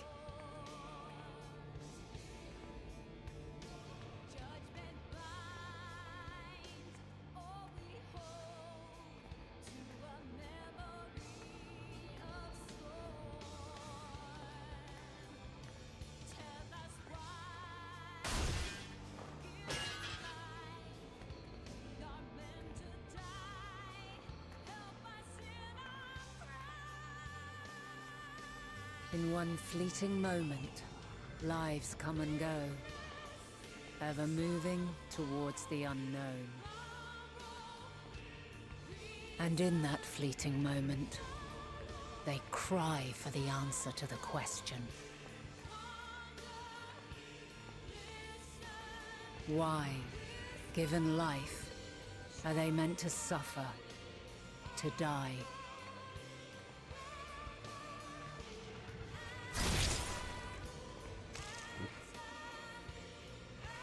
As fragmented, imperfect beings, yours is a never-ending quest.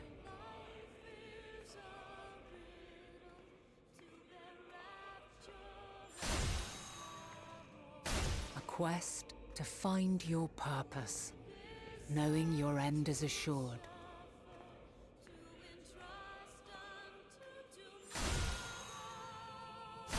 To find the strength to continue when all strength has left you.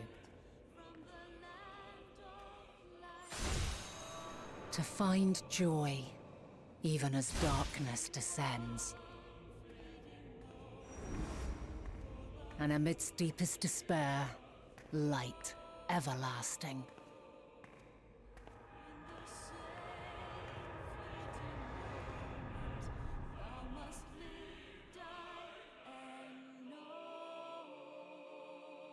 I mean, she was looking like a goddamn Bloodborne character at the end there.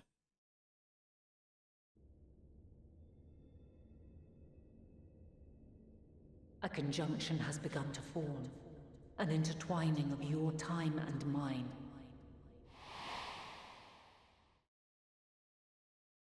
When you truly understand what is at stake, and your journey has prepared you to surmount the insurmountable, then shall I honor the promise made in another time, another age.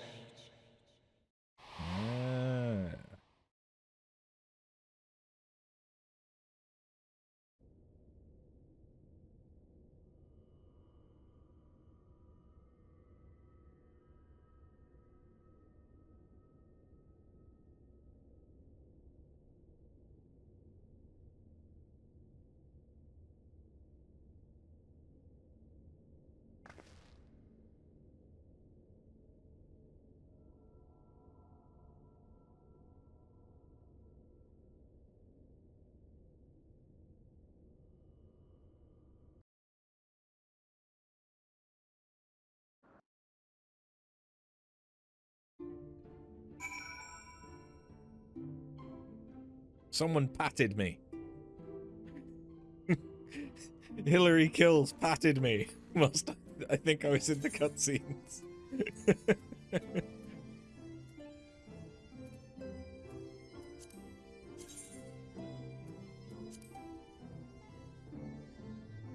That's a weird ending to the sword. Tip.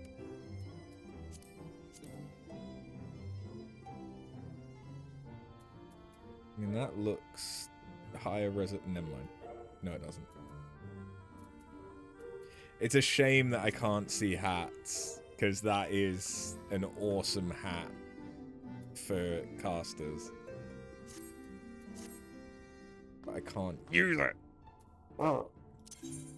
Grumpy. Grr. Time to go and see our friends. It's time to go see Kryle.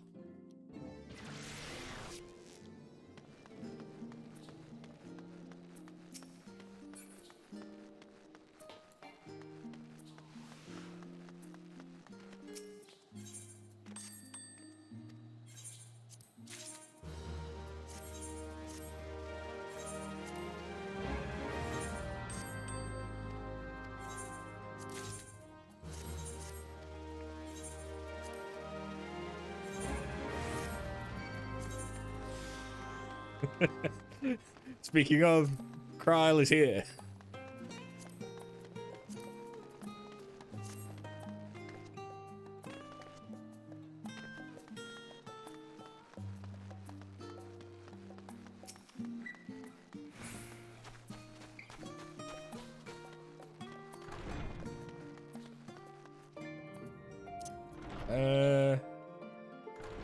Do I now need to switch back to Picto in order to get level experience? Probably.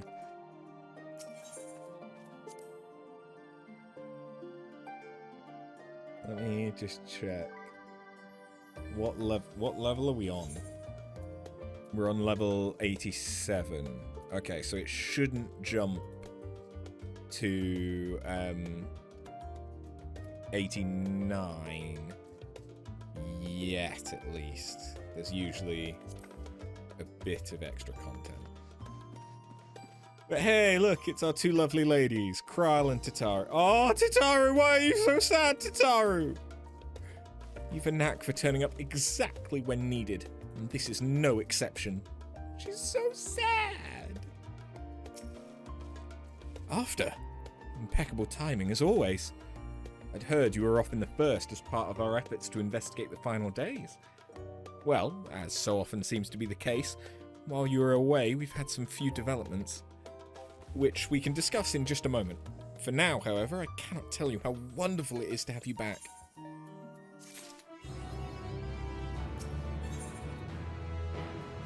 Oh god. As the Heavens Burn is not a good title. So, have you learned aught more of the final days? Then the journey was well worth the risk. No doubt your newfound knowledge will be of great boon to us all. Unfortunately, during your time on the first, events here have taken a turn for the worse. The Scions are running themselves ragged trying to contain the spread of blasphemies, but it's a losing battle.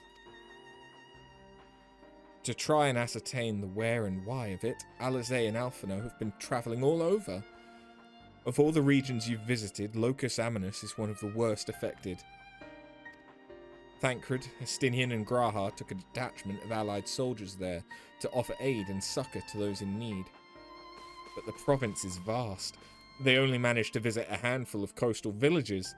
It was an accomplishment worth celebrating still, but a drop in the bucket at best. In the meanwhile, Y'shtola and Master Matoya have been making a concerted effort to establish contact with Hydaelyn in the Ethereal Sea, but to no avail. As for Tataru and I, we've been keeping a close eye on the forum. From what we gather, they've been constructing a vessel to ferry people to the moon, an ambitious project that has likely been years, if not decades, in the making. However, since we've no sign of it thus far, I suspect it's still incomplete.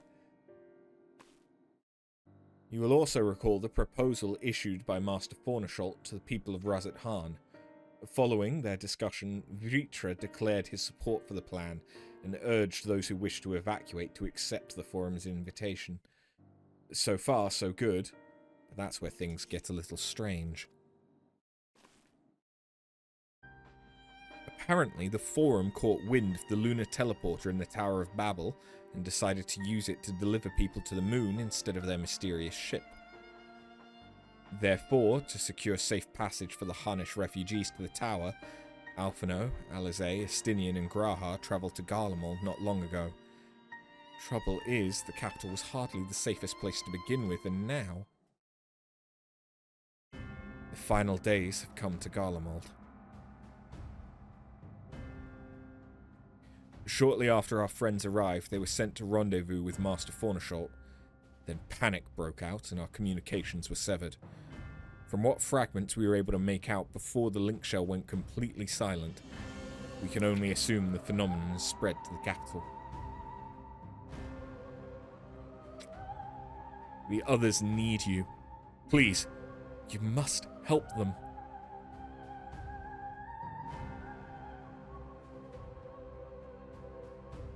Having you there will make all the difference, I'm sure of it. Camp Broken Glass was their first port of call, so you'd best start there. Hopefully Lucia will know where they are. There's no telling what you'll be walking into, so you'd best take every possible precaution.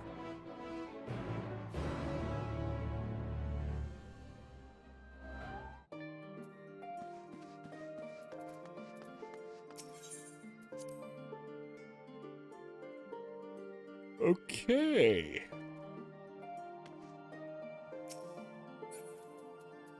Camp Broken Glass it is then.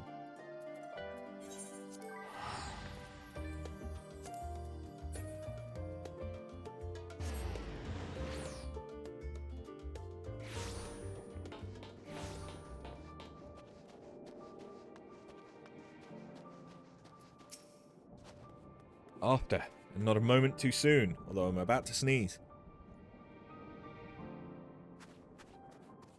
One thing I definitely cannot do with the mic where it is now is sneeze directly into the microphone. My sneezes are powerful at the best of times. Oh, that hurt. After, and not a moment too soon, the skies above The skies over Garlemald are ablaze, but it's events on the grounds that concern me. As you will have heard, your fellow scions arrived ahead of you. We cut the customary greeting short after we received word from our troops on the Magna Glacies that the Forum's airship had landed. It was there that the heavens began to burn. I dispatched our friends at once to ensure the refugees come to no harm. I would have you join them immediately. Additional support is en route, but we'll discuss them later. I trust you're ready to depart. Okay.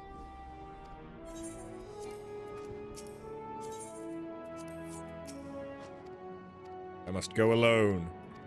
Apologies, Kryl, but you must be left behind.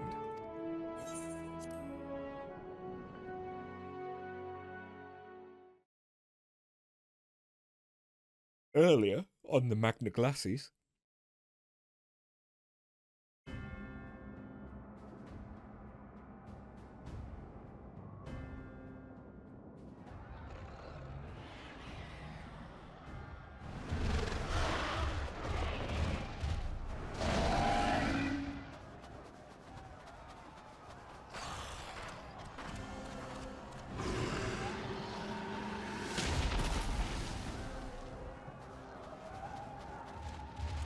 No. Don't you dare give in. No. We were promised an escape. Not the same doom we fled.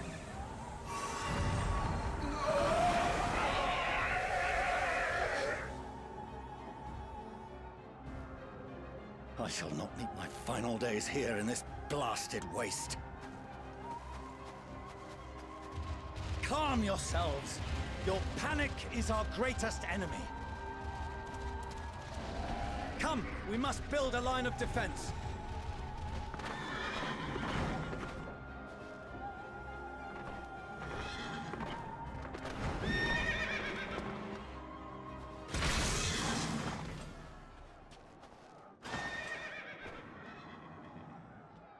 How?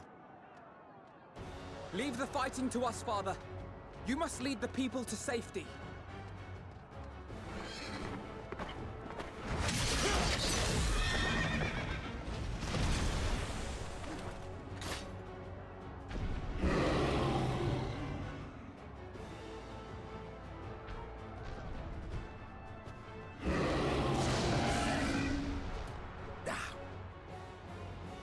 I can handle this pair.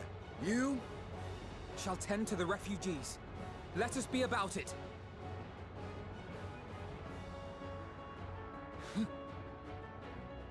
As you wish, my little lord.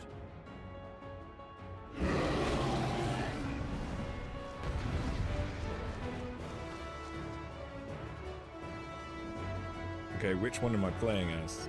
Presumably Estinian? No! Alphino. Okay. But also, fuck. Attention. See to the wounded. Oh, okay, I should focus on the healing. Help is at hand.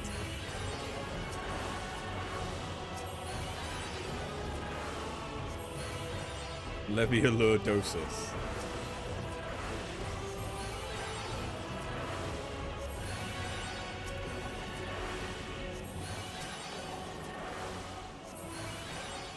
So I have diagnosis, prognosis, Leviolur diagnosis. Leave it to me.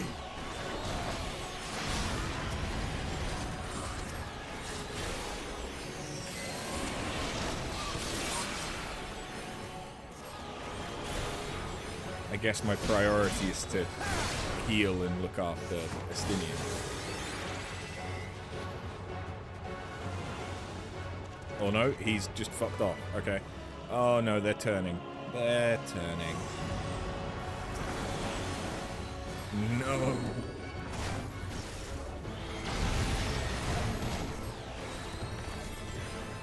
Let's provide what succor I can. Those who can stand, come with me.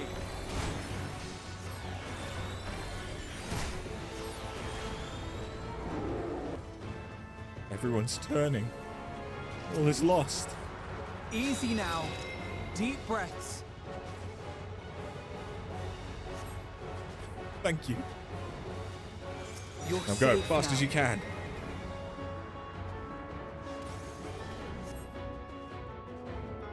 I owe you my life. Our allies will see you to safety. Worry not for the refugees, but for yourself.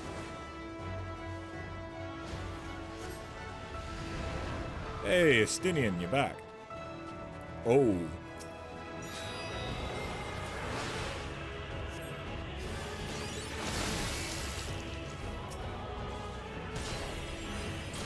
Idolizer. Oh, okay, so I do still have my DOT.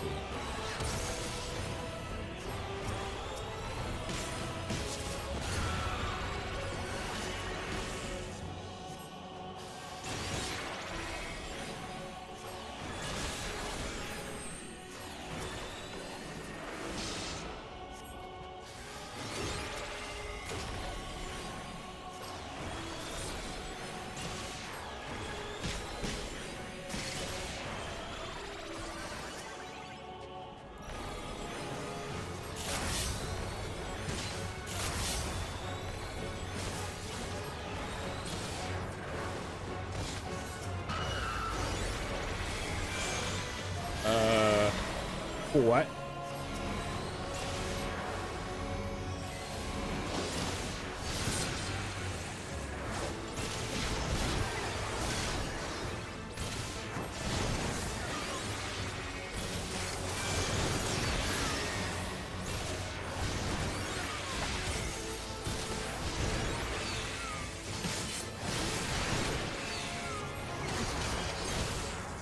Okay. I'm starting to get the hang of those things.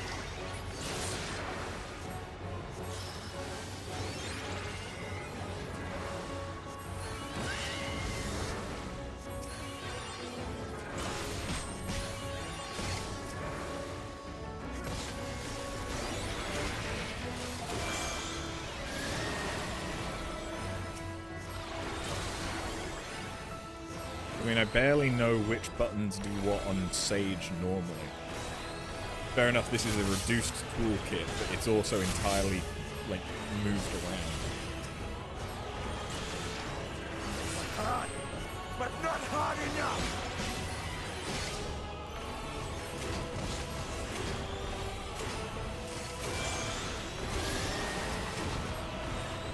Palestinian.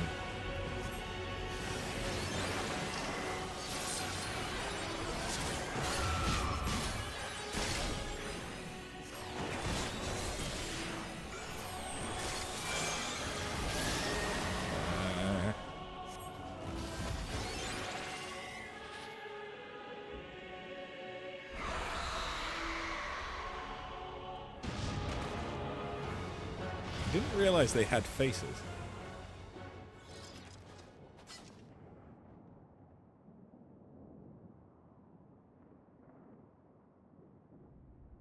Help! Someone, please! What? Oh god. Isn't that the boss from one of the not Eden, Omega raids? Like Delta Scape 2.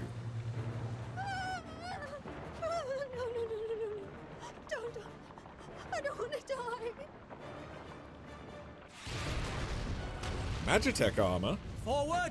Let not a single fiend escape! Euless!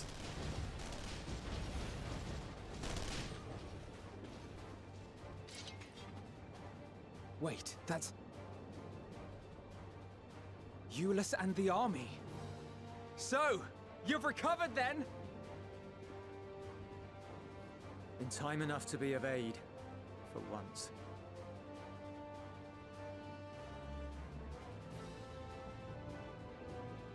We can speak of it more later. For now, we must fight! To repay your salvation in kind, or with better! For Garlemald has her pride!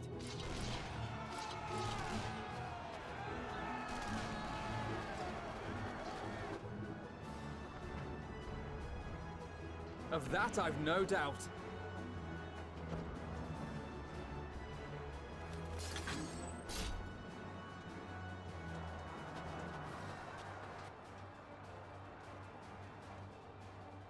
Good gods.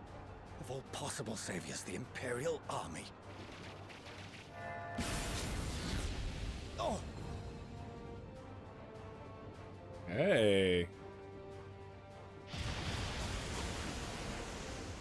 I had hoped to take all of them down at once. Think a withdrawal might be in order? Oh, sod that. You know who would never abandon these people to their fate? To be devoured by their former friends. That'd be beyond cruel. These beasts must fall here and now. By any chance, am I she who shall Well not be then. named? I'd say it's high time we threw caution to the winds. So long as you spare me the heroic sacrifices. Now, let's go! Oh, okay, now I'm playing as one of them two. Which one? Braha or Alizé? Alizé! Okay. I have Embolden, I have Vercure, I have a Limit Break.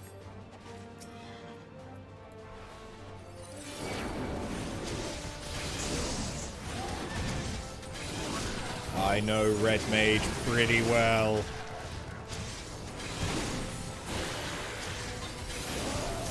I may not have played it since I finished Eureka, but...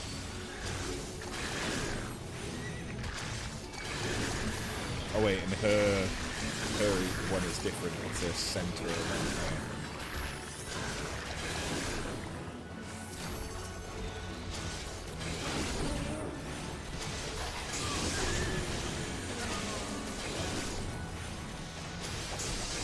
Whereas the one that normally Red Mage has is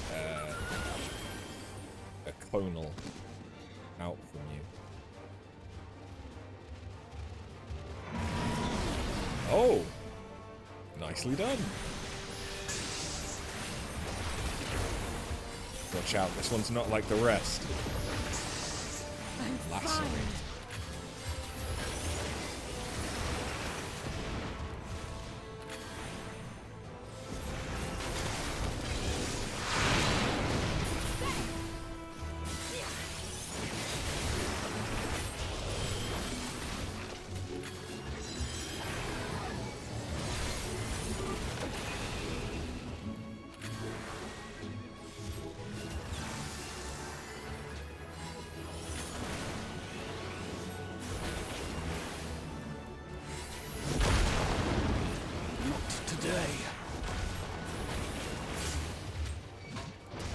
See if I care. I won't back down.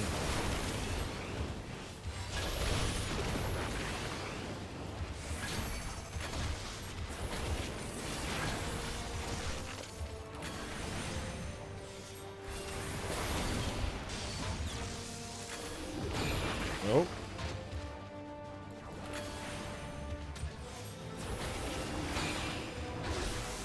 Okay, you're going that way. Okay.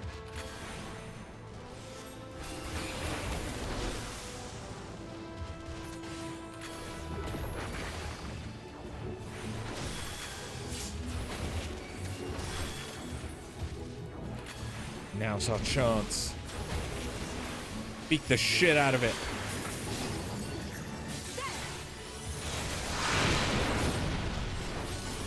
I'm not done yet.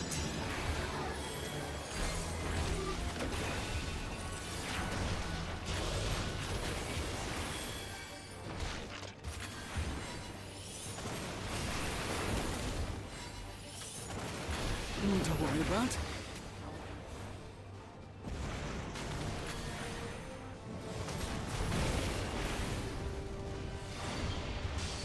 The air crackles with energy. Find cover!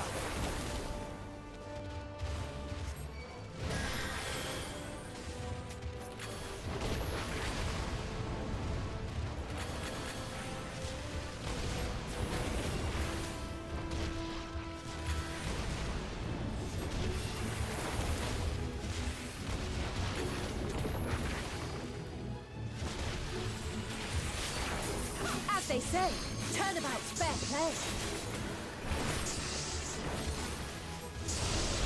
Vermilion Pledge. On guard.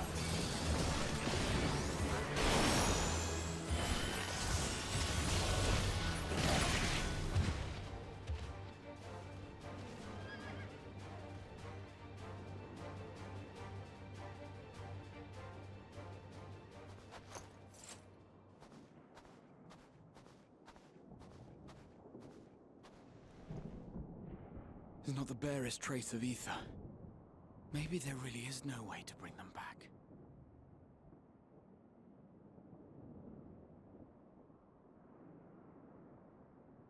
Thank you for saving our lives once again. I remember you, from Purusha. You helped us there too, didn't you? Ah, you're from Palaka's stand. I'm glad you're still in one piece.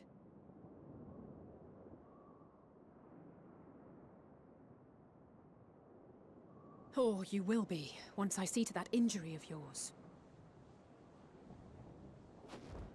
Why does it look like the monster behind us is turning? Oh, okay, it's that they're dissipating. Look out!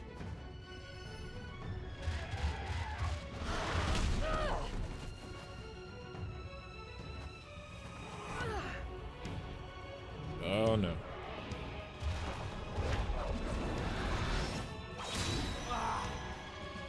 Yes, Graha. Get out of here! Quickly!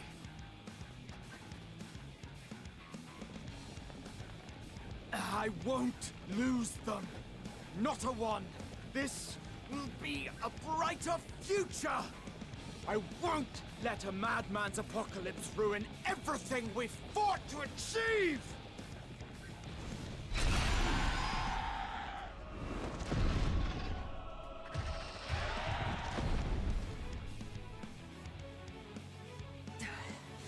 Get it together, Alize. You're embarrassing yourself. And in front of Father, no less. You might never measure up to our champion.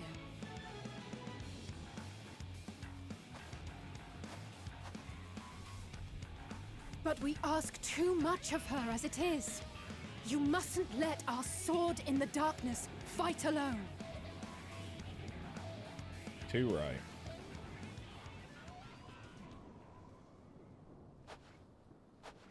And then I walk in looking like an ancient. Covered in blood. A blood-soaked robe. And go-go boots, yes. I'm back. You've done well in my absence. This is precisely why you should never skip your squat regimen. Oh, for fuck's sake. Of course I gotta go with that.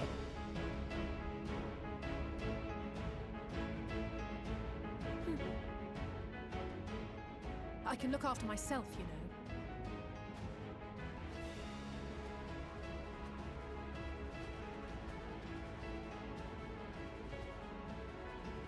Everything's in order, I trust?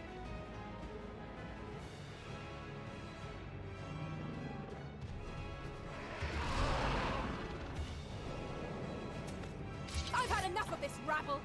Come on! Hell yeah. Banana bread, bro. Hell yeah. Oh, a trio for the ages. Indeed.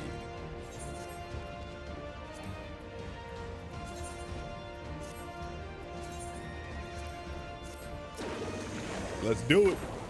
I really should have. I need to prepare better as Picto before fights. Because I always fucking forget to do them before the start of the fight.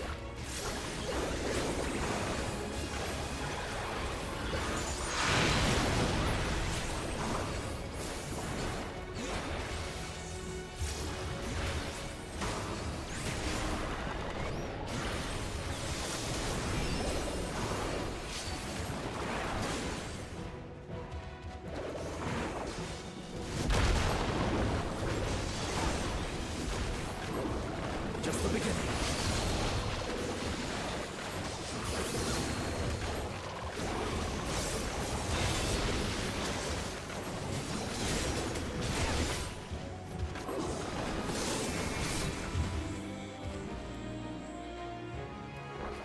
Apparently I'm still in combat.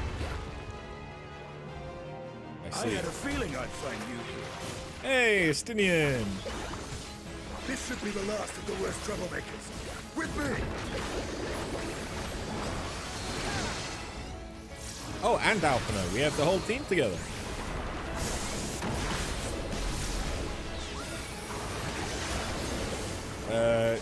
Alphino, your placement as a healer kinda sucks for healing Graha. The one taking the majority of the damage. Just saying, mate.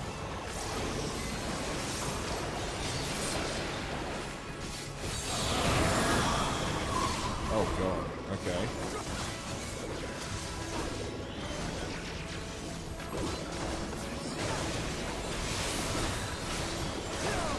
I haven't fought this guy in the Deltascape in a long time, so when I say a long time, it's not been that long. It's been a while though.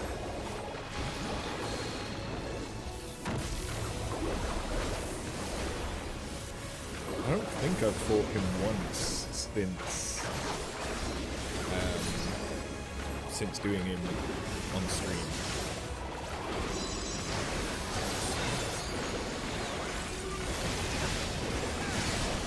Actually, no, I think he did come up in normal raids.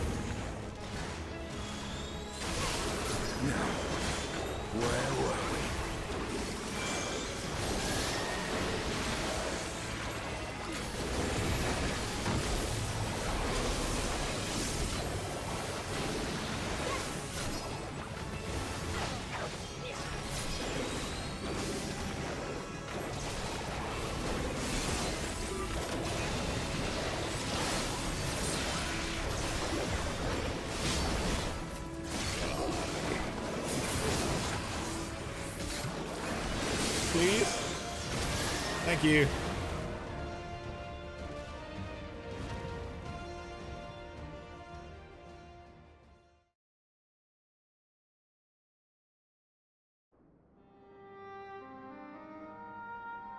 Oh, is the fighting over now? Good.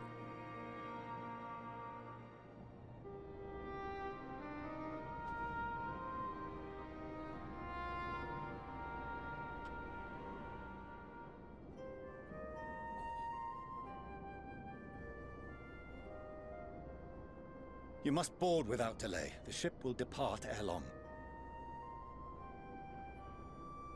Your offer to host us in Sharlayan is most appreciated. But will the final days not soon fall upon it as well?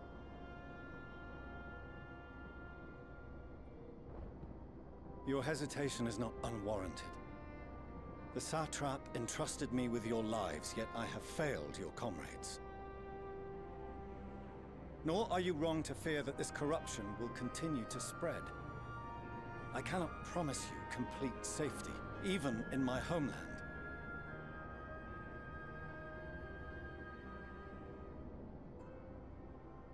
What I can promise is that I will do all in my power to protect you.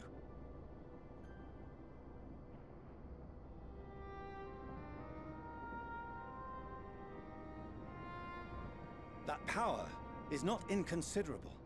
Even now, my countrymen are preparing the vessel that will deliver us to a sanctuary on the moon. Join us on our journey there, and beyond, to new horizons. Come to old Sharlayan. Please.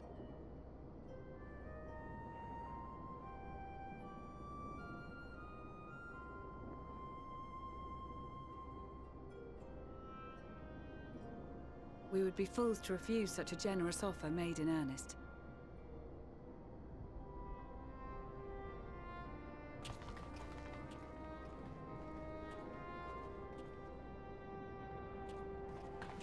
It seems they've a new destination.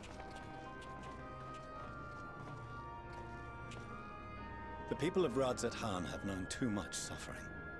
The march to Garlemald will only bring them more, short though it may be. I quite agree. Fortunately, they have you to look after them. Yes. Well.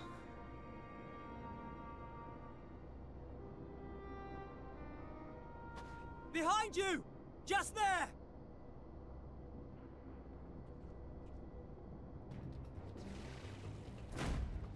Who's that? Oh.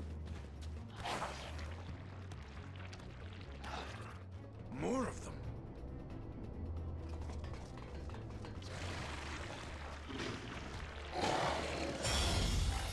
Ooh? What? Xenos? Why? Xenos! Here!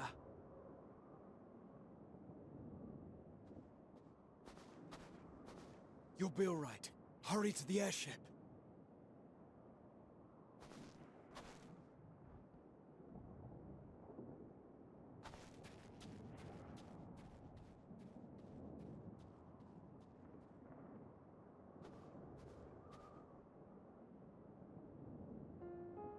Why have you come? A heretofore unseen beast. 'Twas ripe for the slaying. I mean, that, yeah, it does fit with your... Poor sport, alas. Unfit to temper my blade. Oh, for the love of...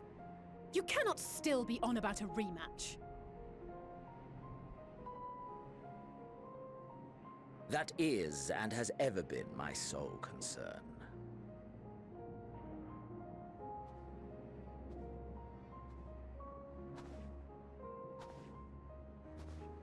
You, on the other hand, are fixated on a different quarry.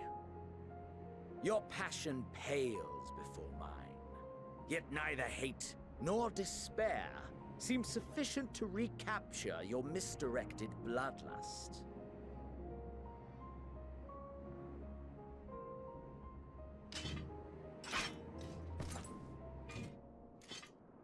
So, I hone my blade, and I wait.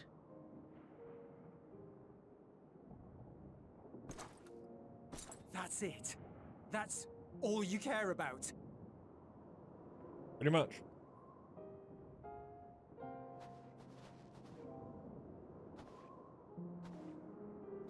Garlemald is in ruins. Our homeland, the nation you rule, is as good as gone. Along with so many of its people. Not just soldiers like us. Not only those who fought and killed for power and duty. Innocent civilians.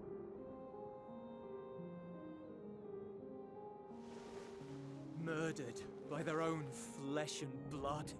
Lost and confused as they breathed their last. While we who survived with our lives and minds intact were left to freeze to death. There's someone at my door. The Eorzeans tell me all this was your doing! You slaughtered your countrymen! You did! For what?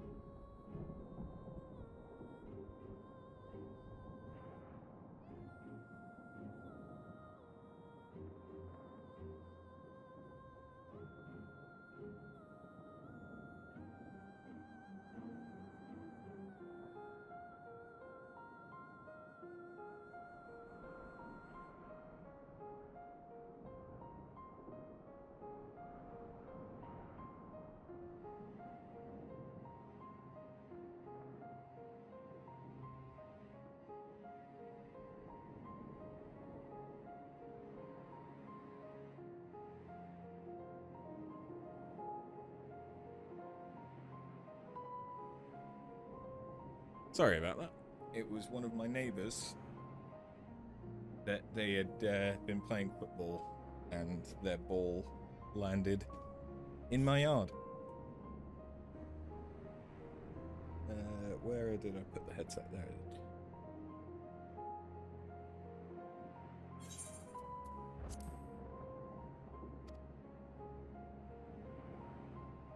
For nothing in the end. So much wasted effort.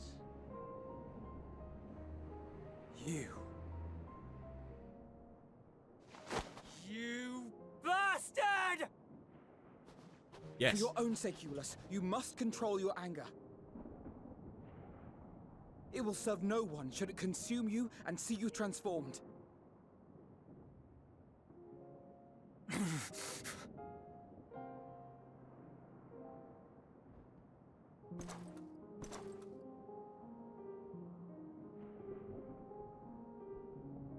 Would you be happier had I a good reason?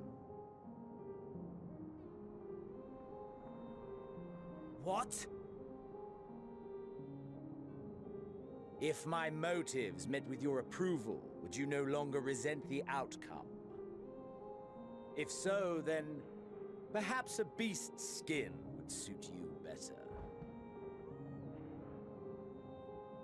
Duty, honor, morality. All constructs of convenience when put to proof. Surely the war taught you how easily power becomes the tool of the self-righteous. How the people's justice was merely a means to their ends?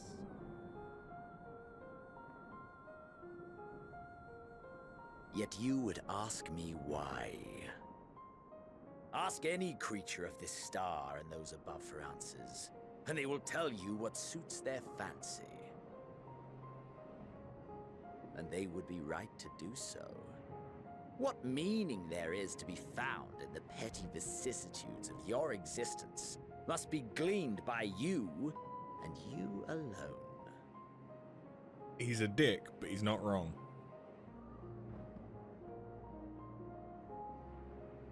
Should you seek it in battle in the fruitless pursuit of my demise, then come. Assume your rightful place as a notch on my blade.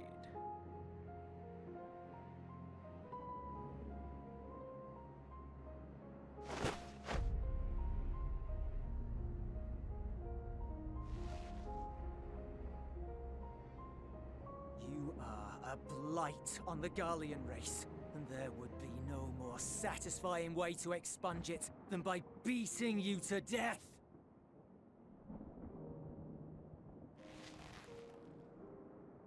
But I will not be party to another tragedy. I refuse to lose anyone else because of you. So go. Go! And may we never suffer your madness again!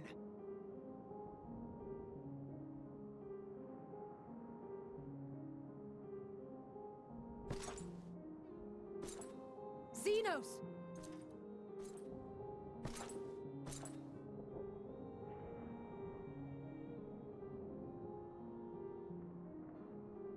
Perhaps you found meaning in living this way.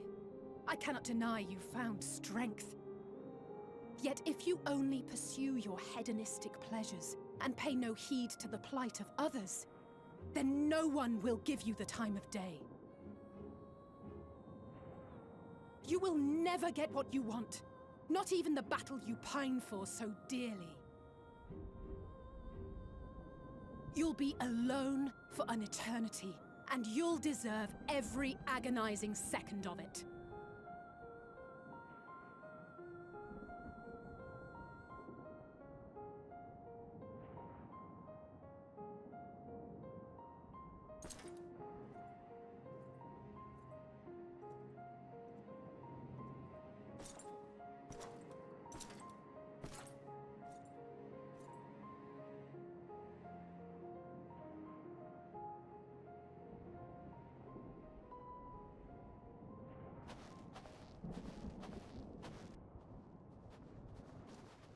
He was surprisingly compliant for all of that.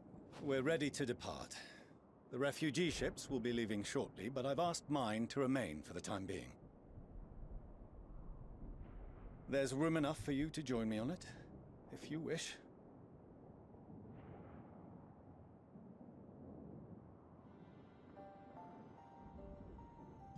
Do contain your surprise.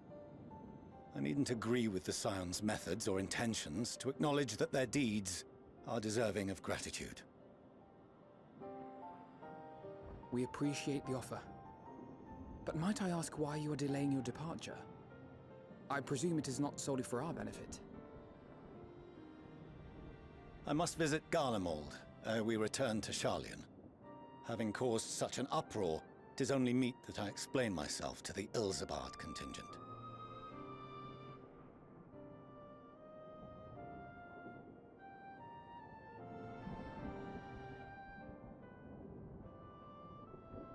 Allow us to accompany you then. We should be glad to facilitate, given our familiarity with all concerned. If you would like to join as well, Euless, we can speak of recent events on the way.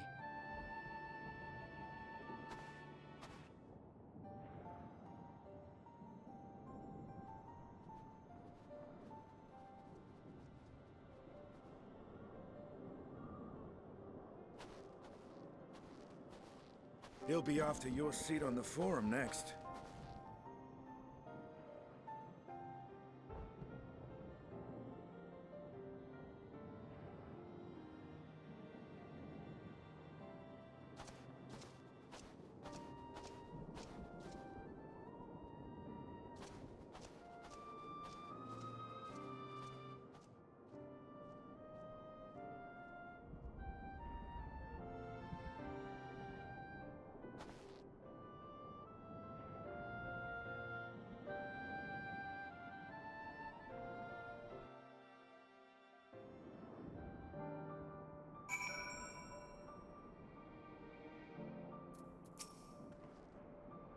To see Xenos standing there, so uncaring and unrepentant.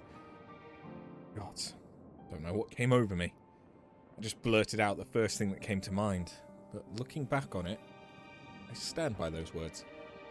I'd say I hope they won't incite him to further villainy, but to be honest, I doubt he even remembers what I said. Anyway, enough about all that. It's good to see you again.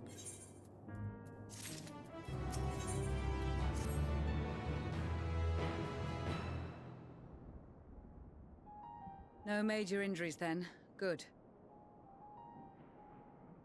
I briefed the recovered soldiers and sent them on their way as quickly as I could, but nevertheless feared they would not make it in time.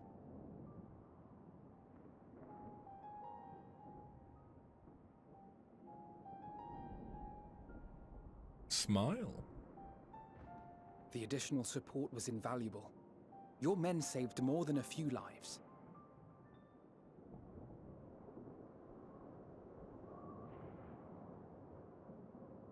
Though not all, I regret to say.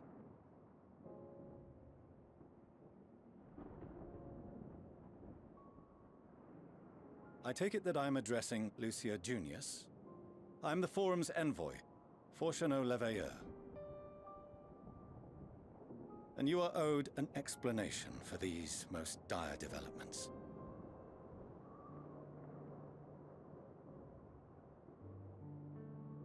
Shit's fucked.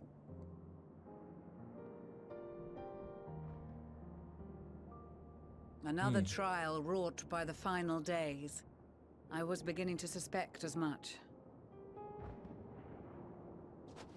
You doubtless feel some consternation having been forced to abandon your original plan. But trust me when I say you were right to send the refugees elsewhere. Beasts have been sighted within the capital. Perhaps it was a stroke of grim fortune that the population was decimated beforehand, as they've yet to appear in any great number, but in time. In any case, Maxima leads the remainder of the contingent in an effort to cull the creatures and evacuate the populace as we speak. Once the airships have taken to the skies, I pray your men can be persuaded to join him. You permit us to retain our weapons. I wouldn't have sent you after the Scions were I expecting you to stab them in the back. And I, for one, would not consider past transgressions more relevant than future contributions. Regardless of the circumstances that saw us at odds before, we need men of courage now, more than ever.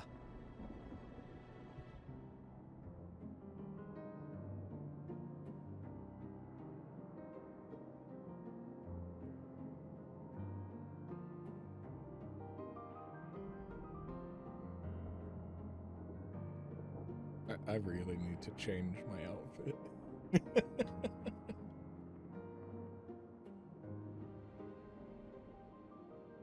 We swore to defend Garlemald, and so we shall.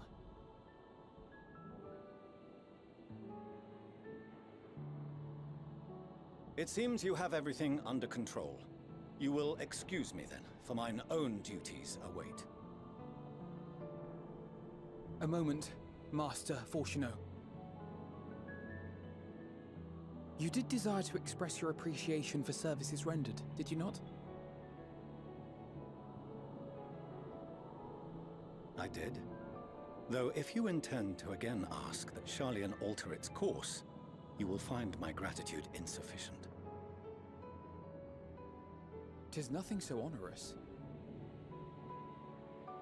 I wish to hear the details of this grand endeavor of yours.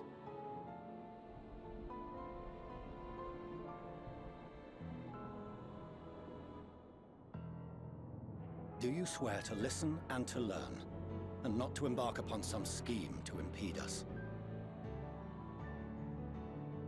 I swear.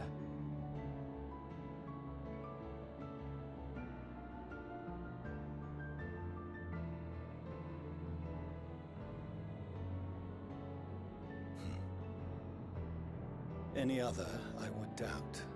But you, I trust to keep your word. For not once have you broken it. Very well. I will request that the Forum make you privy to our plans. You may await our summons at the Baldessian Annex, assuming the decision is in your favor. Does that suffice? It does. You have my thanks. Excellent. You can regale us with tales of your most recent sojourn to the First while we wait. Good point. We've not told them anything yet.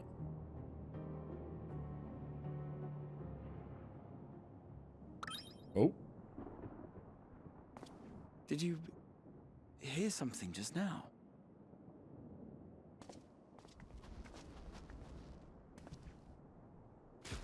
Oh. Huh?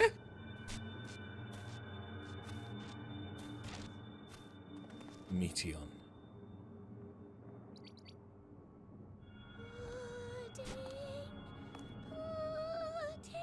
Oh no, okay, this is Pudding Way.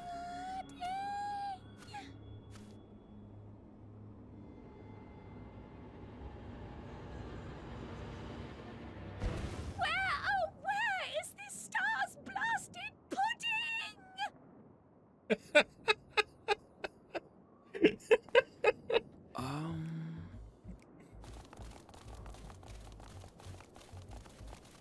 Oh god. They're here in force.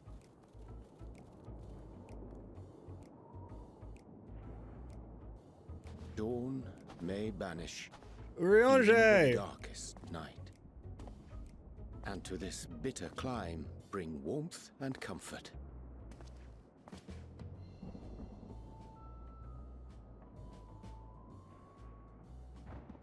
'Tis heartening to see such an assembly upon my return. I thought often of you whilst I looked down upon our star's brilliance from the moon above. Yes, but what are you doing here? And dressed like that? Aren't you cold? Verily, I fear for my health should I proceed to expound upon our purpose ere I procure more suitable garments. Then allow me to summarize. Because none of you lot are up there. Nor has anyone deigned to send word about any changes in the plans. It's rude, is what it is. At least that's what I thought at first, but then folks got to wondering if you weren't in a spot of bother, so we decided to take matters into our own hands. Come down here and help, if our help be needed. Fucking love you, Living Way. So she says, but it's also something of a convenient excuse to visit Etheris. Urianger made it sound absolutely marvelous. More so before the impending doom, but still. And it's not like there will ever be a better time. What with the aforementioned doom? Marvellous, they say, yet not an ounce of pudding to be found. I must suffer Urianger's inferior works no more. Hey! Maybe consider the plight of present company before you go blathering on about pudding and doom? Ahem. As I was saying, should you require any assistance with whatever, we are at your disposal. We were born from Heidelin's love for the lives of this star, so naturally we would much prefer to see them continue. Twiddling our thumbs up on the moon is hardly conducive to that, though, is it? Not when you've all got such precious thoughts and feelings and hopes for the future deserving of more active preservation. Speaking to Urianger made us realize that while we've carried out our duties to the letter, we've failed to fulfill them in spirit. From there, it was just a hop, skip, and a jump towards resolving to do better. So please, show us how. Help us help you. Fucking love you.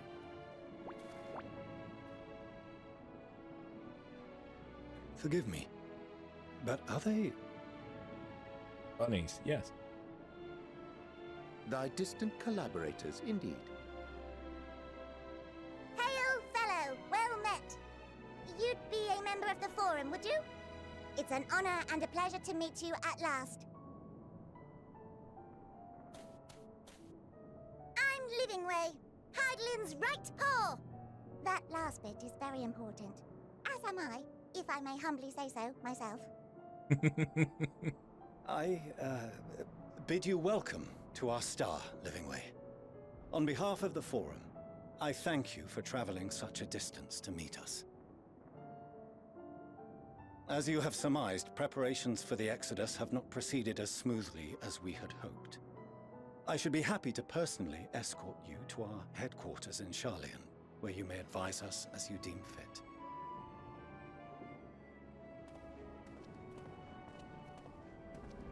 'Twas with reluctance that I set aside the great work of readying the moon for habitation.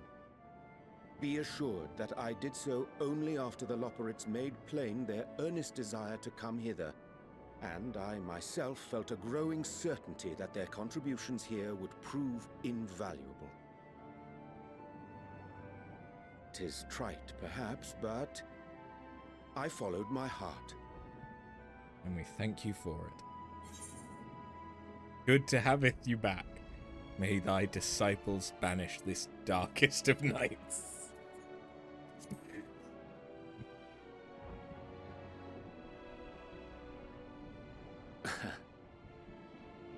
I am no esteemed philosopher of Eld. Nevertheless, 'tis my hope that what little knowledge I shared shall serve them well, and perchance help save us all. Will thou attend us at the Forum and lend thine own wisdom?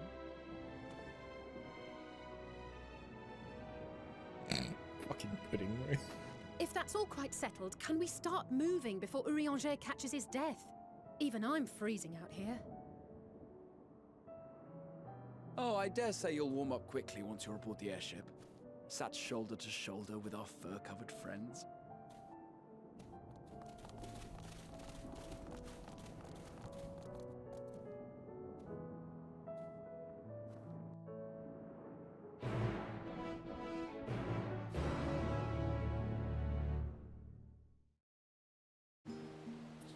Oh. Oh. Wait, aren't you the sightseeing log? Beg pardon, good madam. Could scarce help but notice the sightseeing log on your person. You wouldn't happen to be the adventurer Manice wrote about, would you? Ah, so it is you. Pleased to make your acquaintance. I'm Babeth Ironheart, militant and a seasoned explorer. Be a dear and hand me that log of yours. Milith told me all about how she helped you embark on explorations of your own, so it's only right I share with you some wisdom of my own. Let me see here. Oh, can't forget to mention that. And done. You should be all set, dear. I've jotted down everything I've heard about the most remarkable vistas the realm has to offer. Of course, a few notes I've shared are naught more than rumours, some describing locales so fantastic that it can barely believe they exist. But as I always say, true joy of exploration lies not in the destination, but in the journey. So, go forth, dear, and see what sort of journey these hints take you on. That sightseeing log of yours won't fill itself, you know.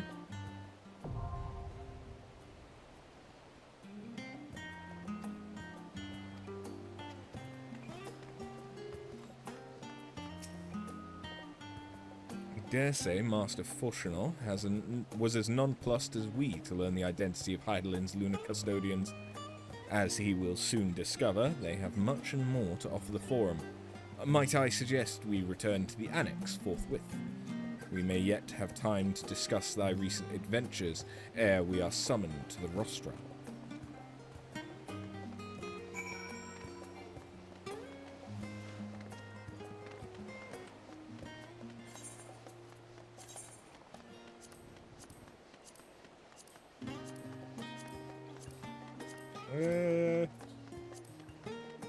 What seems fitting?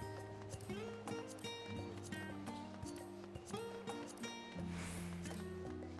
don't know.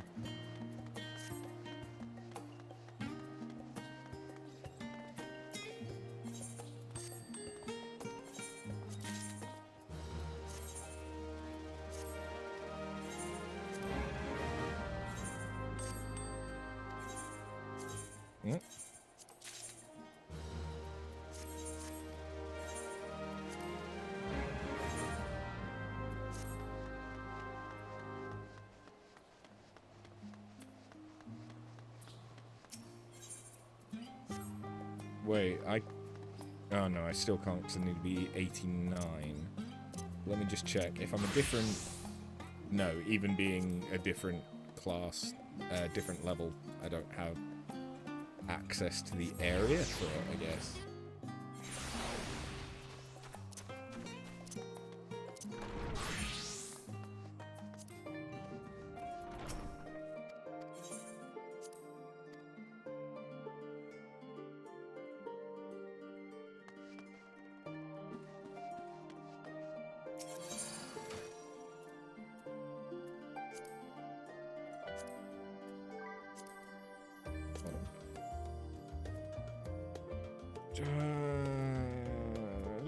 Sophist robe.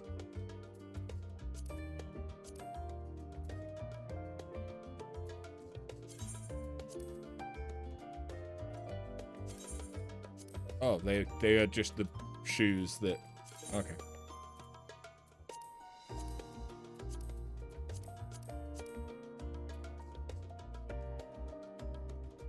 I don't think...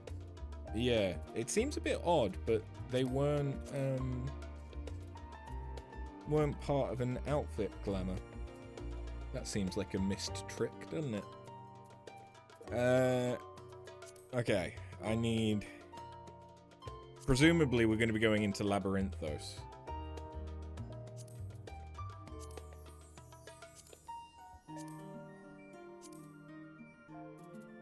So I need...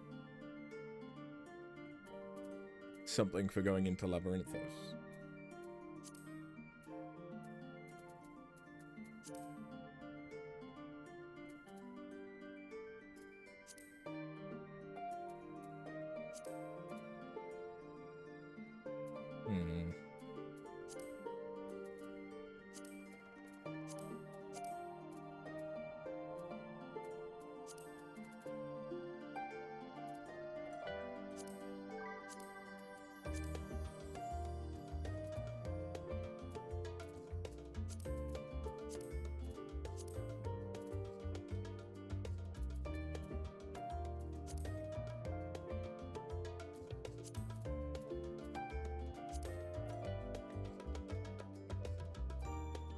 Sure.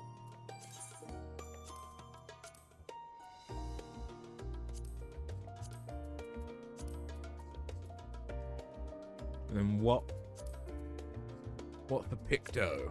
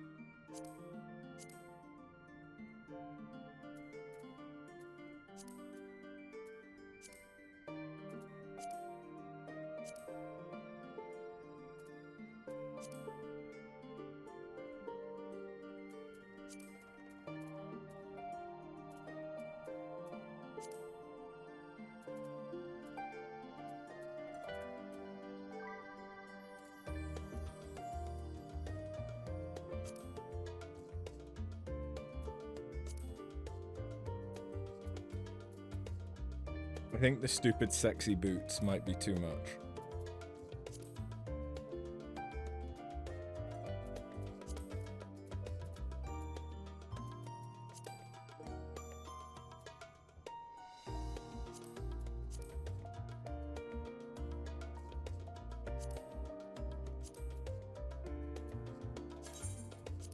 So we'll go with that. So, fly, glamour.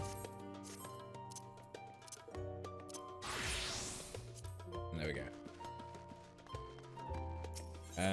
So I'm nearly level 89 with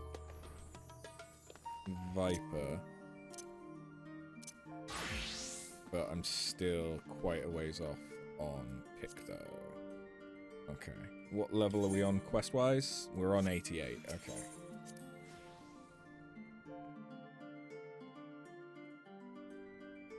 Worst case scenario, I can complete some fates. Or to be honest, it's getting to that time where I might just start thinking about finishing up before too long. So I can do dinner!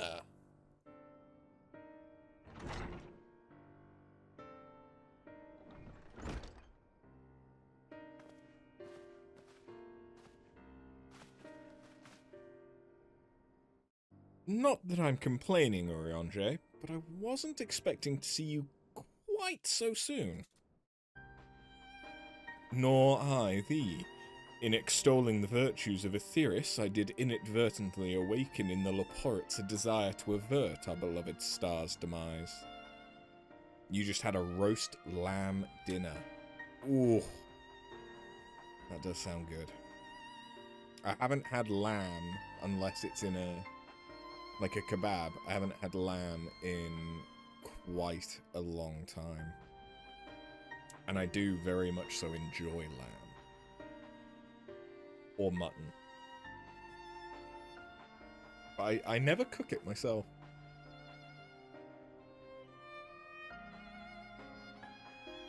Maybe that's something I should think about for my next food order.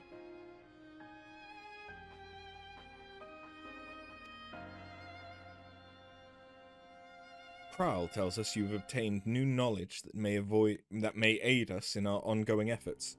I've news to share regarding our study of the ethereal sea, but your findings are certain to be of greater interest, and so I would rather hear them first. To what revelations did Hydaelyn's Elpis flower lead?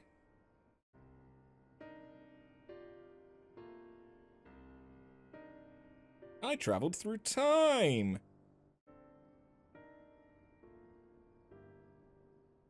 Just like our dear Graha.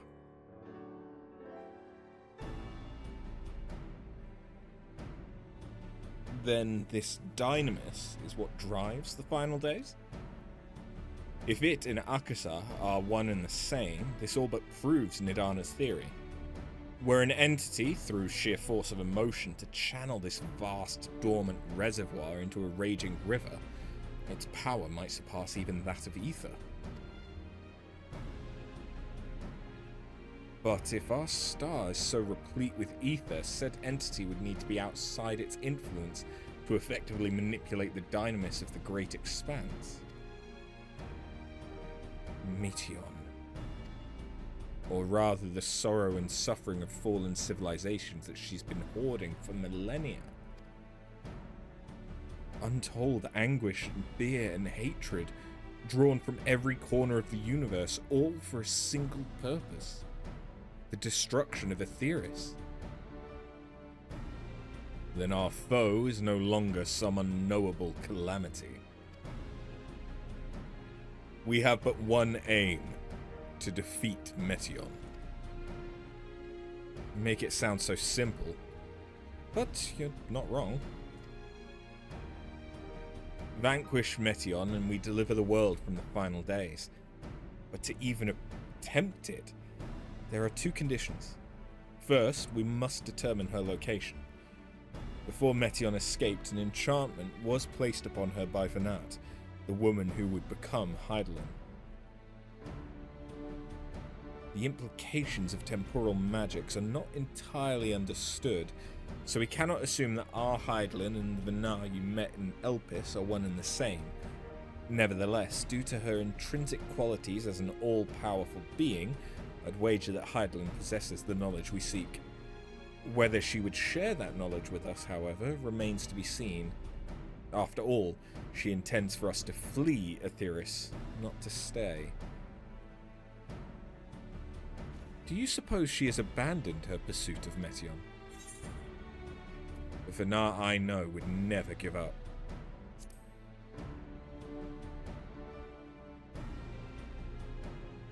That's my impression too. Otherwise, she wouldn't have used me as a conduit for her will, or provided clues as to the Elpis flower.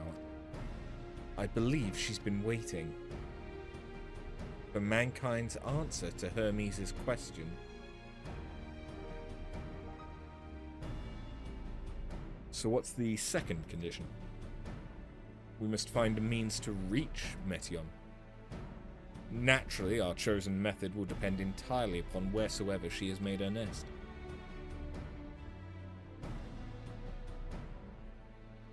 Then communing with Hydaelyn must by necessity come first.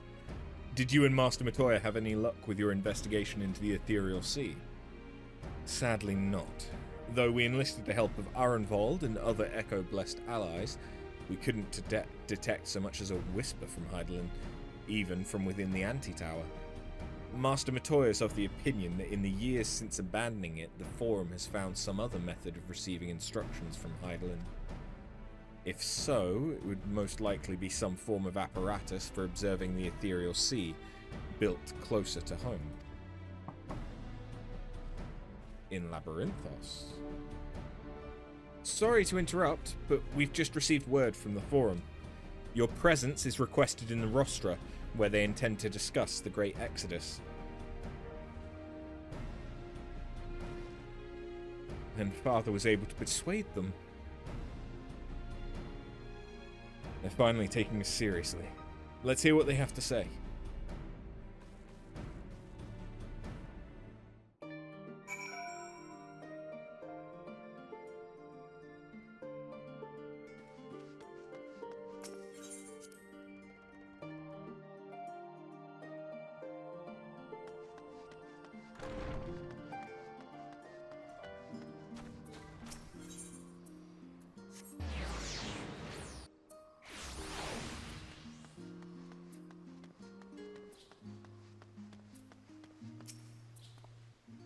The Forum is in session, and as such, the Rostra is closed to visitors.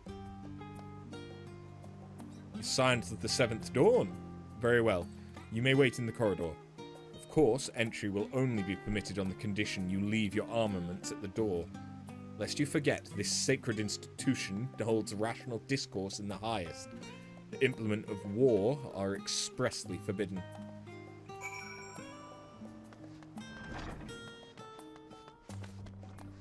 How about that? I'm just here to paint a portrait. It's fine. It's fine.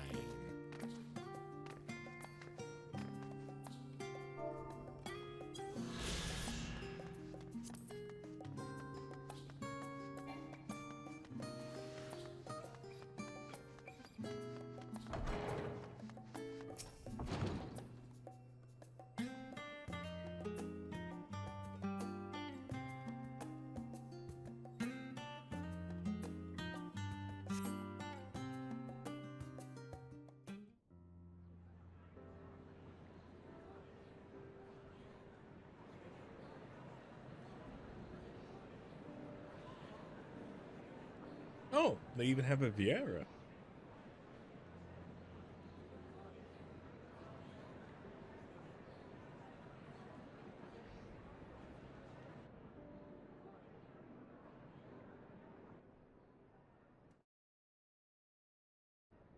There is a matter I wish to raise with you before we enter.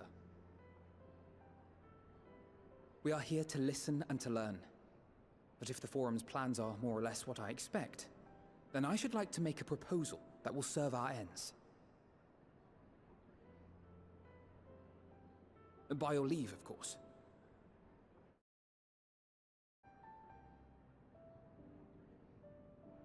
I don't see why not. Your words and wits have gotten us this far. Agreed. I will present our queries so that you may consider the most advantageous way to advance your proposal without distraction. You're not going to tell us what the proposal is? I feel like that's a significant bit of If I information. may have your attention, the ad hoc session will now commence. The purpose of today's assembly is to brief the Scions of the Seventh Dawn, at their request, on the Great Exodus. You may enter.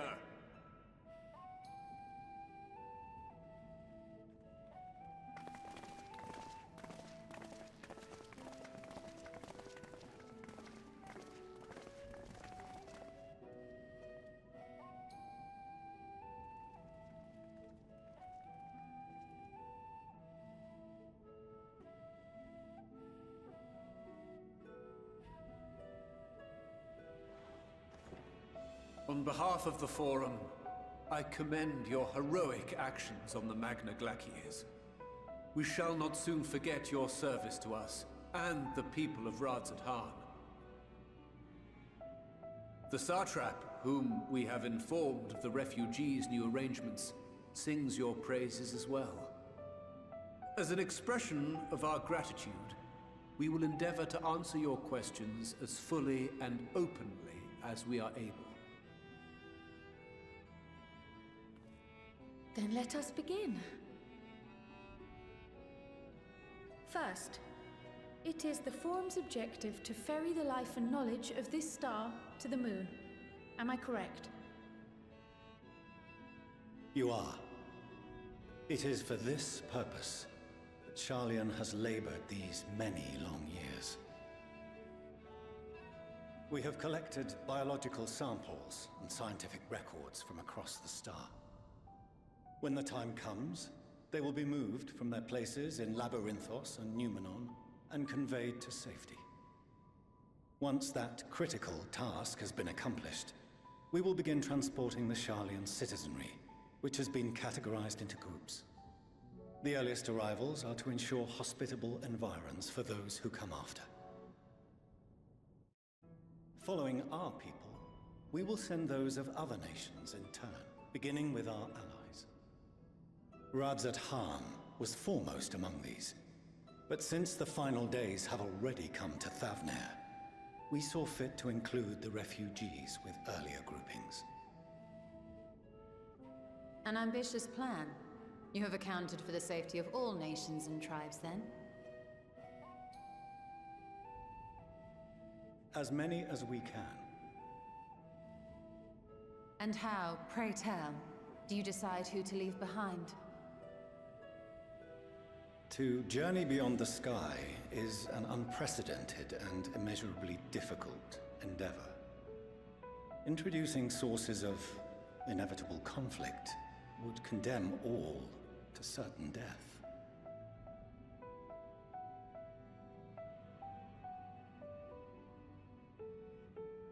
Questions as to the validity of that approach aside,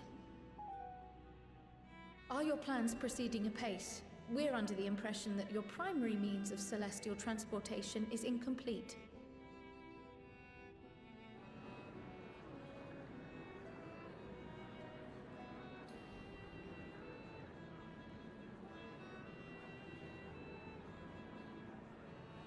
If only in that it does not meet our optimal parameters, that is correct.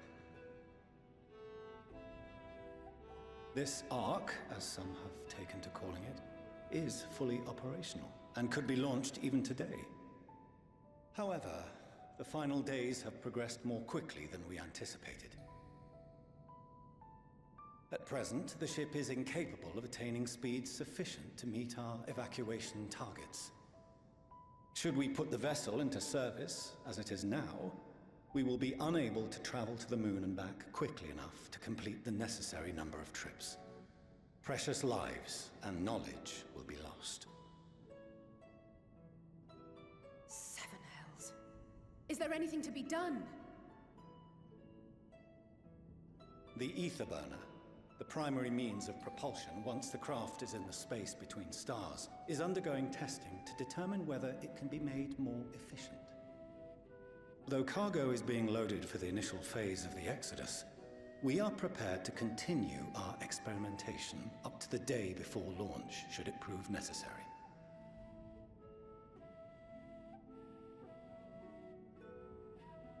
What if the Scions were to solve your problem?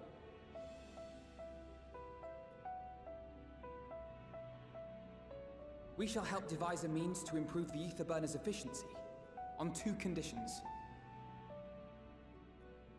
If we succeed, you must allow us to meet with Hydaelyn.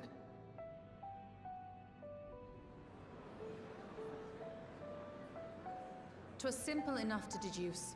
You have a Concord, and so you would never have abandoned the anti-tower had you no other means of communication. One far more convenient, I suspect.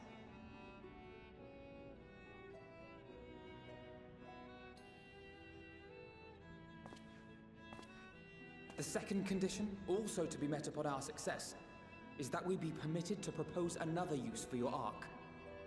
Ah. Ark could carry us to fight Meteon. We would be at liberty to refuse this proposal. Of course. If we cannot prove its merit to the 99 here, who are we to stake on it the lives of all peoples of this star?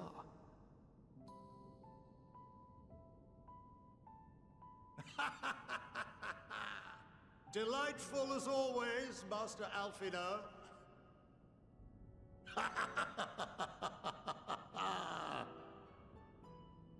Oh, we couldn't have asked for a finer plan. Allow us to solve this complex engineering problem of which we were entirely unaware until moments ago. What could possibly go wrong? The satire writes itself.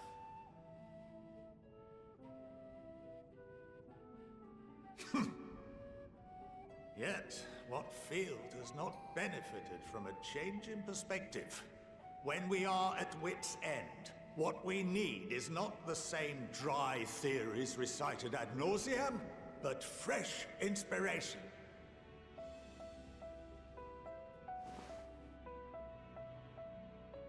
I, for one, have faith in my erstwhile students to provide it, and I find their terms to be perfectly acceptable.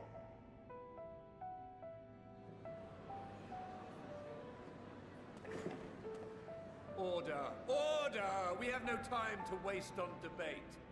I call a vote. All in favor of agreeing to the Scion's terms? I mean, they literally lose nothing by accepting them.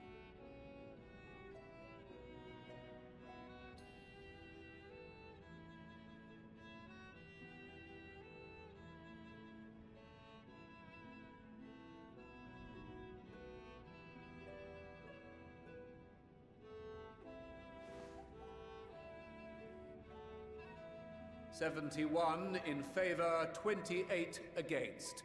The ayes have it. Fortuneau, as the architect of this project, you are the best candidate to show them its current state. And bear in mind that regardless of your personal misgivings, this is the will of the Forum.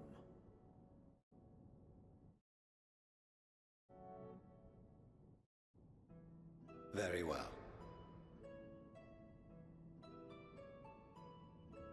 I call this session to a close. Return to your tasks with urgency. The final days wait for none.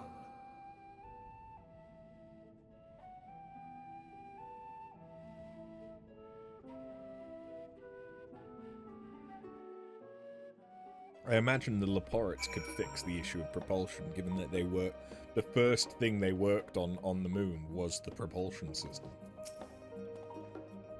Sorry about not letting the rest of you in on my plan. I was admittedly thinking on my feet for the most part.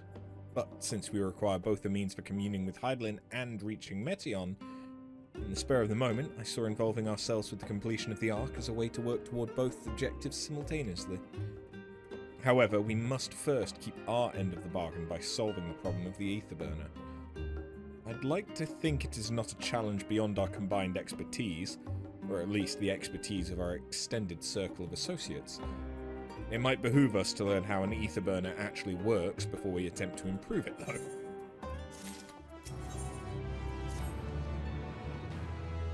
As instructed, I shall take you to see the Aetherburner.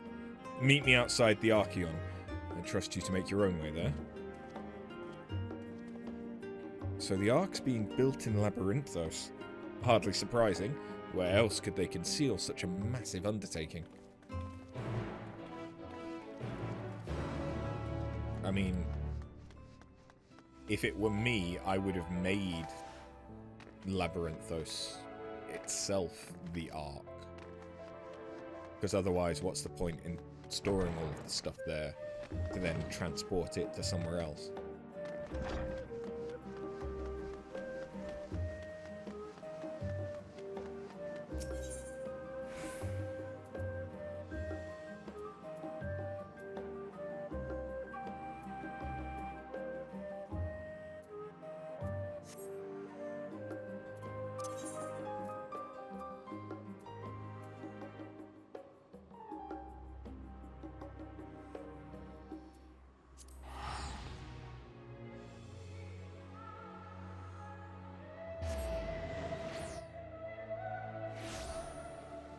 This should finally let us... Forgot it was in a fucking fountain. This should finally let us do more of the stuff down here, right? Our destination lies in the lower levels. The Forum, in its wisdom, has granted you access to the Archeon's lifts. Step inside and have Opheline take you to the medial circuit.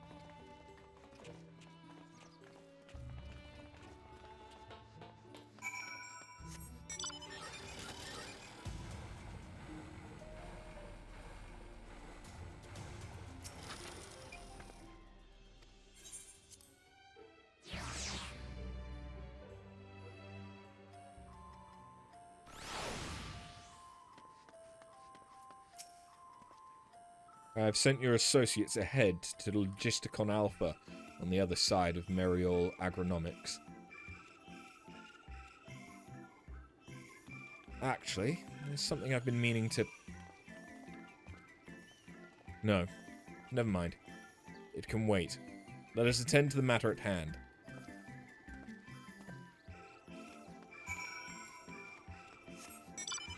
This music does not fit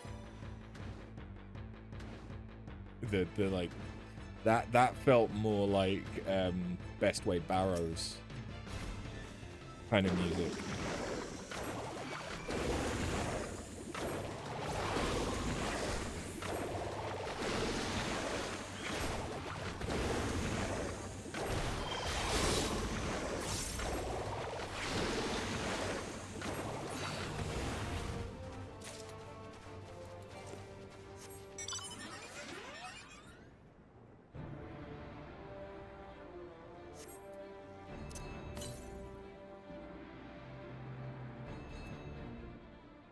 I also have Blue Quest to do.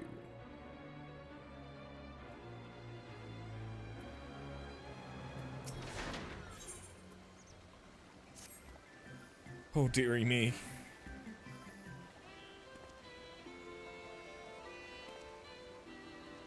My sweetest shackles, one of the Archeon's precious samples has fled.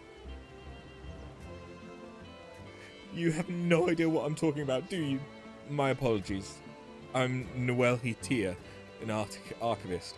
The Archeon's home to various samples collected from all across the star, and one such specimen has just escaped. A young troll, to be specific. Oh, I hope he hasn't been set upon by the local predators. Listen, I promise to compensate you, so could you please help me to retrieve the specimen? My thanks. I'll continue my search of this area. I'd like you to check the 33rd faucet. Once you've had a comprehensive look about, please meet me at the Archeon to report your findings.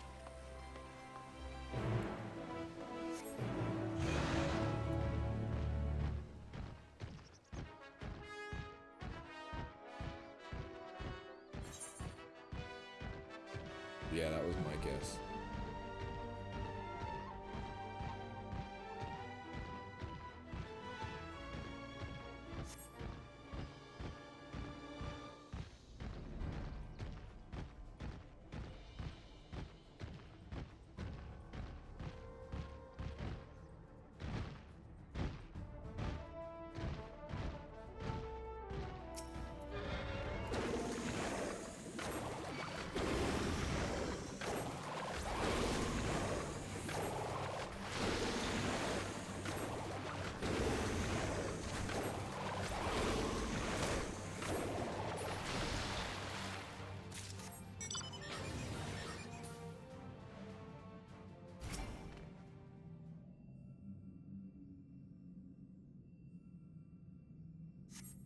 You see no trolls, great or small.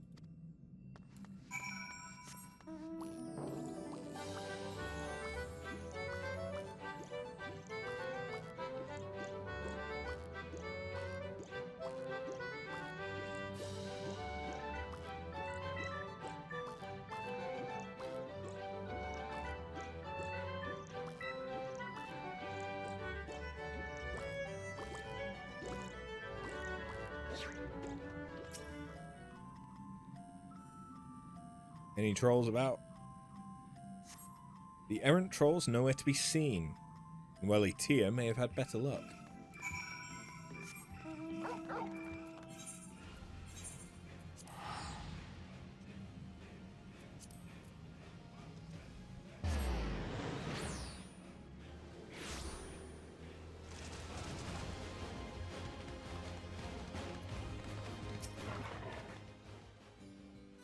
I see. I was unable to find the specimen either. However, I did meet someone who claimed to have seen it in Mornvale Forest. Let us head there and see if we can't track it down.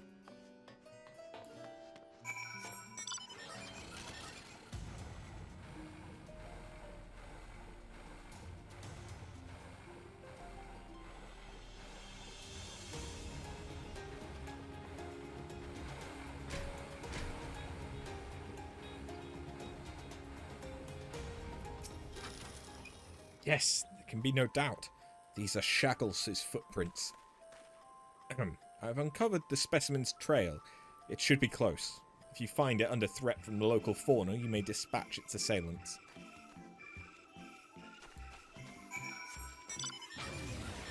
I want to see what the baby troll looks like.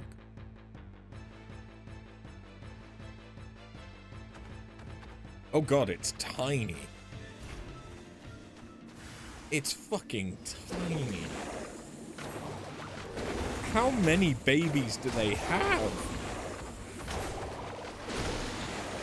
What's their litter size? Like 30?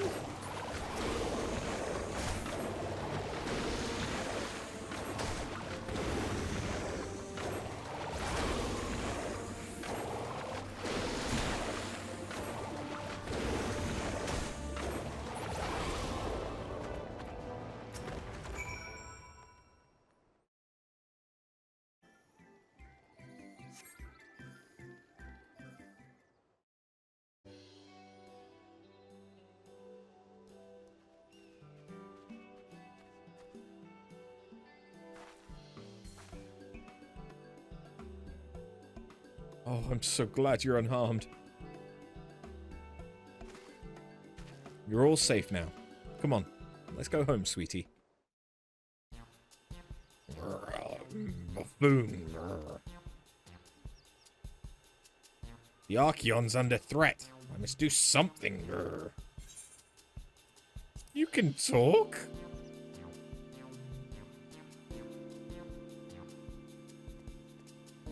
You can understand me?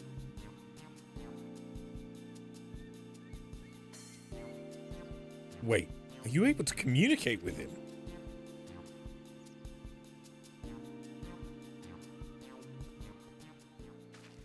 Incredible. I've never met someone with such a skill before.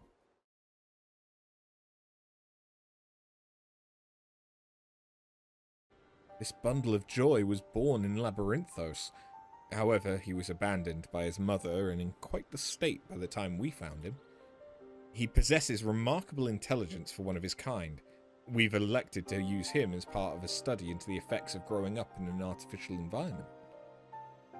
I had seen him making gestures that indicated he's been reading tomes here. I thought he was just copying those around him. To think he actually understands speech. Though I do wonder exactly why you're able to understand him and I am not. I'm kind of special. I'm sort of a big deal. Really?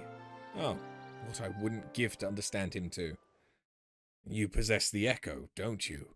I find it difficult to the way your kind do, but I suppose it makes sense that you understand my general sentiments. I happen to learn of said power from the tomes in the Archeon.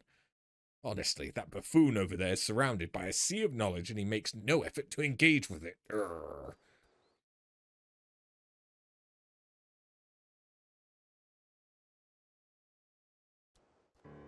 At any rate, I'm glad to finally have someone to talk to.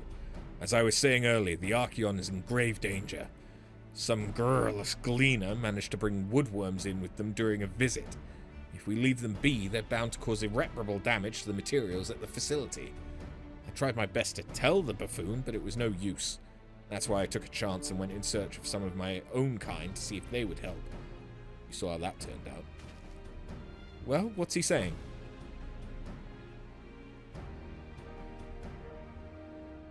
Oh, dearie me. Still, it was most courageous of him to try and solve the issue on his own. Now that we're aware of it, we need to sort out this pest problem at once. Would you mind helping out a little longer? You're the only one who can understand him after all, and he seems moms ahead of us with regard to the situation at hand.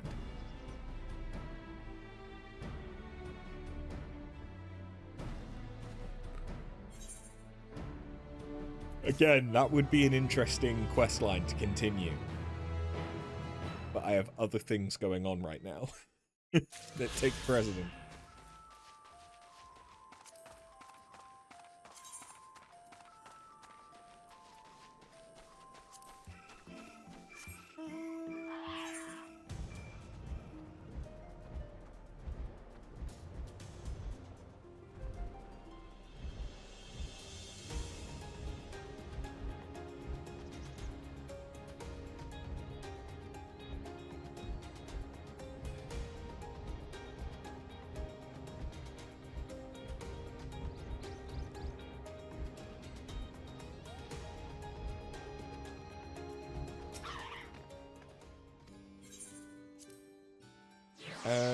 I imagine it's not very far off, but I'll probably go until we get the next Aetheryte.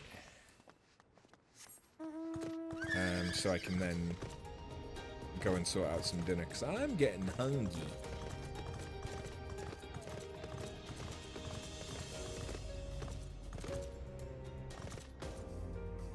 I also need to do some stuff in Bosnia before the weekly reset.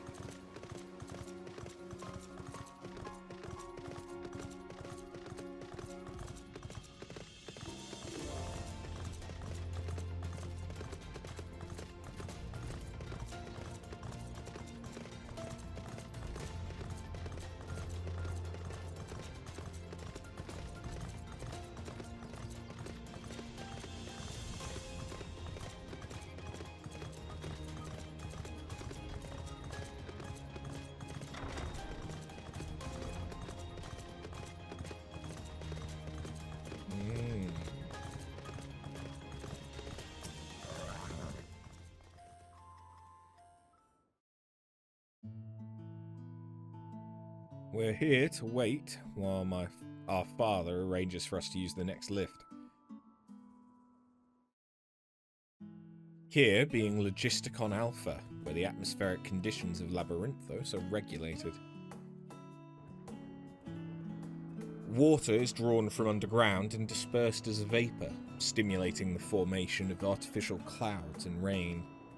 By manipulating the temperature and air circulation, they're able to create the ideal environment for the growth and preservation of the biological samples kept here. Hold on, how do you know so much about it? Why, Father brought me here as a child. What? And left me behind? Actually, you're the one who left me behind when you went off somewhere with Grandfather. The night before, I'd been asking Father how clouds are made, so he decided to show me. It was fascinating. I peppered him with questions the entire time. It is all too easy to take for granted the way interweaving aspects of the natural world, to grow inured to the wondrous. But having gained an understanding of the complex mechanisms employed by the Laporits in recreating a similar environment, I have come to view such processes in a new light. The subterranean gardens of Labyrinthos, the lunar prison forged to contain the ancient Zodiac, the habitations built for all mankind beneath the moon's surface, each unique yet undeniably similar. It is no mere coincidence.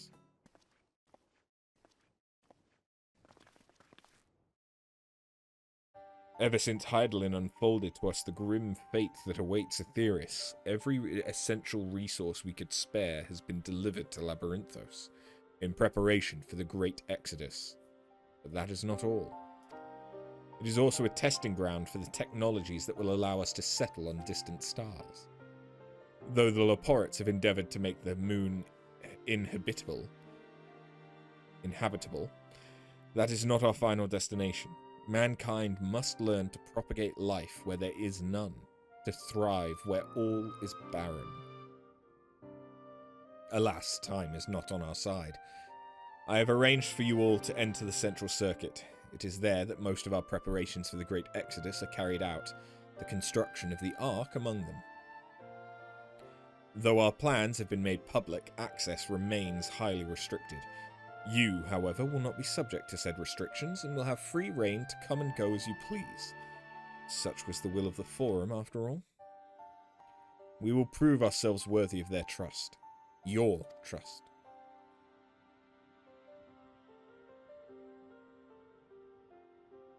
Then let us proceed.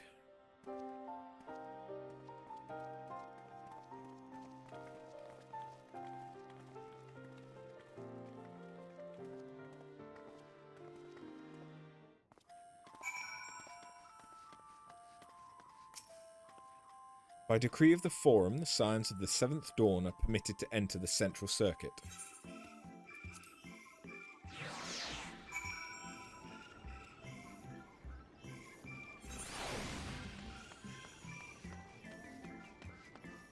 Okay, that's pretty fucking pretty. The ether burner is being constructed not far from here. Overseeing the work is Kokul Dankol, after whom the forge is named. Once the necessary introductions have been made, I shall leave you with him to discuss the particulars. This way. Like, that is... like, wallpaper worthy.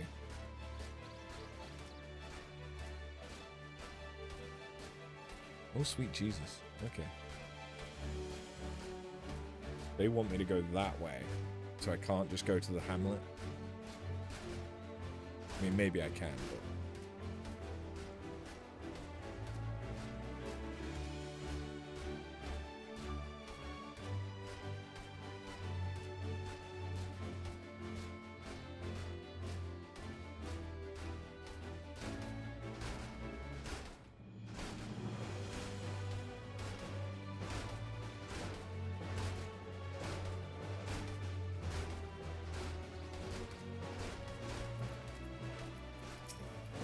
Kokul Dankol.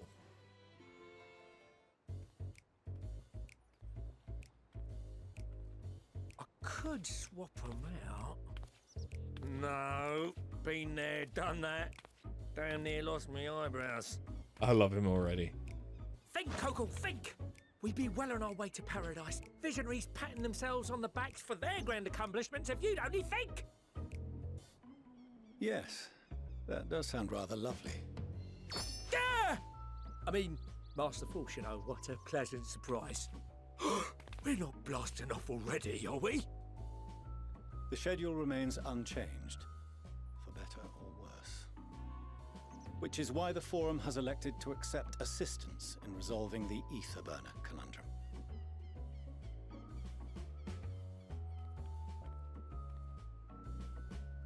Huh. Not seen you lot down here before. There are Archons among their number, but engineering is not their expertise. Nevertheless, the Forum concedes the slim possibility that they may have insights to offer. If not, you are at liberty to return them to the surface, by whatever means you see fit. I assure you that won't be necessary. Now, about your troubles with the Ether Burner. Aye, aye, I'll walk you through it. Suppose I could do with a change of pace. As the name ought to tell you, the Ether Burner burns ether, ambient or otherwise, and transforms it into motive force. Think of it like a giant bomb that never stops exploding. That doesn't sound dangerous. That black void where the ether's right sparse is strong enough to move our arc.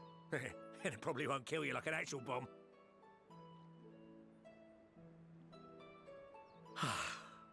But it ain't perfect. According to my calculations, to travel to the moon and back fast enough for the Forum's liking, the conversion rate needs to be 6% more efficient. A measly 6%, you say? But if I could have squeezed even another 0.6 out of it, don't you think I'd have built it that way in the first place? Hast thou consulted with the Loperites? Yes, they too are conducting their own research, for lack of a ready answer. The moon's propulsion systems are considerable, naturally, yet they are commensurately massive. It is no easy feat to convert their technology into an efficient means of propulsion for a teeny tiny toy boat, as they say, and as I most certainly do not. Yes, exactly! Damn it all, I asked for refined adamantite and they send me uppity rabbits with inscrutable, ancient, incompatible technology! You're trying to drive me mad! Do you speak of Allegan refined adamantite, perchance? You know of it? Only in the most general terms, I'm afraid.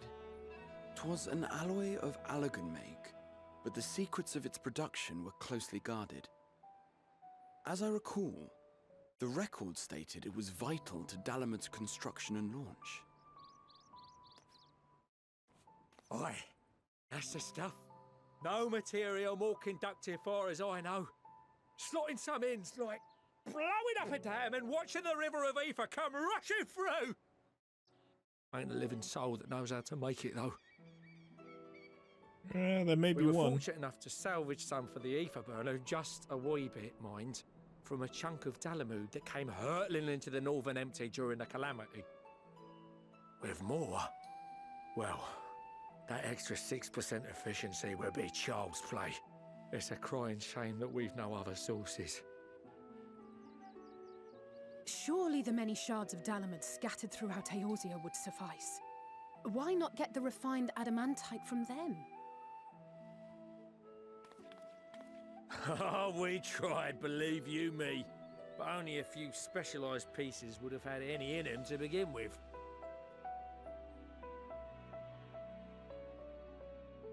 Drive calls from Ragnarok-class internment hulks. Those are the prize bits we really need. According to the Gleaners, getting to them means delving deep into the shards. And the defences are still very operational and very eager to blow them up.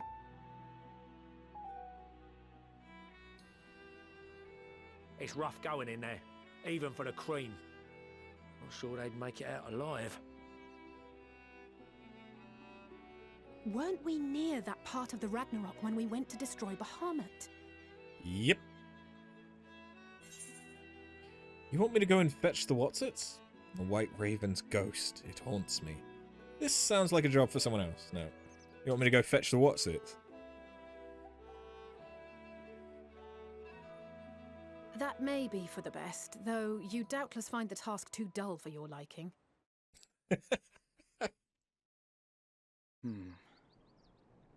There are multiple internment hulks in Eorzea alone, so handling this ourselves may not be the most efficient option.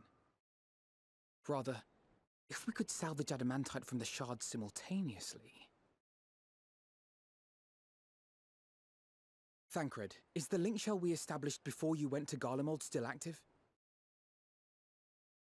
Of course. The floor is yours.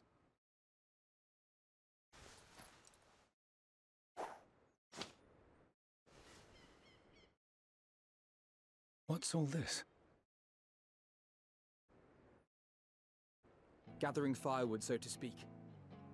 We alone can accomplish little, but joined by others, we may yet build a bonfire to carry us Heavensward. Is this to the Alliance and everyone? This is Alphino. The Scions have need of you.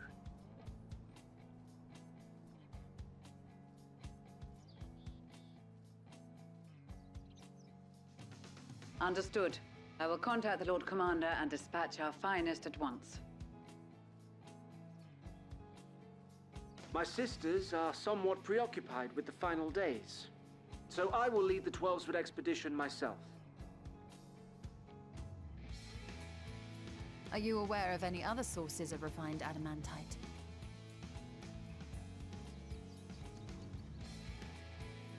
Logically, such an invaluable alloy would have been utilized solely where absolutely necessary, in components intended to conduct or collect surpassing amounts of ether. You mean? Any extant instrumentation or devices would have likely found their way into the hands of etherologists or enthusiasts.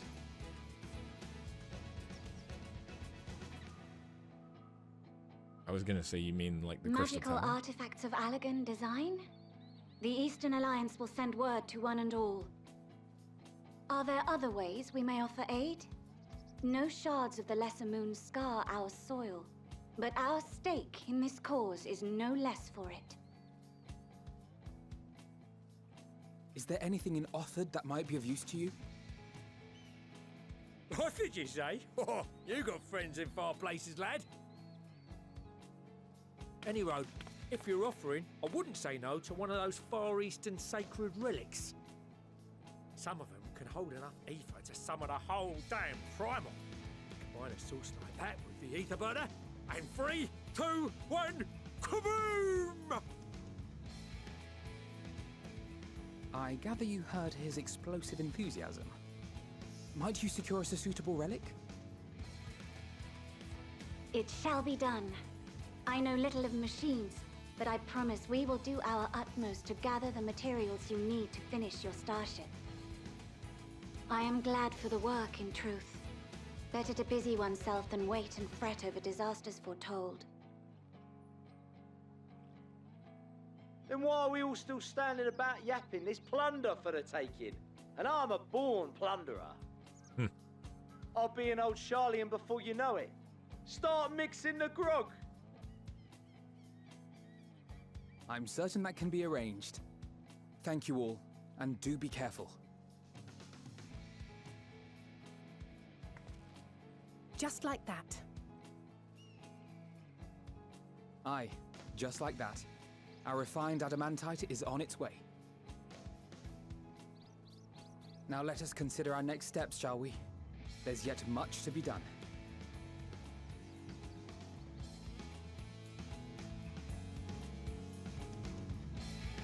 So yes, the power of the Scions is quite literally the friends we made along the way.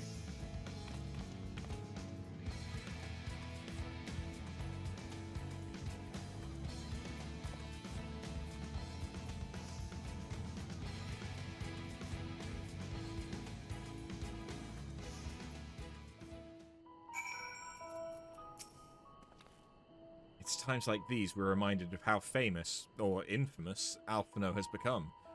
Who'd have thought he could achieve so much with a single Link Pearl conversation? As we're expecting rather a lot of visitors in the near future, I'd best return to the surface and inform the relevant parties. I also have a contact of my own that might be worth a try. Oh, and who might that be?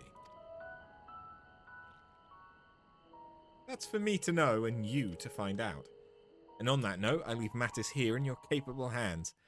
Best of luck.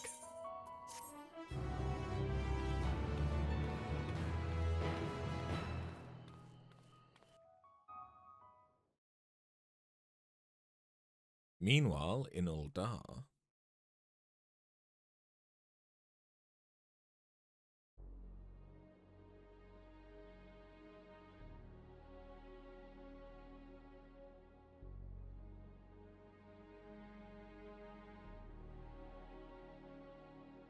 Our course of action is clear. We must harvest refined adamantite from the shards of Dalamud and procure arcane relics of Allagan make. Summon the best and brightest of our immortal flames and form an expeditionary party at once. Call upon the Sultan Sworn and Brass Blades for support as you must. Papashan, send word to the guilds. We will require the expertise of master artisans if we are to have any hope of identifying and recovering these elusive materials. Viergeist, we have need of your stone torches. They are to assist the immortal flames in scouring the ruins and to help secure the surrounding areas. I trust I can count on your support. As commander of the Stone Torches, my son Zimberg will personally see it done.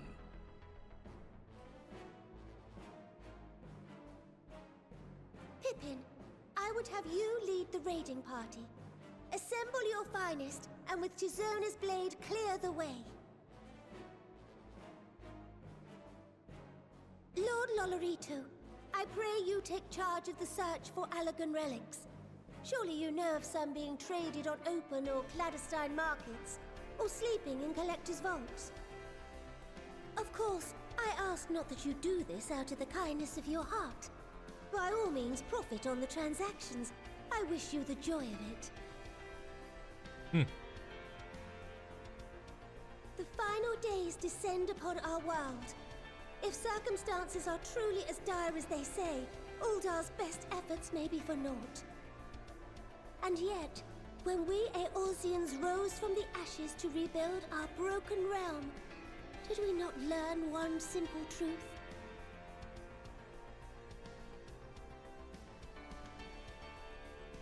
That which seems all but impossible to overcome alone may yet be possible if we stand together. It was the Scions who united us then, and it is the Scions who call upon us now. Uldar will answer that call. We will summon our courage and join the fight for our world's future. You know your duties. I, Nanamo Ulnamo, 17th in the line of Ul, bid you good luck and Godspeed. She's become a much better leader.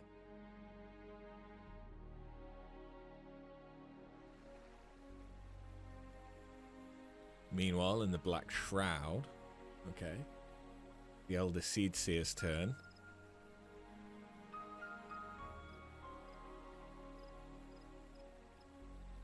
Oh, no, Arun.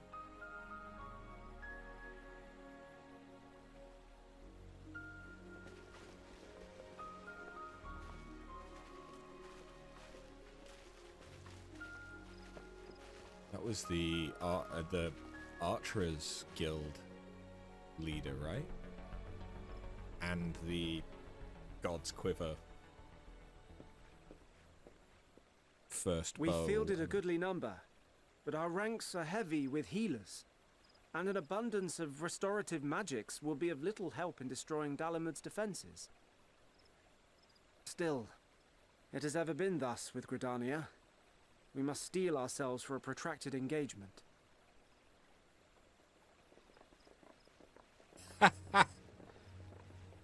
In that case, might I suggest taking us along?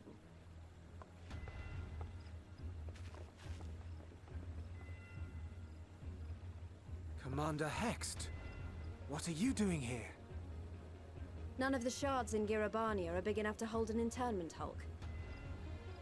So we said to ourselves, why not lend our neighbors a hand? We thought you might be short on people with a talent for breaking things. While it pains me to admit it, you are right. Our deficiency so plain to see. It might have been a lifetime ago, but I was once one of the scions assigned to the Shroud. I know this forest well. I know your people. And I know we will be stronger if we fight this fight together.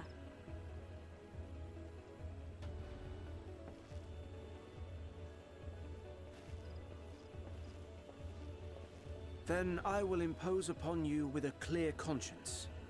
Come, let us speak of how to integrate our forces.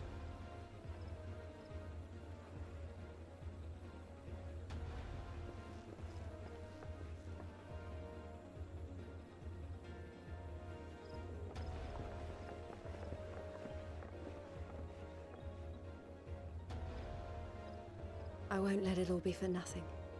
I promise you, Papalimo.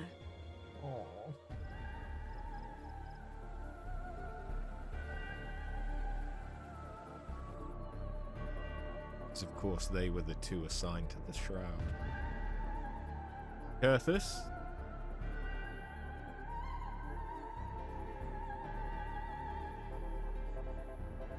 Are they saving Limsa for last?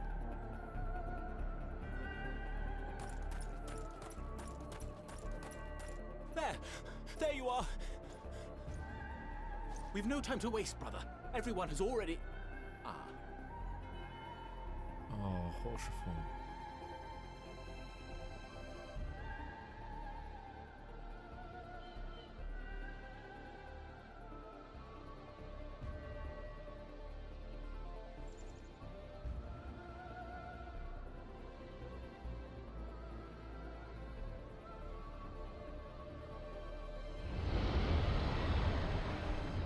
Huh?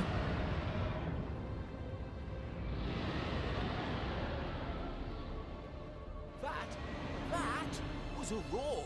A dragon's roar! No shit.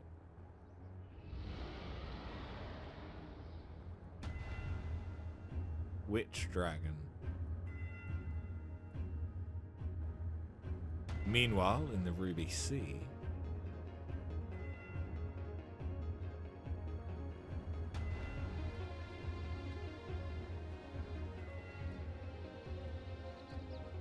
And so, in summation, the Eastern Alliance, as well as the Honourable Lord Lolorito himself, reached out to me for assistance in procuring these treasures of the divine, and I, in turn, do beseech the Confederacy for aid.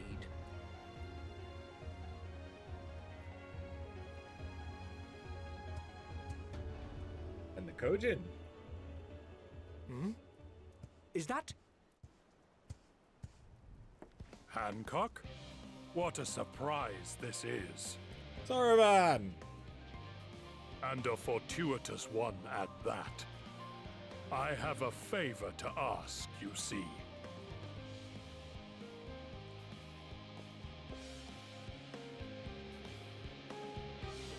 Say with you?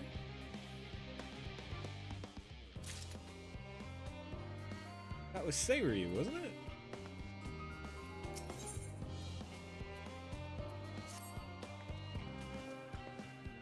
Though our friends are searching for refined adamantite and sacred relics, we will only know if they meet your requirements once they've arrived.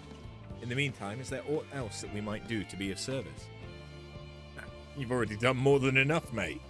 If I had to say, though, I could use someone who knows a thing or two about Allagan technology. You there, the lad with the red eyes and matching hair.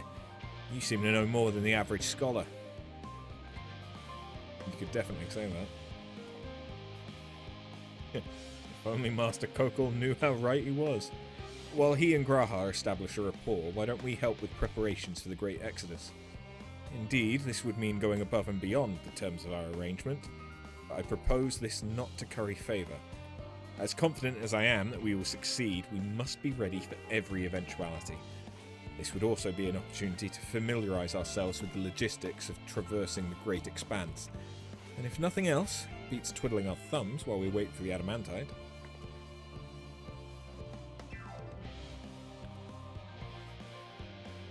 Well, ain't you a bunch of helpful buggers? If you've a mind to lend a hand, I know where you ought to go. Charlian Amlet's lousy with researchers and scholarly types busying themselves preparing for the Exodus. Bah! That lot need all the help they can get. Well then, off we go. Charlian Hamlet, yeah, that's where the Aetheryte is. Cool.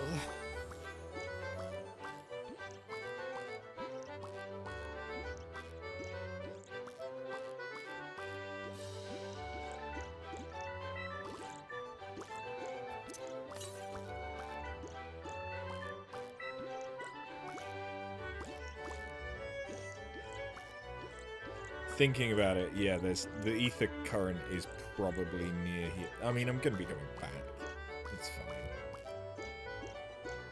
I hope.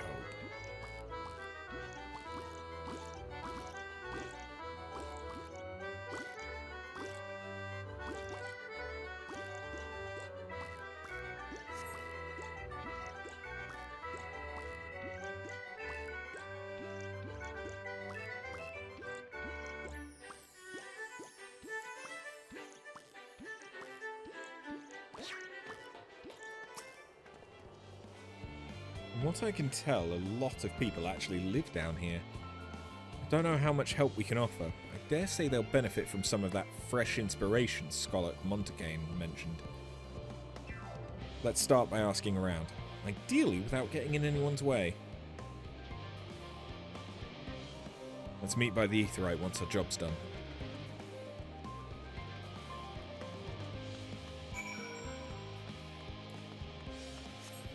You absolutely love Kokol. I can understand why.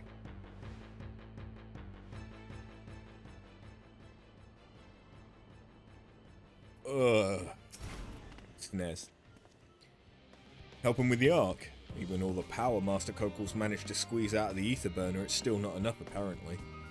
And now I hear the final days have arrived. Horrible creatures running rampant all over. If only we'd begun the Exodus sooner. People are dying. There'll be no end to it if we don't fulfill our duties. But we will. We spent years preparing for this moment. Believe in the plan, and all will be well.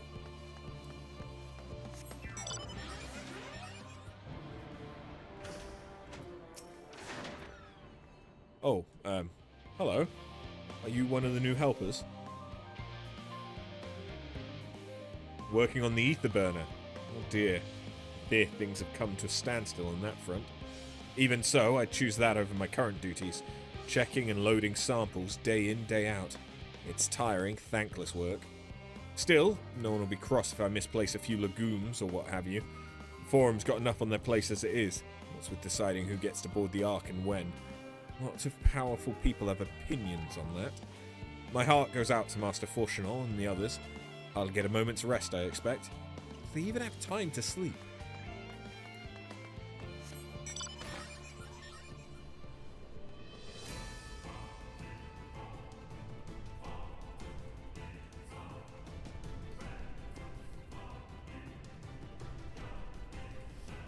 What to say? Offering to help? It's very kind, but I should be able to organise the rest of the documents by myself. It's mostly lists of things we'll need once we arrive on the moon, and then whichever star we choose as our new home. My duties largely concern the maintenance of living conditions, so I'll be a lot busier after we depart. I hear our lunar collaborators have come down to assist in our efforts. I'm looking forward to finally meeting them in person, after having communicated with them in such limited capacity thus far. To be perfectly honest, I've not even the slightest idea what they look like. I do hope they're not enormous looming giants. Why, I'd much prefer something small and fluffy, like that behatted rabbit that run by. Well, you're in luck, miss.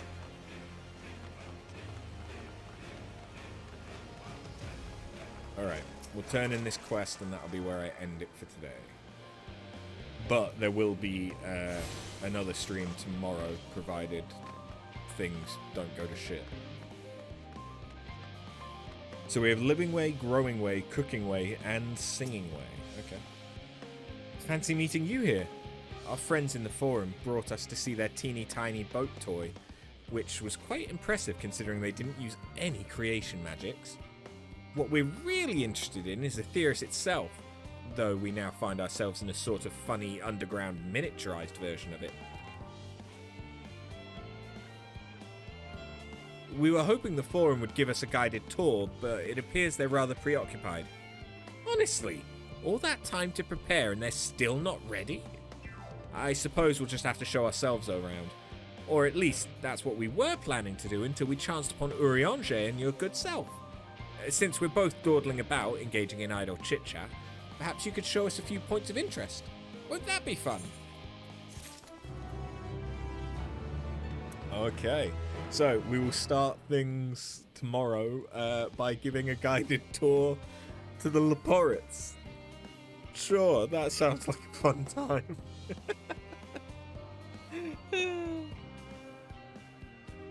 It's been a good stream though, and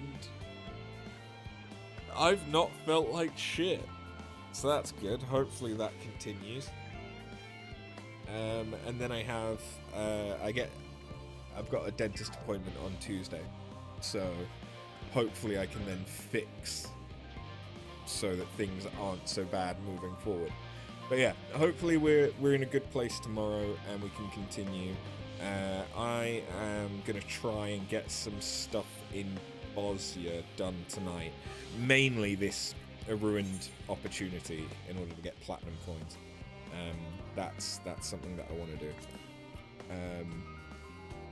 Beyond that, everything can wait until next week, but that's going to get reset. I think I also I haven't really done many roulettes, so I should do some roulettes to yeah, get some stuff done, get some experience. I might try and level Viper and Picto a little bit, because at this point it doesn't matter if they get to 90. We're close enough to damn it. But once they are above 90, that will be every DPS other than Blue Mage over 90. Which will be nice. The only thing that I still need to get up to 90 at that point then is Paladin and Dark Knight.